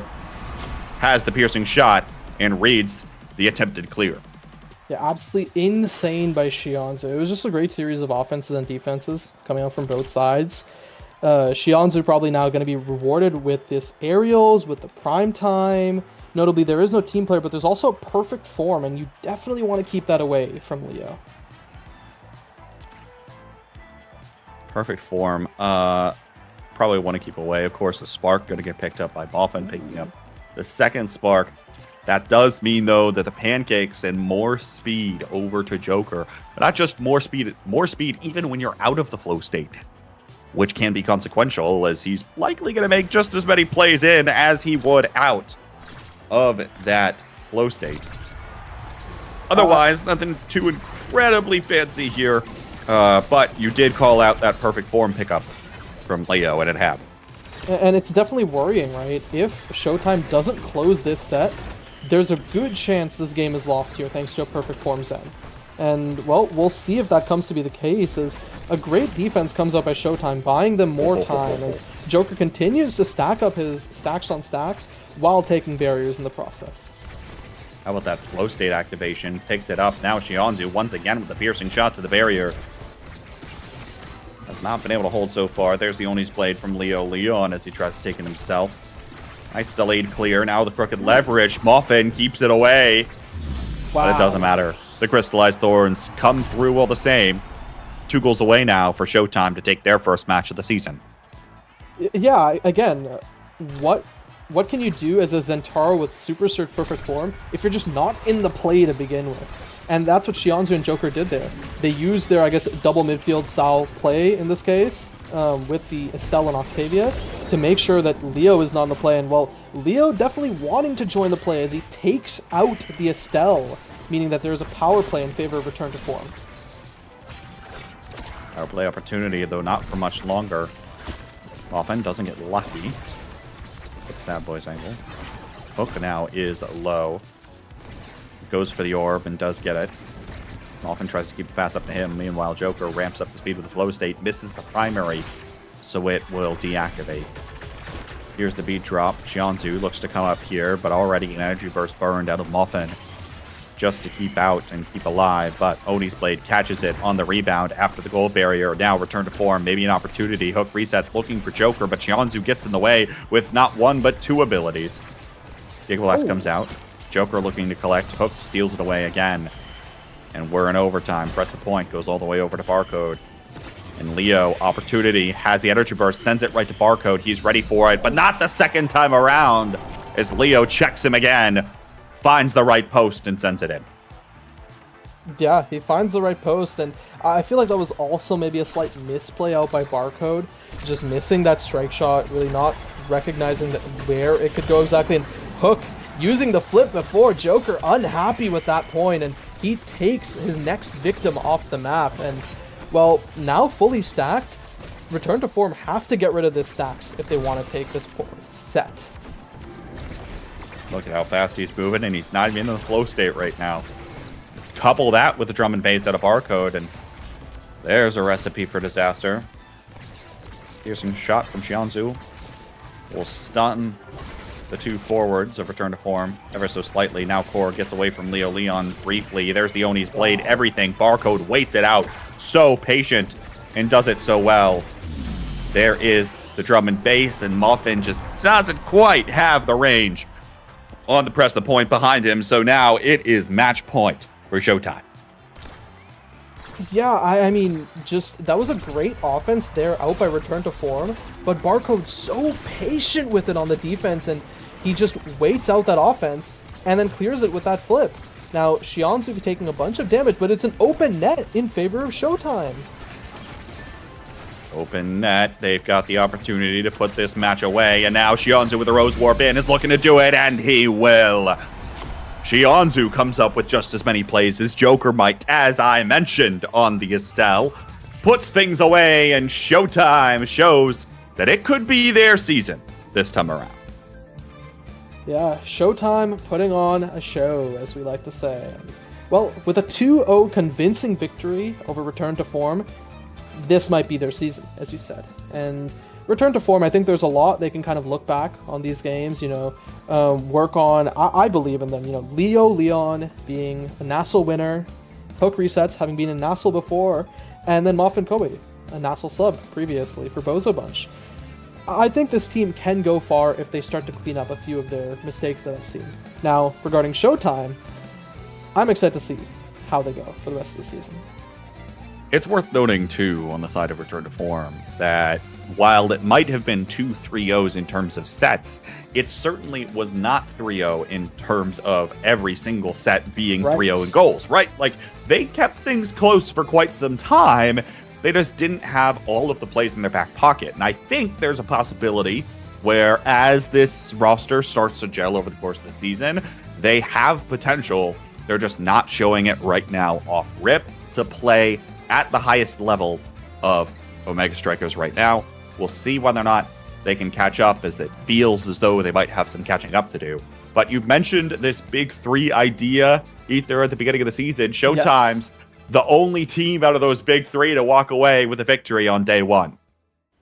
And I think that is something that they themselves are very happy with, especially with Sad Boys, Demon's Raw, probably going to be finding their form a little bit more through at later points in the season. Showtime having this edge going into the end of the regular season, potentially for seeding, so that they don't have to pick between Boys and Raw if they end up all in the top 4 together, right? That's something that they want to see. Now, there is one more match we have at the end of this day. Bozo Bunch versus EKC. This is a tried and true, I want to say rivalry, even though Bozo Bunch has beaten them most of the time. It just feels like something you kind of want to see all the time. You'll want to see it, and it'll be on the other side of this break. Don't go anywhere, folks. The final match of the opening day is coming up next. I've been K-Bot. That's Ether. We'll see you around.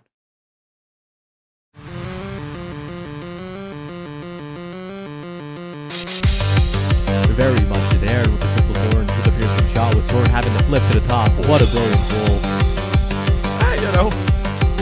Sometimes. Hell of a start here. Harris taking improvement of these. Look at this play for Kensuna. Thanks to everything that's coming their way, but Bloom's still able to dig it out. The back reaches of that corner. NXED in position. There's the image first. Kitsuna's anomaly keeps it online. The goal gate's open. Fiery and Average Alex both low on stagger. Fiery has to retreat. Can't keep up the pressure at all. And now Average Alex gets cyber swiped away by EKC. Kitsuna will find the bottom corner. Era's Kitten Club will find their way once again into the North American Strikers League, in case there was any doubt.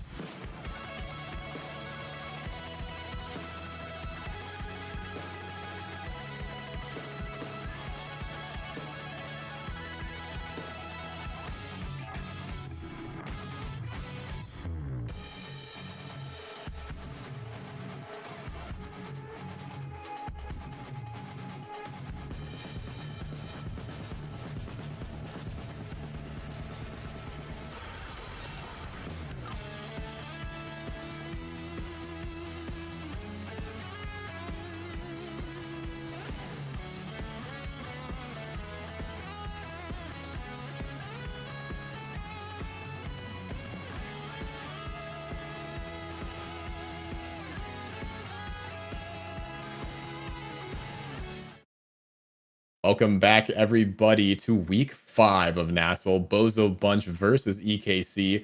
We know you guys have been waiting for this match, so we're going to hop right into it here. I am joined today by none other than Yoshi64. Yoshi, how are you doing today? I'm doing phenomenal. It's been a while. Hey, I'm locking in. I'm ready to watch this historic matchup. Wasn't it Bozo Bunch versus EKC week 1 last season? And I think the season before. We're here, we're back, and both teams loading up on the main rosters, pulling out some interesting comps. I'm seeing a rune on my screen. I'm already getting excited, looking forward to this. And I don't know. What do you think? Yeah, I'm excited for this too. I think we'll have some good players, of course, this season. Nassel being one of the highest tiers of play, and we'll be getting right into it. Atlas's Lab will be map number 1. We'll have to see how this Estelle goalie fares. Yeah, definitely a really interesting pick. Bread's just known for these not quite meta goalies, but still performing on them always, running the strike shot.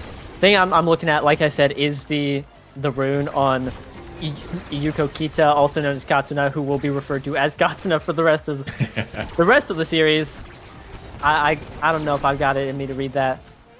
And it's been a pick that's been showing up a lot. Opinions of the rune character have been sky high recently, and I'm looking forward to see how it performs. Big Banish coming out onto Dropletto. Both barriers down for EKC right now, and I think early game, the Bozo Bunch comp is going to be a lot stronger. They just have a lot more scoring potential. But NXCD has phenomenal KO potential, and he's going to be taking out Breads right there. And, you know, if NXCD pulls it off, which he is known to do, this could just be an EKC game. That's right. We've seen Juliet's today popping off all throughout our matches on week 1. NXZD, no stranger to this Juliet character. And there's the core flip right away from Katsuna. Finds that top corner, and there's some explosive energy, but it did take a core flip to get it done. So we'll have to see if Bozo Bunch is going to be able to secure this first set, or if it will fall to EKC. Yeah, all the core flips, all the energy down on EKC, had to use them to score those points, which means Bozo Bunch has a ton of it. Ooh. But one core flip dropped, another different circumstances, but all the energy has been wiped off, both brawlers down, and now it's just a humble 2v2. EKC, or Bozo Bunch, has to defend EKC on the offensive. Soren really getting in there, playing a little bit of forward action, while Katsuna stays behind trying to defend. But only one barrier goes down for Bozo Bunch. And NXCD dropped again. Now it's Bozo Bunch's power play, and they're on the offensive right here. Slipping it in. The pillar not quite stopping that. And Muncher Gret is going to be putting that one in, tying up this game. That's right. A little quick start to this, and the KOs are already flying. Of course, we've seen 2 already, 1 for each point. Surely another one. A nice save by Soren as he keeps that out. Katsuna looking for something. NXCD almost gets the KO on the Gret there, who survives with 1 HP, able to retreat and find that orb, but at the loss for 1 barrier. Purebreds gonna hold this down, and Katsuna running for their life. Just trying to stay alive. Will heal up, but look at all the danger in front of the net. There's a nice flip to secure 1 barrier, but we are even, though the pressure is mounting on the side of EKC. Yeah, absolutely. As Katsuna is going to go down to the cyber swipe, turret in the corner, the Bozo Bunch corner offense just going crazy here, gets both barriers, and now they're doing a lot of damage here. The Estelle, the Aimee, the Rasmus, all just characters that can output a lot of damage, a lot of chip damage, just progressively getting it, knocking people down, Soren going down, and Gret just tapping it in that bottom corner, gonna slide that right in and pull ahead here. Well, when you said the Bozo bench, you weren't wrong. These players are being taken off the map left and right. Despite having a now on this team, that being Soren, it's still hard to keep your teammates alive. As we just see over and over, these people taken off the map, and 1 barrier will fall. There's the flip not being used, just skirting right around that unstable anomaly there. Brad looking to get this through, trying to win the strike war against Katsuna. There's the flip into the cyber swipe. NXCD is low in this corner, but does have flip. Will get healed all the way back up by Soren, and we're back to even. The Bozo Bunch missing one barrier. We'll see if Soren's able to keep this alive as he goes for the sword. Yeah, Dropletto taken down low. NXCD with the flip. Gonna knock out Gret right there with it. Now power play, open net. Breads burns the flip, gets it ahead, almost gets both barriers, but unlucky Sad Boy's angle does not take that first one. NXCD staggered, gonna have to get something done, but gets pendulum swung right into the net. Soren has a flip, able to defend. The double banish is gonna shut down all of Bozo Bunch's momentum. Now it's just Soren in the corner, able to get it out. NXCD is back. The flip almost sends it right in, but Breads with the blink, able to keep it forward. They're just, both teams looking for their opportunity. Bozo Bunch has to get this barrier if they want to secure the set right here and now. EKC has the opportunity. NXCD in the 1v1, able to mix up Breads with the bottom shot. Breads moving up. It's just tough 50-50, and that's a tie game. 0.5. Yeah, we've seen this time and time again today. All these teams want to make it. But 0.5. You know, they just want to keep things interesting. They want to get as many goals as they can. They want to hit level 10 in the first set if they have a chance, you know? At least that's how it feels with these matches today. See Dropletto trying to cook on this Rasmus. Looking for something. Pressure mounting in the bottom. A nice clear away, though. Will save some. And a beautiful unstable anomaly almost saves that. But instead, a core flip for his efforts. See Katsuna pushing up. There's the flip. Will secure that barrier. And now NXDD will be camping, sitting on top of this Estelle from Obscure Breads. All you got to do is pass it up, and a nice flip to save things from Soren. Keeping this at a distance with that Rose Warp, and oh no, the core just drifts through. The first set will go to Bozo Bunch. Yeah, Soren pushing up, trying to catch the core before it gets into a dangerous situation, but unfortunately, the situation was dangerous enough. It got past. I really like how Gret flipped, knowing that Soren had core flip. He shot it and then traded core flips because Dropletto came in right away with another core flip. And I think that was really smart play by Bozo Bunch. Here, rewarded with 1-2 punch on the Aimee. Gonna be putting out a ton of damage. And again, already been doing a lot of that. Gonna be way more impactful. Spark of Resilience going to NXCD. If he can pick up some more sparks, that's gonna get really scary really quickly. It'd be a big deal. Watch out for that. Katsuna picking up Hotshot. Also a pretty big deal. Just farming more CDs for pillars. Gonna be really nice to see. And then of course, Dropletto on the big fish. His potential to make any play just exploded. Rasmus with size, as we know, is incredibly potent. That being said, not Bozo Bunch's point. Not going well right now, but maybe they can turn it around. Dropletto might be able to get in there. Gets one barrier. Gonna be looking for two. But NXCD has the ball and a bunch of pillars behind him to get to work. So EKC looking for their opportunity, but just unable to find it right here. Yeah, I mean, this is scary for Bozo Bunch. It's so hard to get in against Katsuna when you see that hot shot coming through. The banish not working out this time, but a huge gravity well from the middle just KOs Katsuna. And now it's a power play for Bozo Bunch looking to get this past EKC. Gret up to Dropletto, back to Gret, stuffed again, this time by the ult. The flip comes out, and the piercing shot might not work. We have to see NXCD try to use this flip, but it's too fast. Obscure Breads not able to get to it and opts not to use the core flip instead. EKC takes the first point of the set. Yeah, EKC, despite the power play, and honestly just the damage coming out from Bozo Bunch, it's seeming a little overwhelming, but NXCD has something to say about that. EKC doesn't have a super traditional damage comp, as you would think, whereas Bozo Bunch definitely does have a lot more damage, but they just have explosive burst potential. Katsuna with the banishes and the double pillars. NXCD playing Juliet. Anytime he has a flip, he's just a threat to society. Will be getting a KO off of it, almost definitely. But despite all that, EKC, just when they get their KOs, it'll be really big. Bozo Bunch playing a little bit more consistent, and Breads having a really great save earlier, but unfortunately, Katsuna getting in there, catching the beam, and winning that interaction. EKC is just kind of running away with this set now.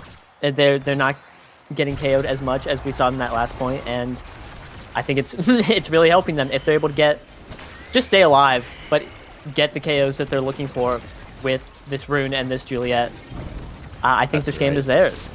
There's just so much on the pitch that it's hard to get through. I mean, we see the Sentry turret coming out, and it's still not enough to get it done.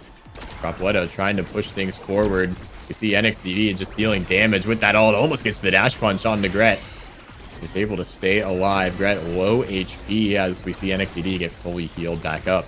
And that's the difference maker, is this HP. We'll see the KO, and we'll see Katsuna just flying across the map, taking up so much space that it's going to be hard to make this work for the Bozo bunch. There's the flip coming out, redirected towards the bottom. You see the dash punch, not quite predicted right. As the unstable anomaly pops just a little bit too early. Bozo bunch able to take that second barrier. And here's where it's hard. NXDD with the flip to the bottom corner. Obscure Breads not able to stop that. And this set will go the way of EKC. Yeah, really well played by EKC. They were just able to avoid a lot of the damage, play to their win conditions, and a lot of stuff. And oh, Spark of Strength detected. That's about to go a little crazy. Juliet swagging up with 110 power base, an extra 48. Is it? Hold on, I can do a little bit of math. No, 44, but that's 154 power.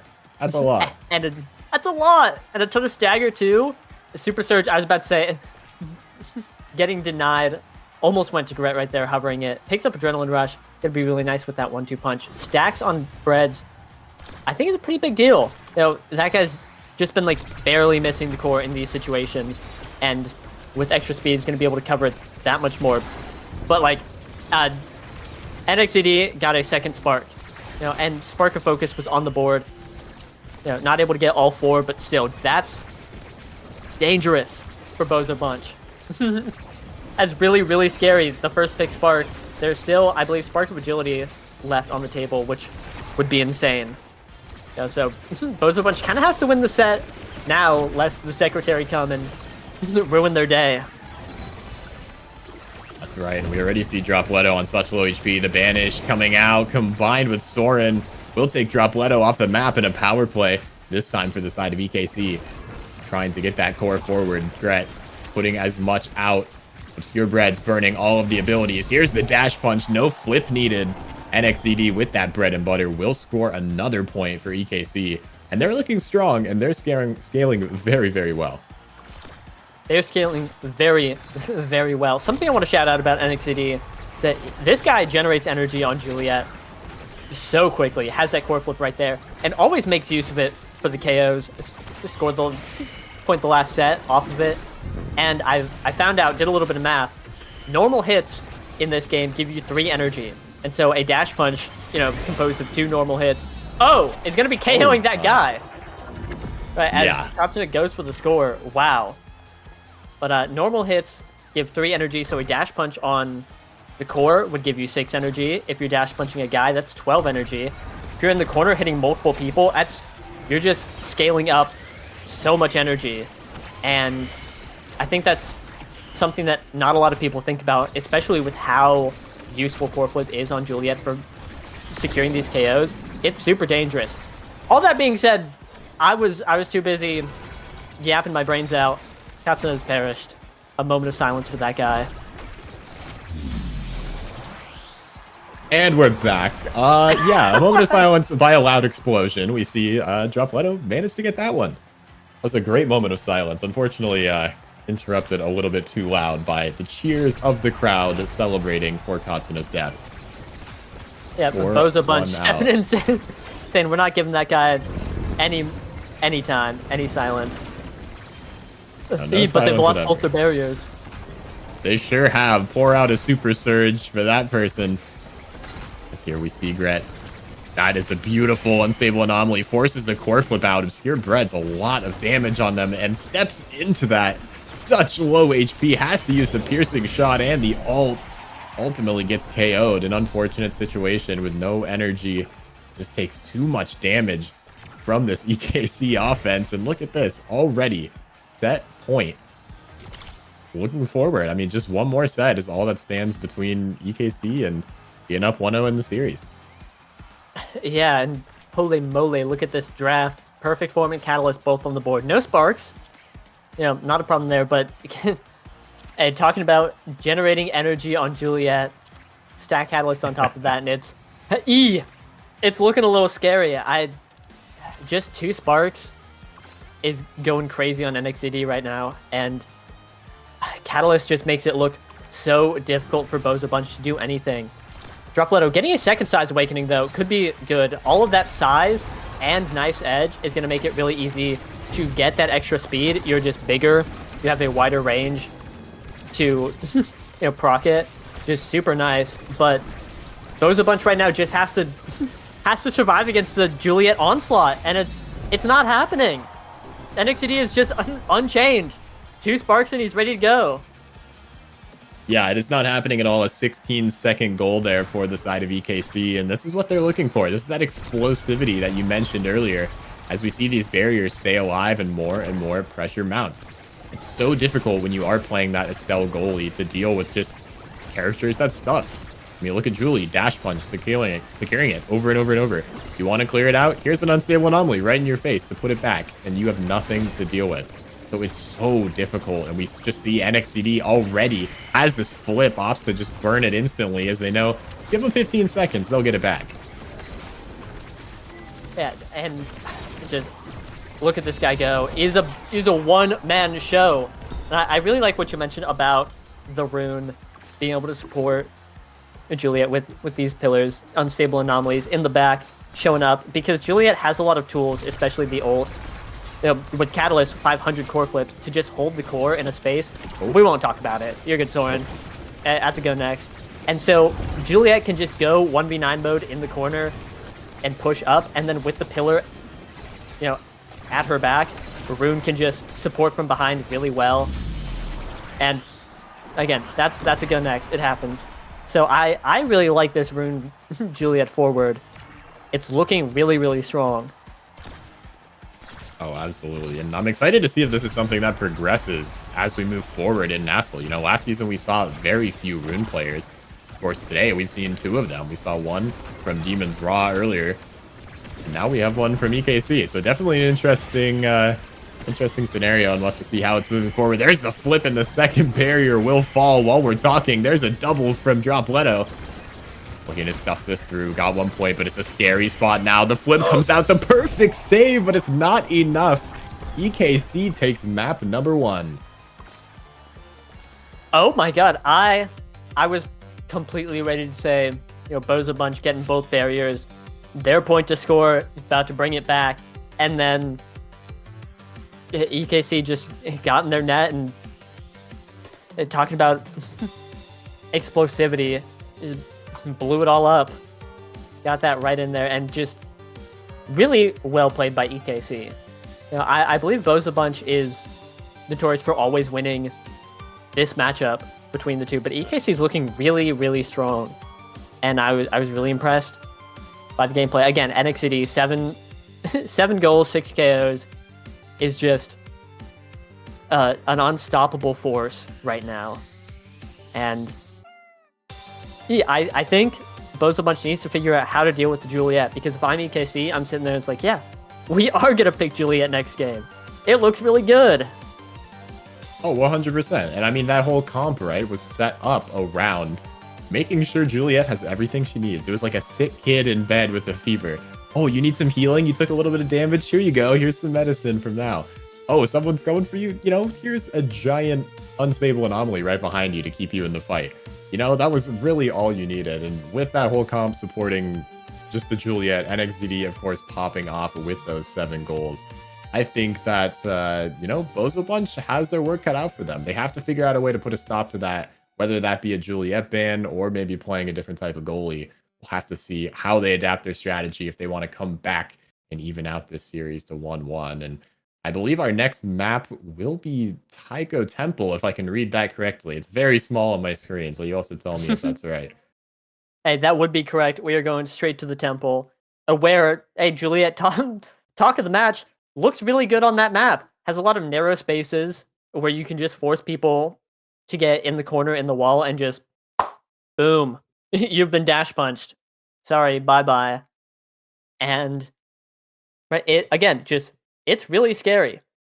The character has just been exploding in popularity recently, looking really strong, and NXCD is someone who is able to just bring out the most out of Juliet. I mentioned earlier about Juliet generating a lot of energy through Dash Punch, but I think NXCD is just really, really good at the character. He's always hitting as many things as he can with his abilities to generate more energy. He's always just running around hitting the ball. There's the impression that Juliet, the character, is only good for her Dash Punch, and then sometimes she ults. But obviously, this guy is on the ground floor, on the front lines, doing everything he can in the core control department to help out, farming those redirects, getting that energy up, and I don't see many people play Juliet like him. It's super impressive, and I'm going to sit here and continue to talk it up because it looks really good. And again, like I said, going straight to Tycho, that's a great time to pull out the Juliet. I would be upset, frankly, if they didn't play it. That's right. And yes, my camera did get dash punched. I'm sorry for that. So I am just a floating advertisement. Now you get to know the brand. Apologies for that. But yeah, I mean, this is going to be interesting. We're going to be getting into draft here, so we will get to see what these teams will pick. Of course, cast to last explosive entrants are going to be the two starting awakenings, which means we might see some projectiles and some creations just sitting on the ground potentially the entire time.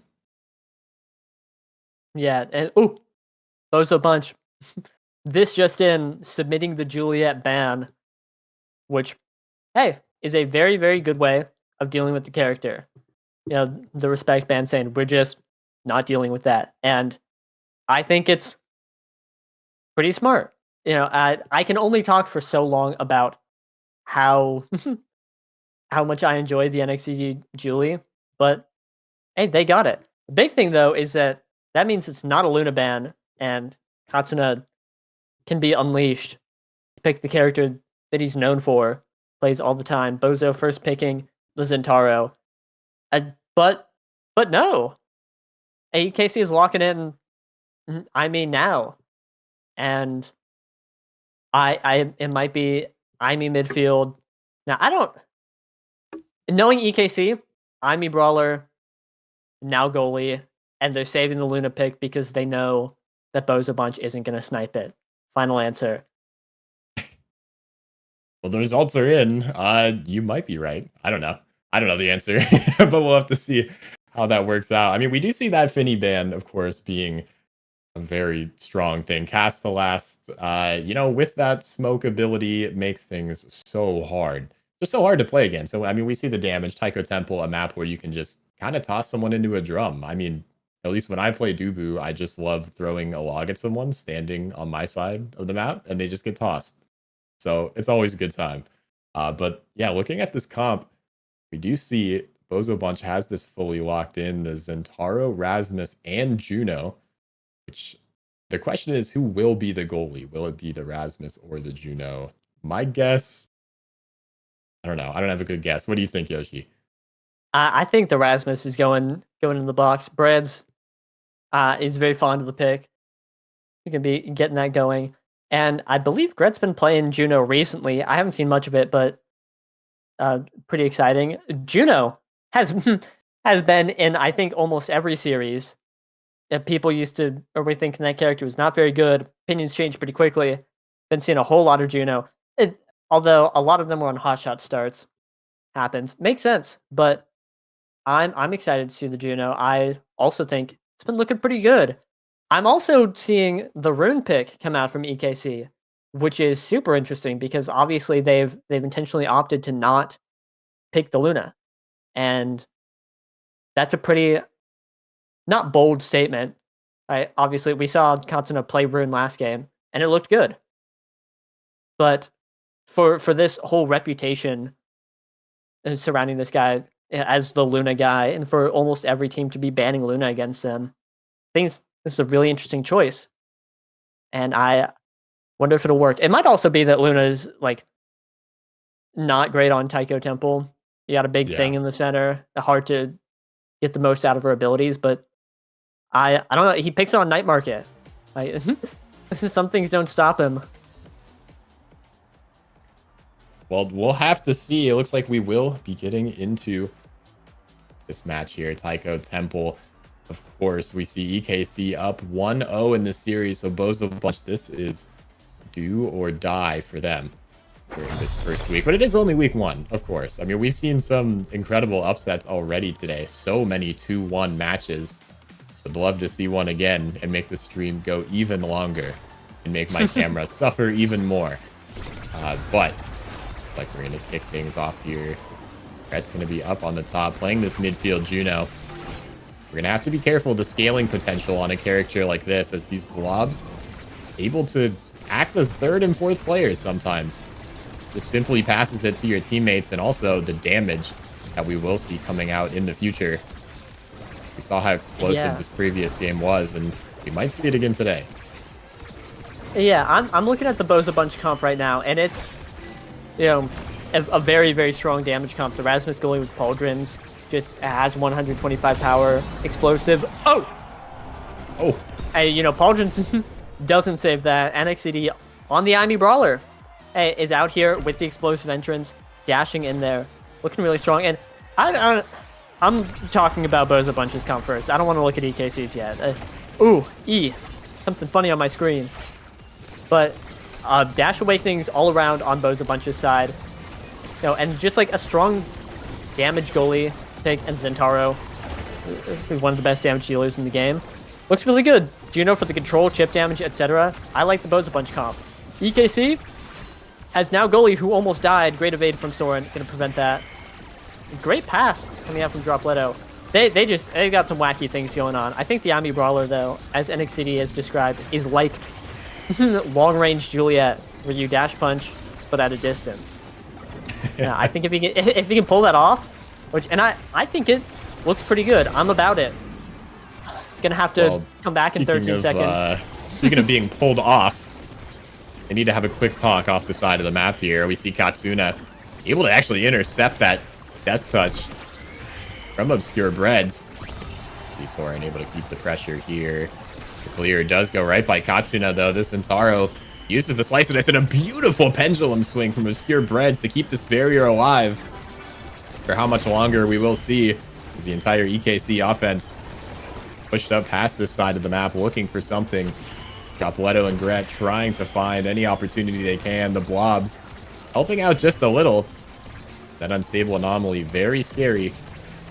The momentum can shift so fast with these drums. Dropletto up here winning strike war after strike war. There's the jump forward from Gret. Not working out this time. Purebred's popping the unstable anomaly. Dropletto looking for the stuff, but beautiful spacing from Soren. Dropletto survives on 1 HP, being passed around the map. Comes the shot again. The banish coming out. Will that be enough to KO? No, it will not. Gret survives with low HP. But taken off the map. Dropletto. It's a 2 versus 3 for the Bozo Bunch, and the entire offense is pushed past the line. There's the shot. But there's not enough. Obscure Breads gets stuffed. And NXCD just waits it out. A beautiful mind game.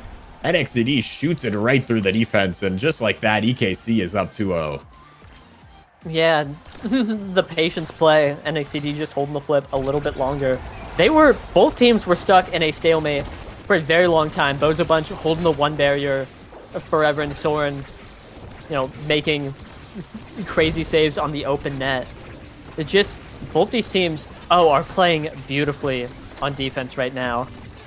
And a Bozo Bunch, I think, is just really struggling to get through the now. Dropletto did spend a lot of that last point, staggered, you know, unable to really get into the play before, without threat of being KO'd. But Gret here, with a beautiful little tap. You know, good for par, getting that right in the bottom corner. Core flip, not needed. Just wait through all of it, all the cooldowns coming out, and it'll just be able to tap it in. Yeah, despite this being a temple, that was an unholy angle there in the bottom. Nice find. Dropletto manages to get 1 barrier. That glitch pop coming out, not quite enough, as now the entire team healed up by Soren.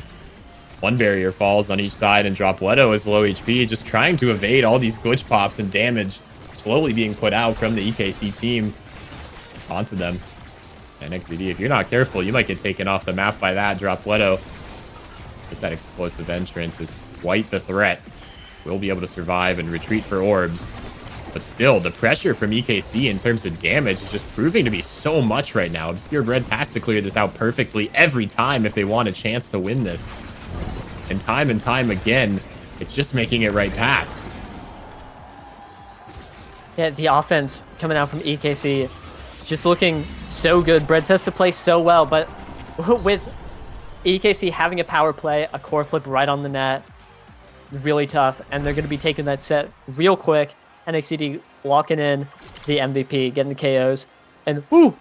Oh, I'm looking perfect form. Super Surge wants to double up on Dash Awakenings. That's so much damage on the Cyber Swipe. Perfect form, just great deny from Zentaro, who's 6th pick. Obviously, someone else can take it, but it's a great awakening. It's really good. That being said, you are giving Hotshot Juno, which is scary. We've been seeing a lot of Hotshot Juno today. It's a good pick. That does mean, though, that Katsuna... Or no, Soren. I'm so now midfield brain, I just forgot. And now goalie, with that Monumental, it's going to be really nice. Can just throw the orbs up on that midfield line, and it just covers the whole lane. Really hard to deal with. Things are looking tough for Bozo Bunch, I will not lie. Dropletto picked up Adrenaline Rush, which I think has a lot of value and can create some good opportunities for them. But they have to be in situations where he's not dead to create those opportunities. Yeah, well, definitely need some opportunities here. Taking off the map again. Look at all this trash in the goalie box. Will take that second barrier. There's the flip into the Cyber Swipe. Just the KO. It's absolutely brutal from NXCD. It's just so much power being output onto this team. Of course, every character can just do so much damage. We saw last round Dropletto within 8 seconds of being on the pitch reduced to a mere 1 HP, and it's happening again. In under 10 seconds, this person is KO'd. They are gone. The striker is deleted off the map. And look at all of the pressure. Soren pushing up. The blobs trying to help. There's the flip through the turret. A beautiful angle there. The little combination from Soren and the pressure from Katsuna and NXDD will net the goalie a goal. Go figure, huh? Yeah. Hey, EKC is just vicious today. NXCD is doing his thing. Juliet or not, the KOs are coming out. And then they just have 3 creation characters. You know, Woe Be Upon Ye, Turret, Pillar, and Now Drone are right in front of your barrier, and you have to figure out how to clear it, or else your barrier goes down. That wouldn't be very good. It's just like, this looks like agony to play against. EKC, once again, is unrelenting. Taking every opportunity to put it in, has both barriers down. 1 point away from winning the set. Like, Bozo Bunch has to start changing things up if they want to win this set, let alone the game. There's so much on the line here for this week 1 match. Ooh, but that's a big find. That's a big huge find. find. It just goes in. I mean, if the change you're talking about is simply living, then 100% you're correct. I mean, look at the difference here just on NXDD versus Dropletto. A 3-level difference, soon to be 2. But still, I mean, I couldn't even help laughing, but last round, a 2-second KO. Look at that. The combination, Dropletto just loses all of his health immediately. And then the rest of the defense struggles to keep things alive. I mean, EKC is just looking so dominant, so explosive. There's the flip for the second barrier. What can Bozo Bunch do except sit back and watch as EKC just controls the show? Yeah, absolutely. Breads has a flip, but Dropletto goes down. And Gret trying to get it through the pillar. Looking for an opportunity, but EKC has power play. Soren walking in, but the pillar in Bread's face and the glitch pop stun is going to be putting that in. And we're really seeing this Centauro pick kind of backfire. Obviously, the character is so strong and does everything. It does everything. That guy can do it all. But he has such little stagger that even Imi Brawler and Rune Midfield are able to just smite him. And it's so much damage, so hard to deal with, and it's been forcing Bozo Bunch into this permanent 2v3. It makes EKC look so dominant because they're just really far behind in every play, and it's really hard to deal with that. Anyway, that draft is a little scary. I think Gret picking up this Unstoppable is going to be very nice, very useful. But Dropletto really needed some survivability, stay in the game. Picks up a Spark of Strength, which is not quite that. And NXCD got Catalyst. That's perfect form Catalyst. That's a lot of energy. It's terrifying. And they're just brawling. NXCD taking the brunt of the damage right now, though. If Bozo Bunch is able to get a lot of damage on, kind of turn the tables here, how the turntables, etc., I think they have a chance. It's do or die this set. They have to start on the comeback. Now or never, as they say. And it's looking a little tough. It's looking like it's not right now. But game's not over yet. Could be next point. I mean, it sure could. I can tell EKC is just having fun with it. Soren, we saw just stalling out time so much, using those dribbles, using those abilities to just keep the core out. Meanwhile, the rest of the team absolutely wailing on Bozo Bunch. And that's really the issue, like you mentioned. Bozo Bunch just not allowed to play their game, forced to play it like EKC's rules. And it's so hard. I mean, look at what you have to get through. That unstable anomaly from Katsuna, just beautiful, keeping things alive on the defense. And we see Dropletto taken out again. This game is bloody, and this game is ruthless when you're playing against EKC. And here comes the flip. This time from Obscure Breads. NXCD not using it yet, but has that catalyst. So we'll see more and more flips being used from them. Dropletto's back, able to stuff it through. It's going to take a lot more than that. You're trying to come back from an 0-2 set. And Soren just toying around in the goal with that angle. There's the banish. So much damage. Dropletto staggered immediately, dodges the cyber swipe, but still gets the orb stolen. And it's so hard for Bozo Bunch. Looking to find something. The shot from Katsuna to the top corner will put them 1 point away from closing out this series. Right, here it is. Either EKC sweeps this game away in a very clean series, or Bozo Bunch. I think KO's NXCD, which is, they're halfway there.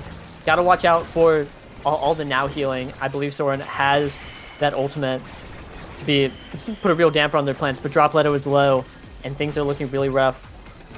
As Bozo Bunch has to perform the corner defense here.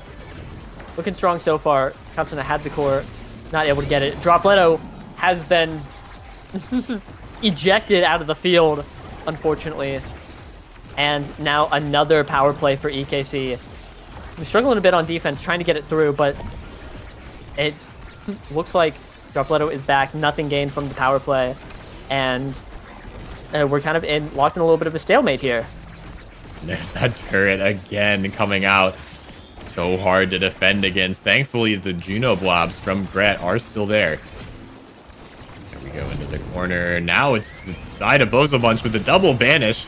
The core flip to stall things out from Gret. It's going back so fast in a beautiful pendulum swing. Keep that barrier alive. NXCD has the read, but just not able to capitalize on that last barrier. Bozo Bunch has to do something, and they have to do it now. There's simply so much in the midfield, and great from NXCD to keep this pressure. Look at this, the own barrier, as you have to try to keep it alive. Obscure Breads has the flip, but that's all they have, forced to use it. 2 flips on the side of EKC. Dispels disaster. The flip coming out almost KOs NXCD, who is still alive somehow, some way. Sitting on this side of the pitch, Gret looking to do it and finds the angle again into the bottom side of EKC's net. It's 1 point, but will it be enough? And is this the claw that can claw its way back in? We'll have to see. Because once again, yet another insanely powerful kickoff that this time goes the way of EKC. Yeah, I'm looking at NXCD this whole time, and his aura with flip is just so menacing. Gonna be getting that barrier. EKC Trying to end the game right there and now. Not going to be getting it. But it's Obscure Breads versus the world. Gret getting banished. Coming back here. Now pushing up on offense. Has an opportunity. Gret has a flip. A lot can be done here. Bozo Bunch getting that first point in this set. Gonna be looking to bring it back. But Drop Leto's low, and he just has to play for life here, but it's so difficult. Almost gets the barrier on the dash. It just has to weave through 500 cooldowns. As here, it's Katsuna trying to mount an offense, and another power play for EKC. This could be it. This could be it. It's so close. Soren is up past the midfield line with that core flip, looking to score it for himself, and NXCD just puts it through. Nothing you can do about it, and EKC takes this series 2-0, and will wrap up week 1 of season 5 of the North American Strikers League. Yeah, a phenomenal performance coming out from EKC. They played really well. I think a lot of people have been down on this team, and I'm wondering why that is, because they just played some phenomenal Omega Strikers. EKC is coming out full force, starting the season 1-0. Bozo Bunch, unfortunately, not taking the W this time. Bit of a shift in the power dynamic in Nassau here, but of course, it's just week 1. We got 8 more of these. So anything can change, anything can happen, but I'm really impressed by EKC today. Oh, absolutely. I mean, EKC was looking incredibly dominant throughout all these matches, and they were just playing really well together. They doing all that damage. We'll have to see. Of course, all these teams are going to be doing a lot of VOD review. And I believe, as K-Bot mentioned earlier, it's still early enough in the season where not everyone knows exactly how their opponents are going to play. However, as we move through the weeks, we have these coaches, we have these analysts on board these teams that are able to come in, tell them how to beat this strategy. And I think a lot of teams are going to be studying Rune and Juliet after this week's matches. Yeah, definitely. I mean, I would get in the lab right away after seeing that Ijit masterclass on both characters. Looking real nice. But yeah, super impressed. I believe that's going to be everything for right now. We got a post show coming up. Question mark? I think so. I'm looking for an opportunity to cut to the break here. So anything you've got left? Yeah, of course. Thank you all for watching week 1. We'll be happy to see you in the coming weeks for sure, as we have some more amazing competitions. Of course, don't forget, check out the Bestie and Slop shop. There's actually some crazy t-shirts and merch and all sorts of cool things in there. So definitely go take a look if you haven't already. Put it on your Christmas list, even though it's a little bit early. And of course, I'm Tech, joined today by Z Yoshi, a million Yoshis, 64 of them actually. As we hop into this break, next will be the post show with Brickbat, I believe, as your host. So don't go anywhere, and we'll be right back. We'll see you soon. Bye.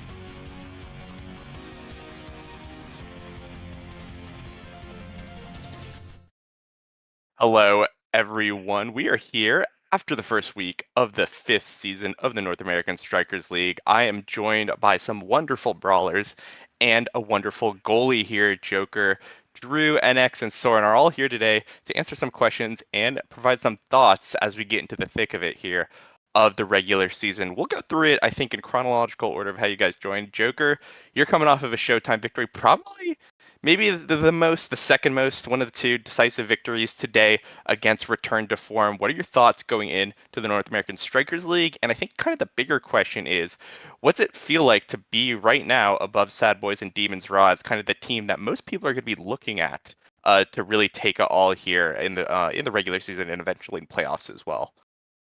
I mean, first to answer the first part of the question, how it feels going into the season in general, like I'm beyond happy this season because this is my 5th season in NASL, right? And this is the first season actually that I'm going into the new season with the full 3 team members of last season.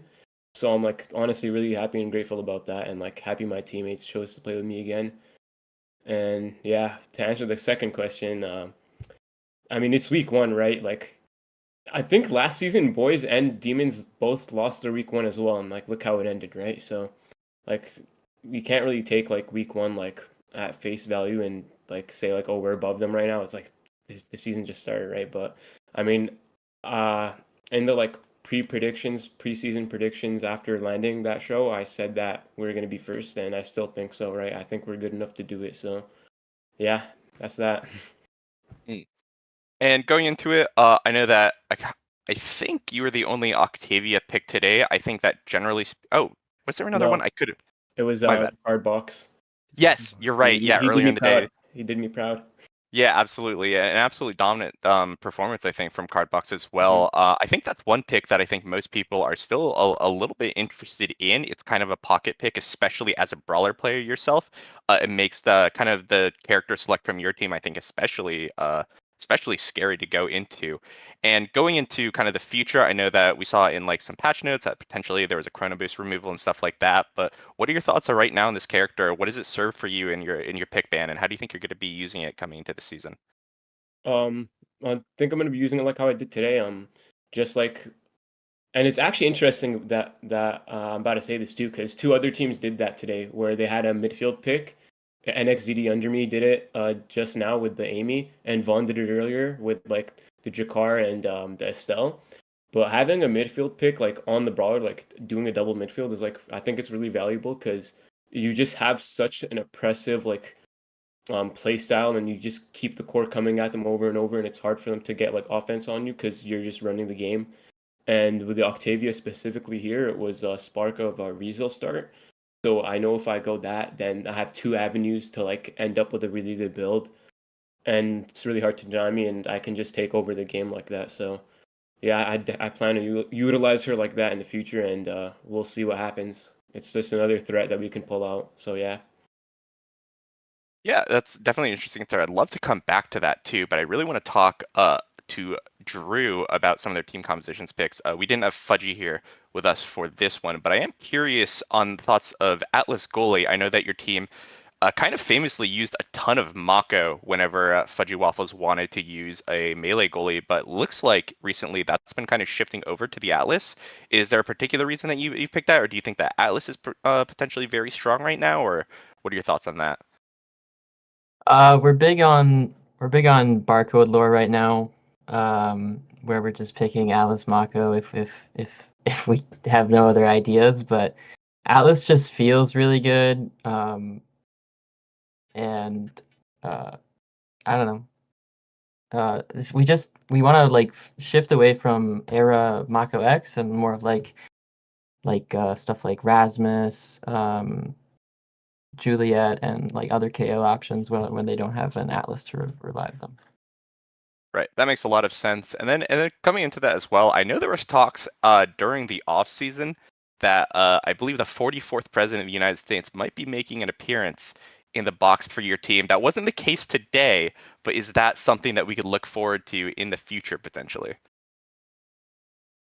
Maybe one game if it has no if it has no implications for anything important. But we were thinking about that in the off season, but we had a nice little talk, and we kind of shifted away from that. But I'll be interested in see if that shows up.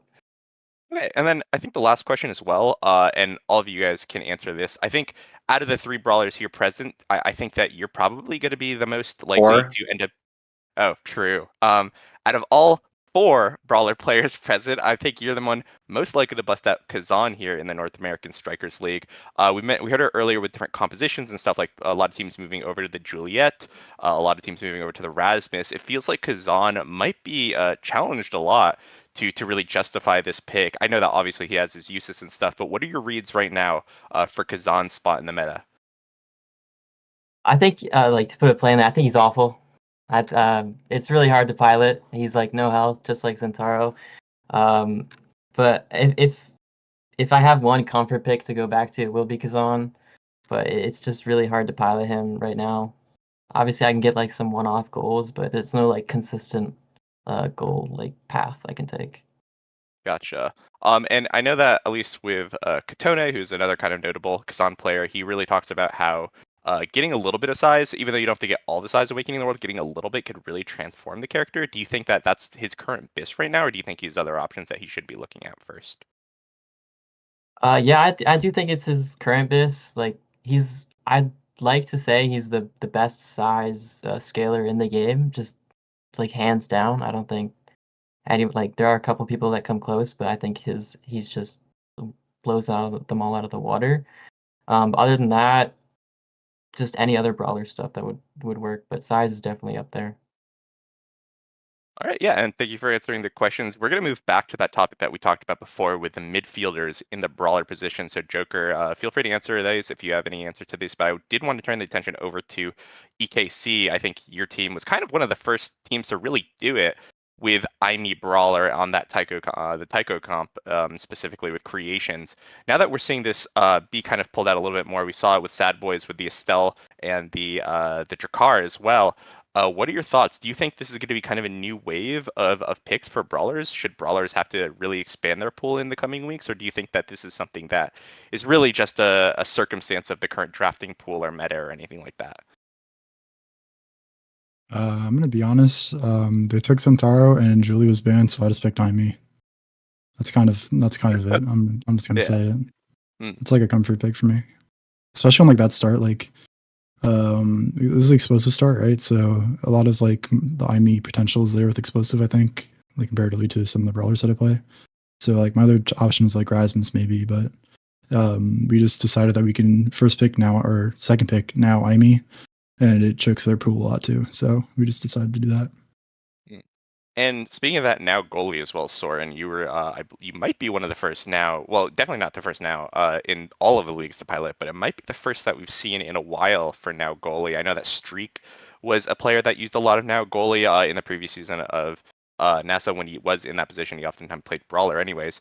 What are your thoughts on this pick? Do you think it's something that's going to be really strong? And I know that there have been some experimentations with goalies, off-roll goalies from your team before. But what are your thoughts on this one? Is this the one that you think is going to really stick?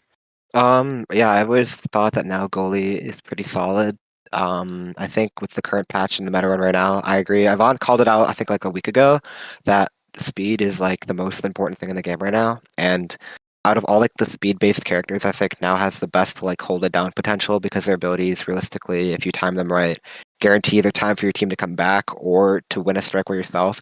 That and with like all of like her BIS, you can get any dash awakening, Manu, any sort of like timeless, like all that stuff. I think she just pretty much is on like you can't deny her in draft ever, either last draft, and then you have like the TP potential to just like go up and help your team whatever, like heal them too. Like in the last game, they kept doing so much damage to NX, and they couldn't really kill him because I would just TP on top of him. So we're getting good at like instead of like him going to the corner and like hiding, he can just push up into a location where I can TP on, heal him, and then I get to help with offense too. And on like those corner like stuff maps, like a strike now primary is really overpowered. I haven't been playing much goalie. I've played one comp game of goalie in the past like 2 weeks. I've only been playing midfield, and now it's probably my most played. So it's like pretty easy to pick a character like now and just run it down like a practically a midfielder with like just the goalie mechanics, and I think it's really strong. I know not a lot of people have been playing lately. I think everyone's kind of like melee goalie pulled right now, and I think now has a lot of the strengths of a melee goalie character while having the ability to walk up and hold a position like very comfortably. So yeah, I think characters that just have core control or like creation spam right now are really good. I think we're leaning away from like the hit stun meta.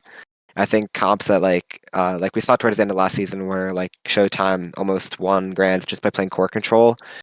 And I think if people start polishing that more, then teams become more coordinated. That I think that's kind of run the meta unless something like drastically changes, which is why we like the rune too. Right, right, and I think that we don't have any midfielders here today, but I think that's the kind of the final thing, big change. Right, right. I know that.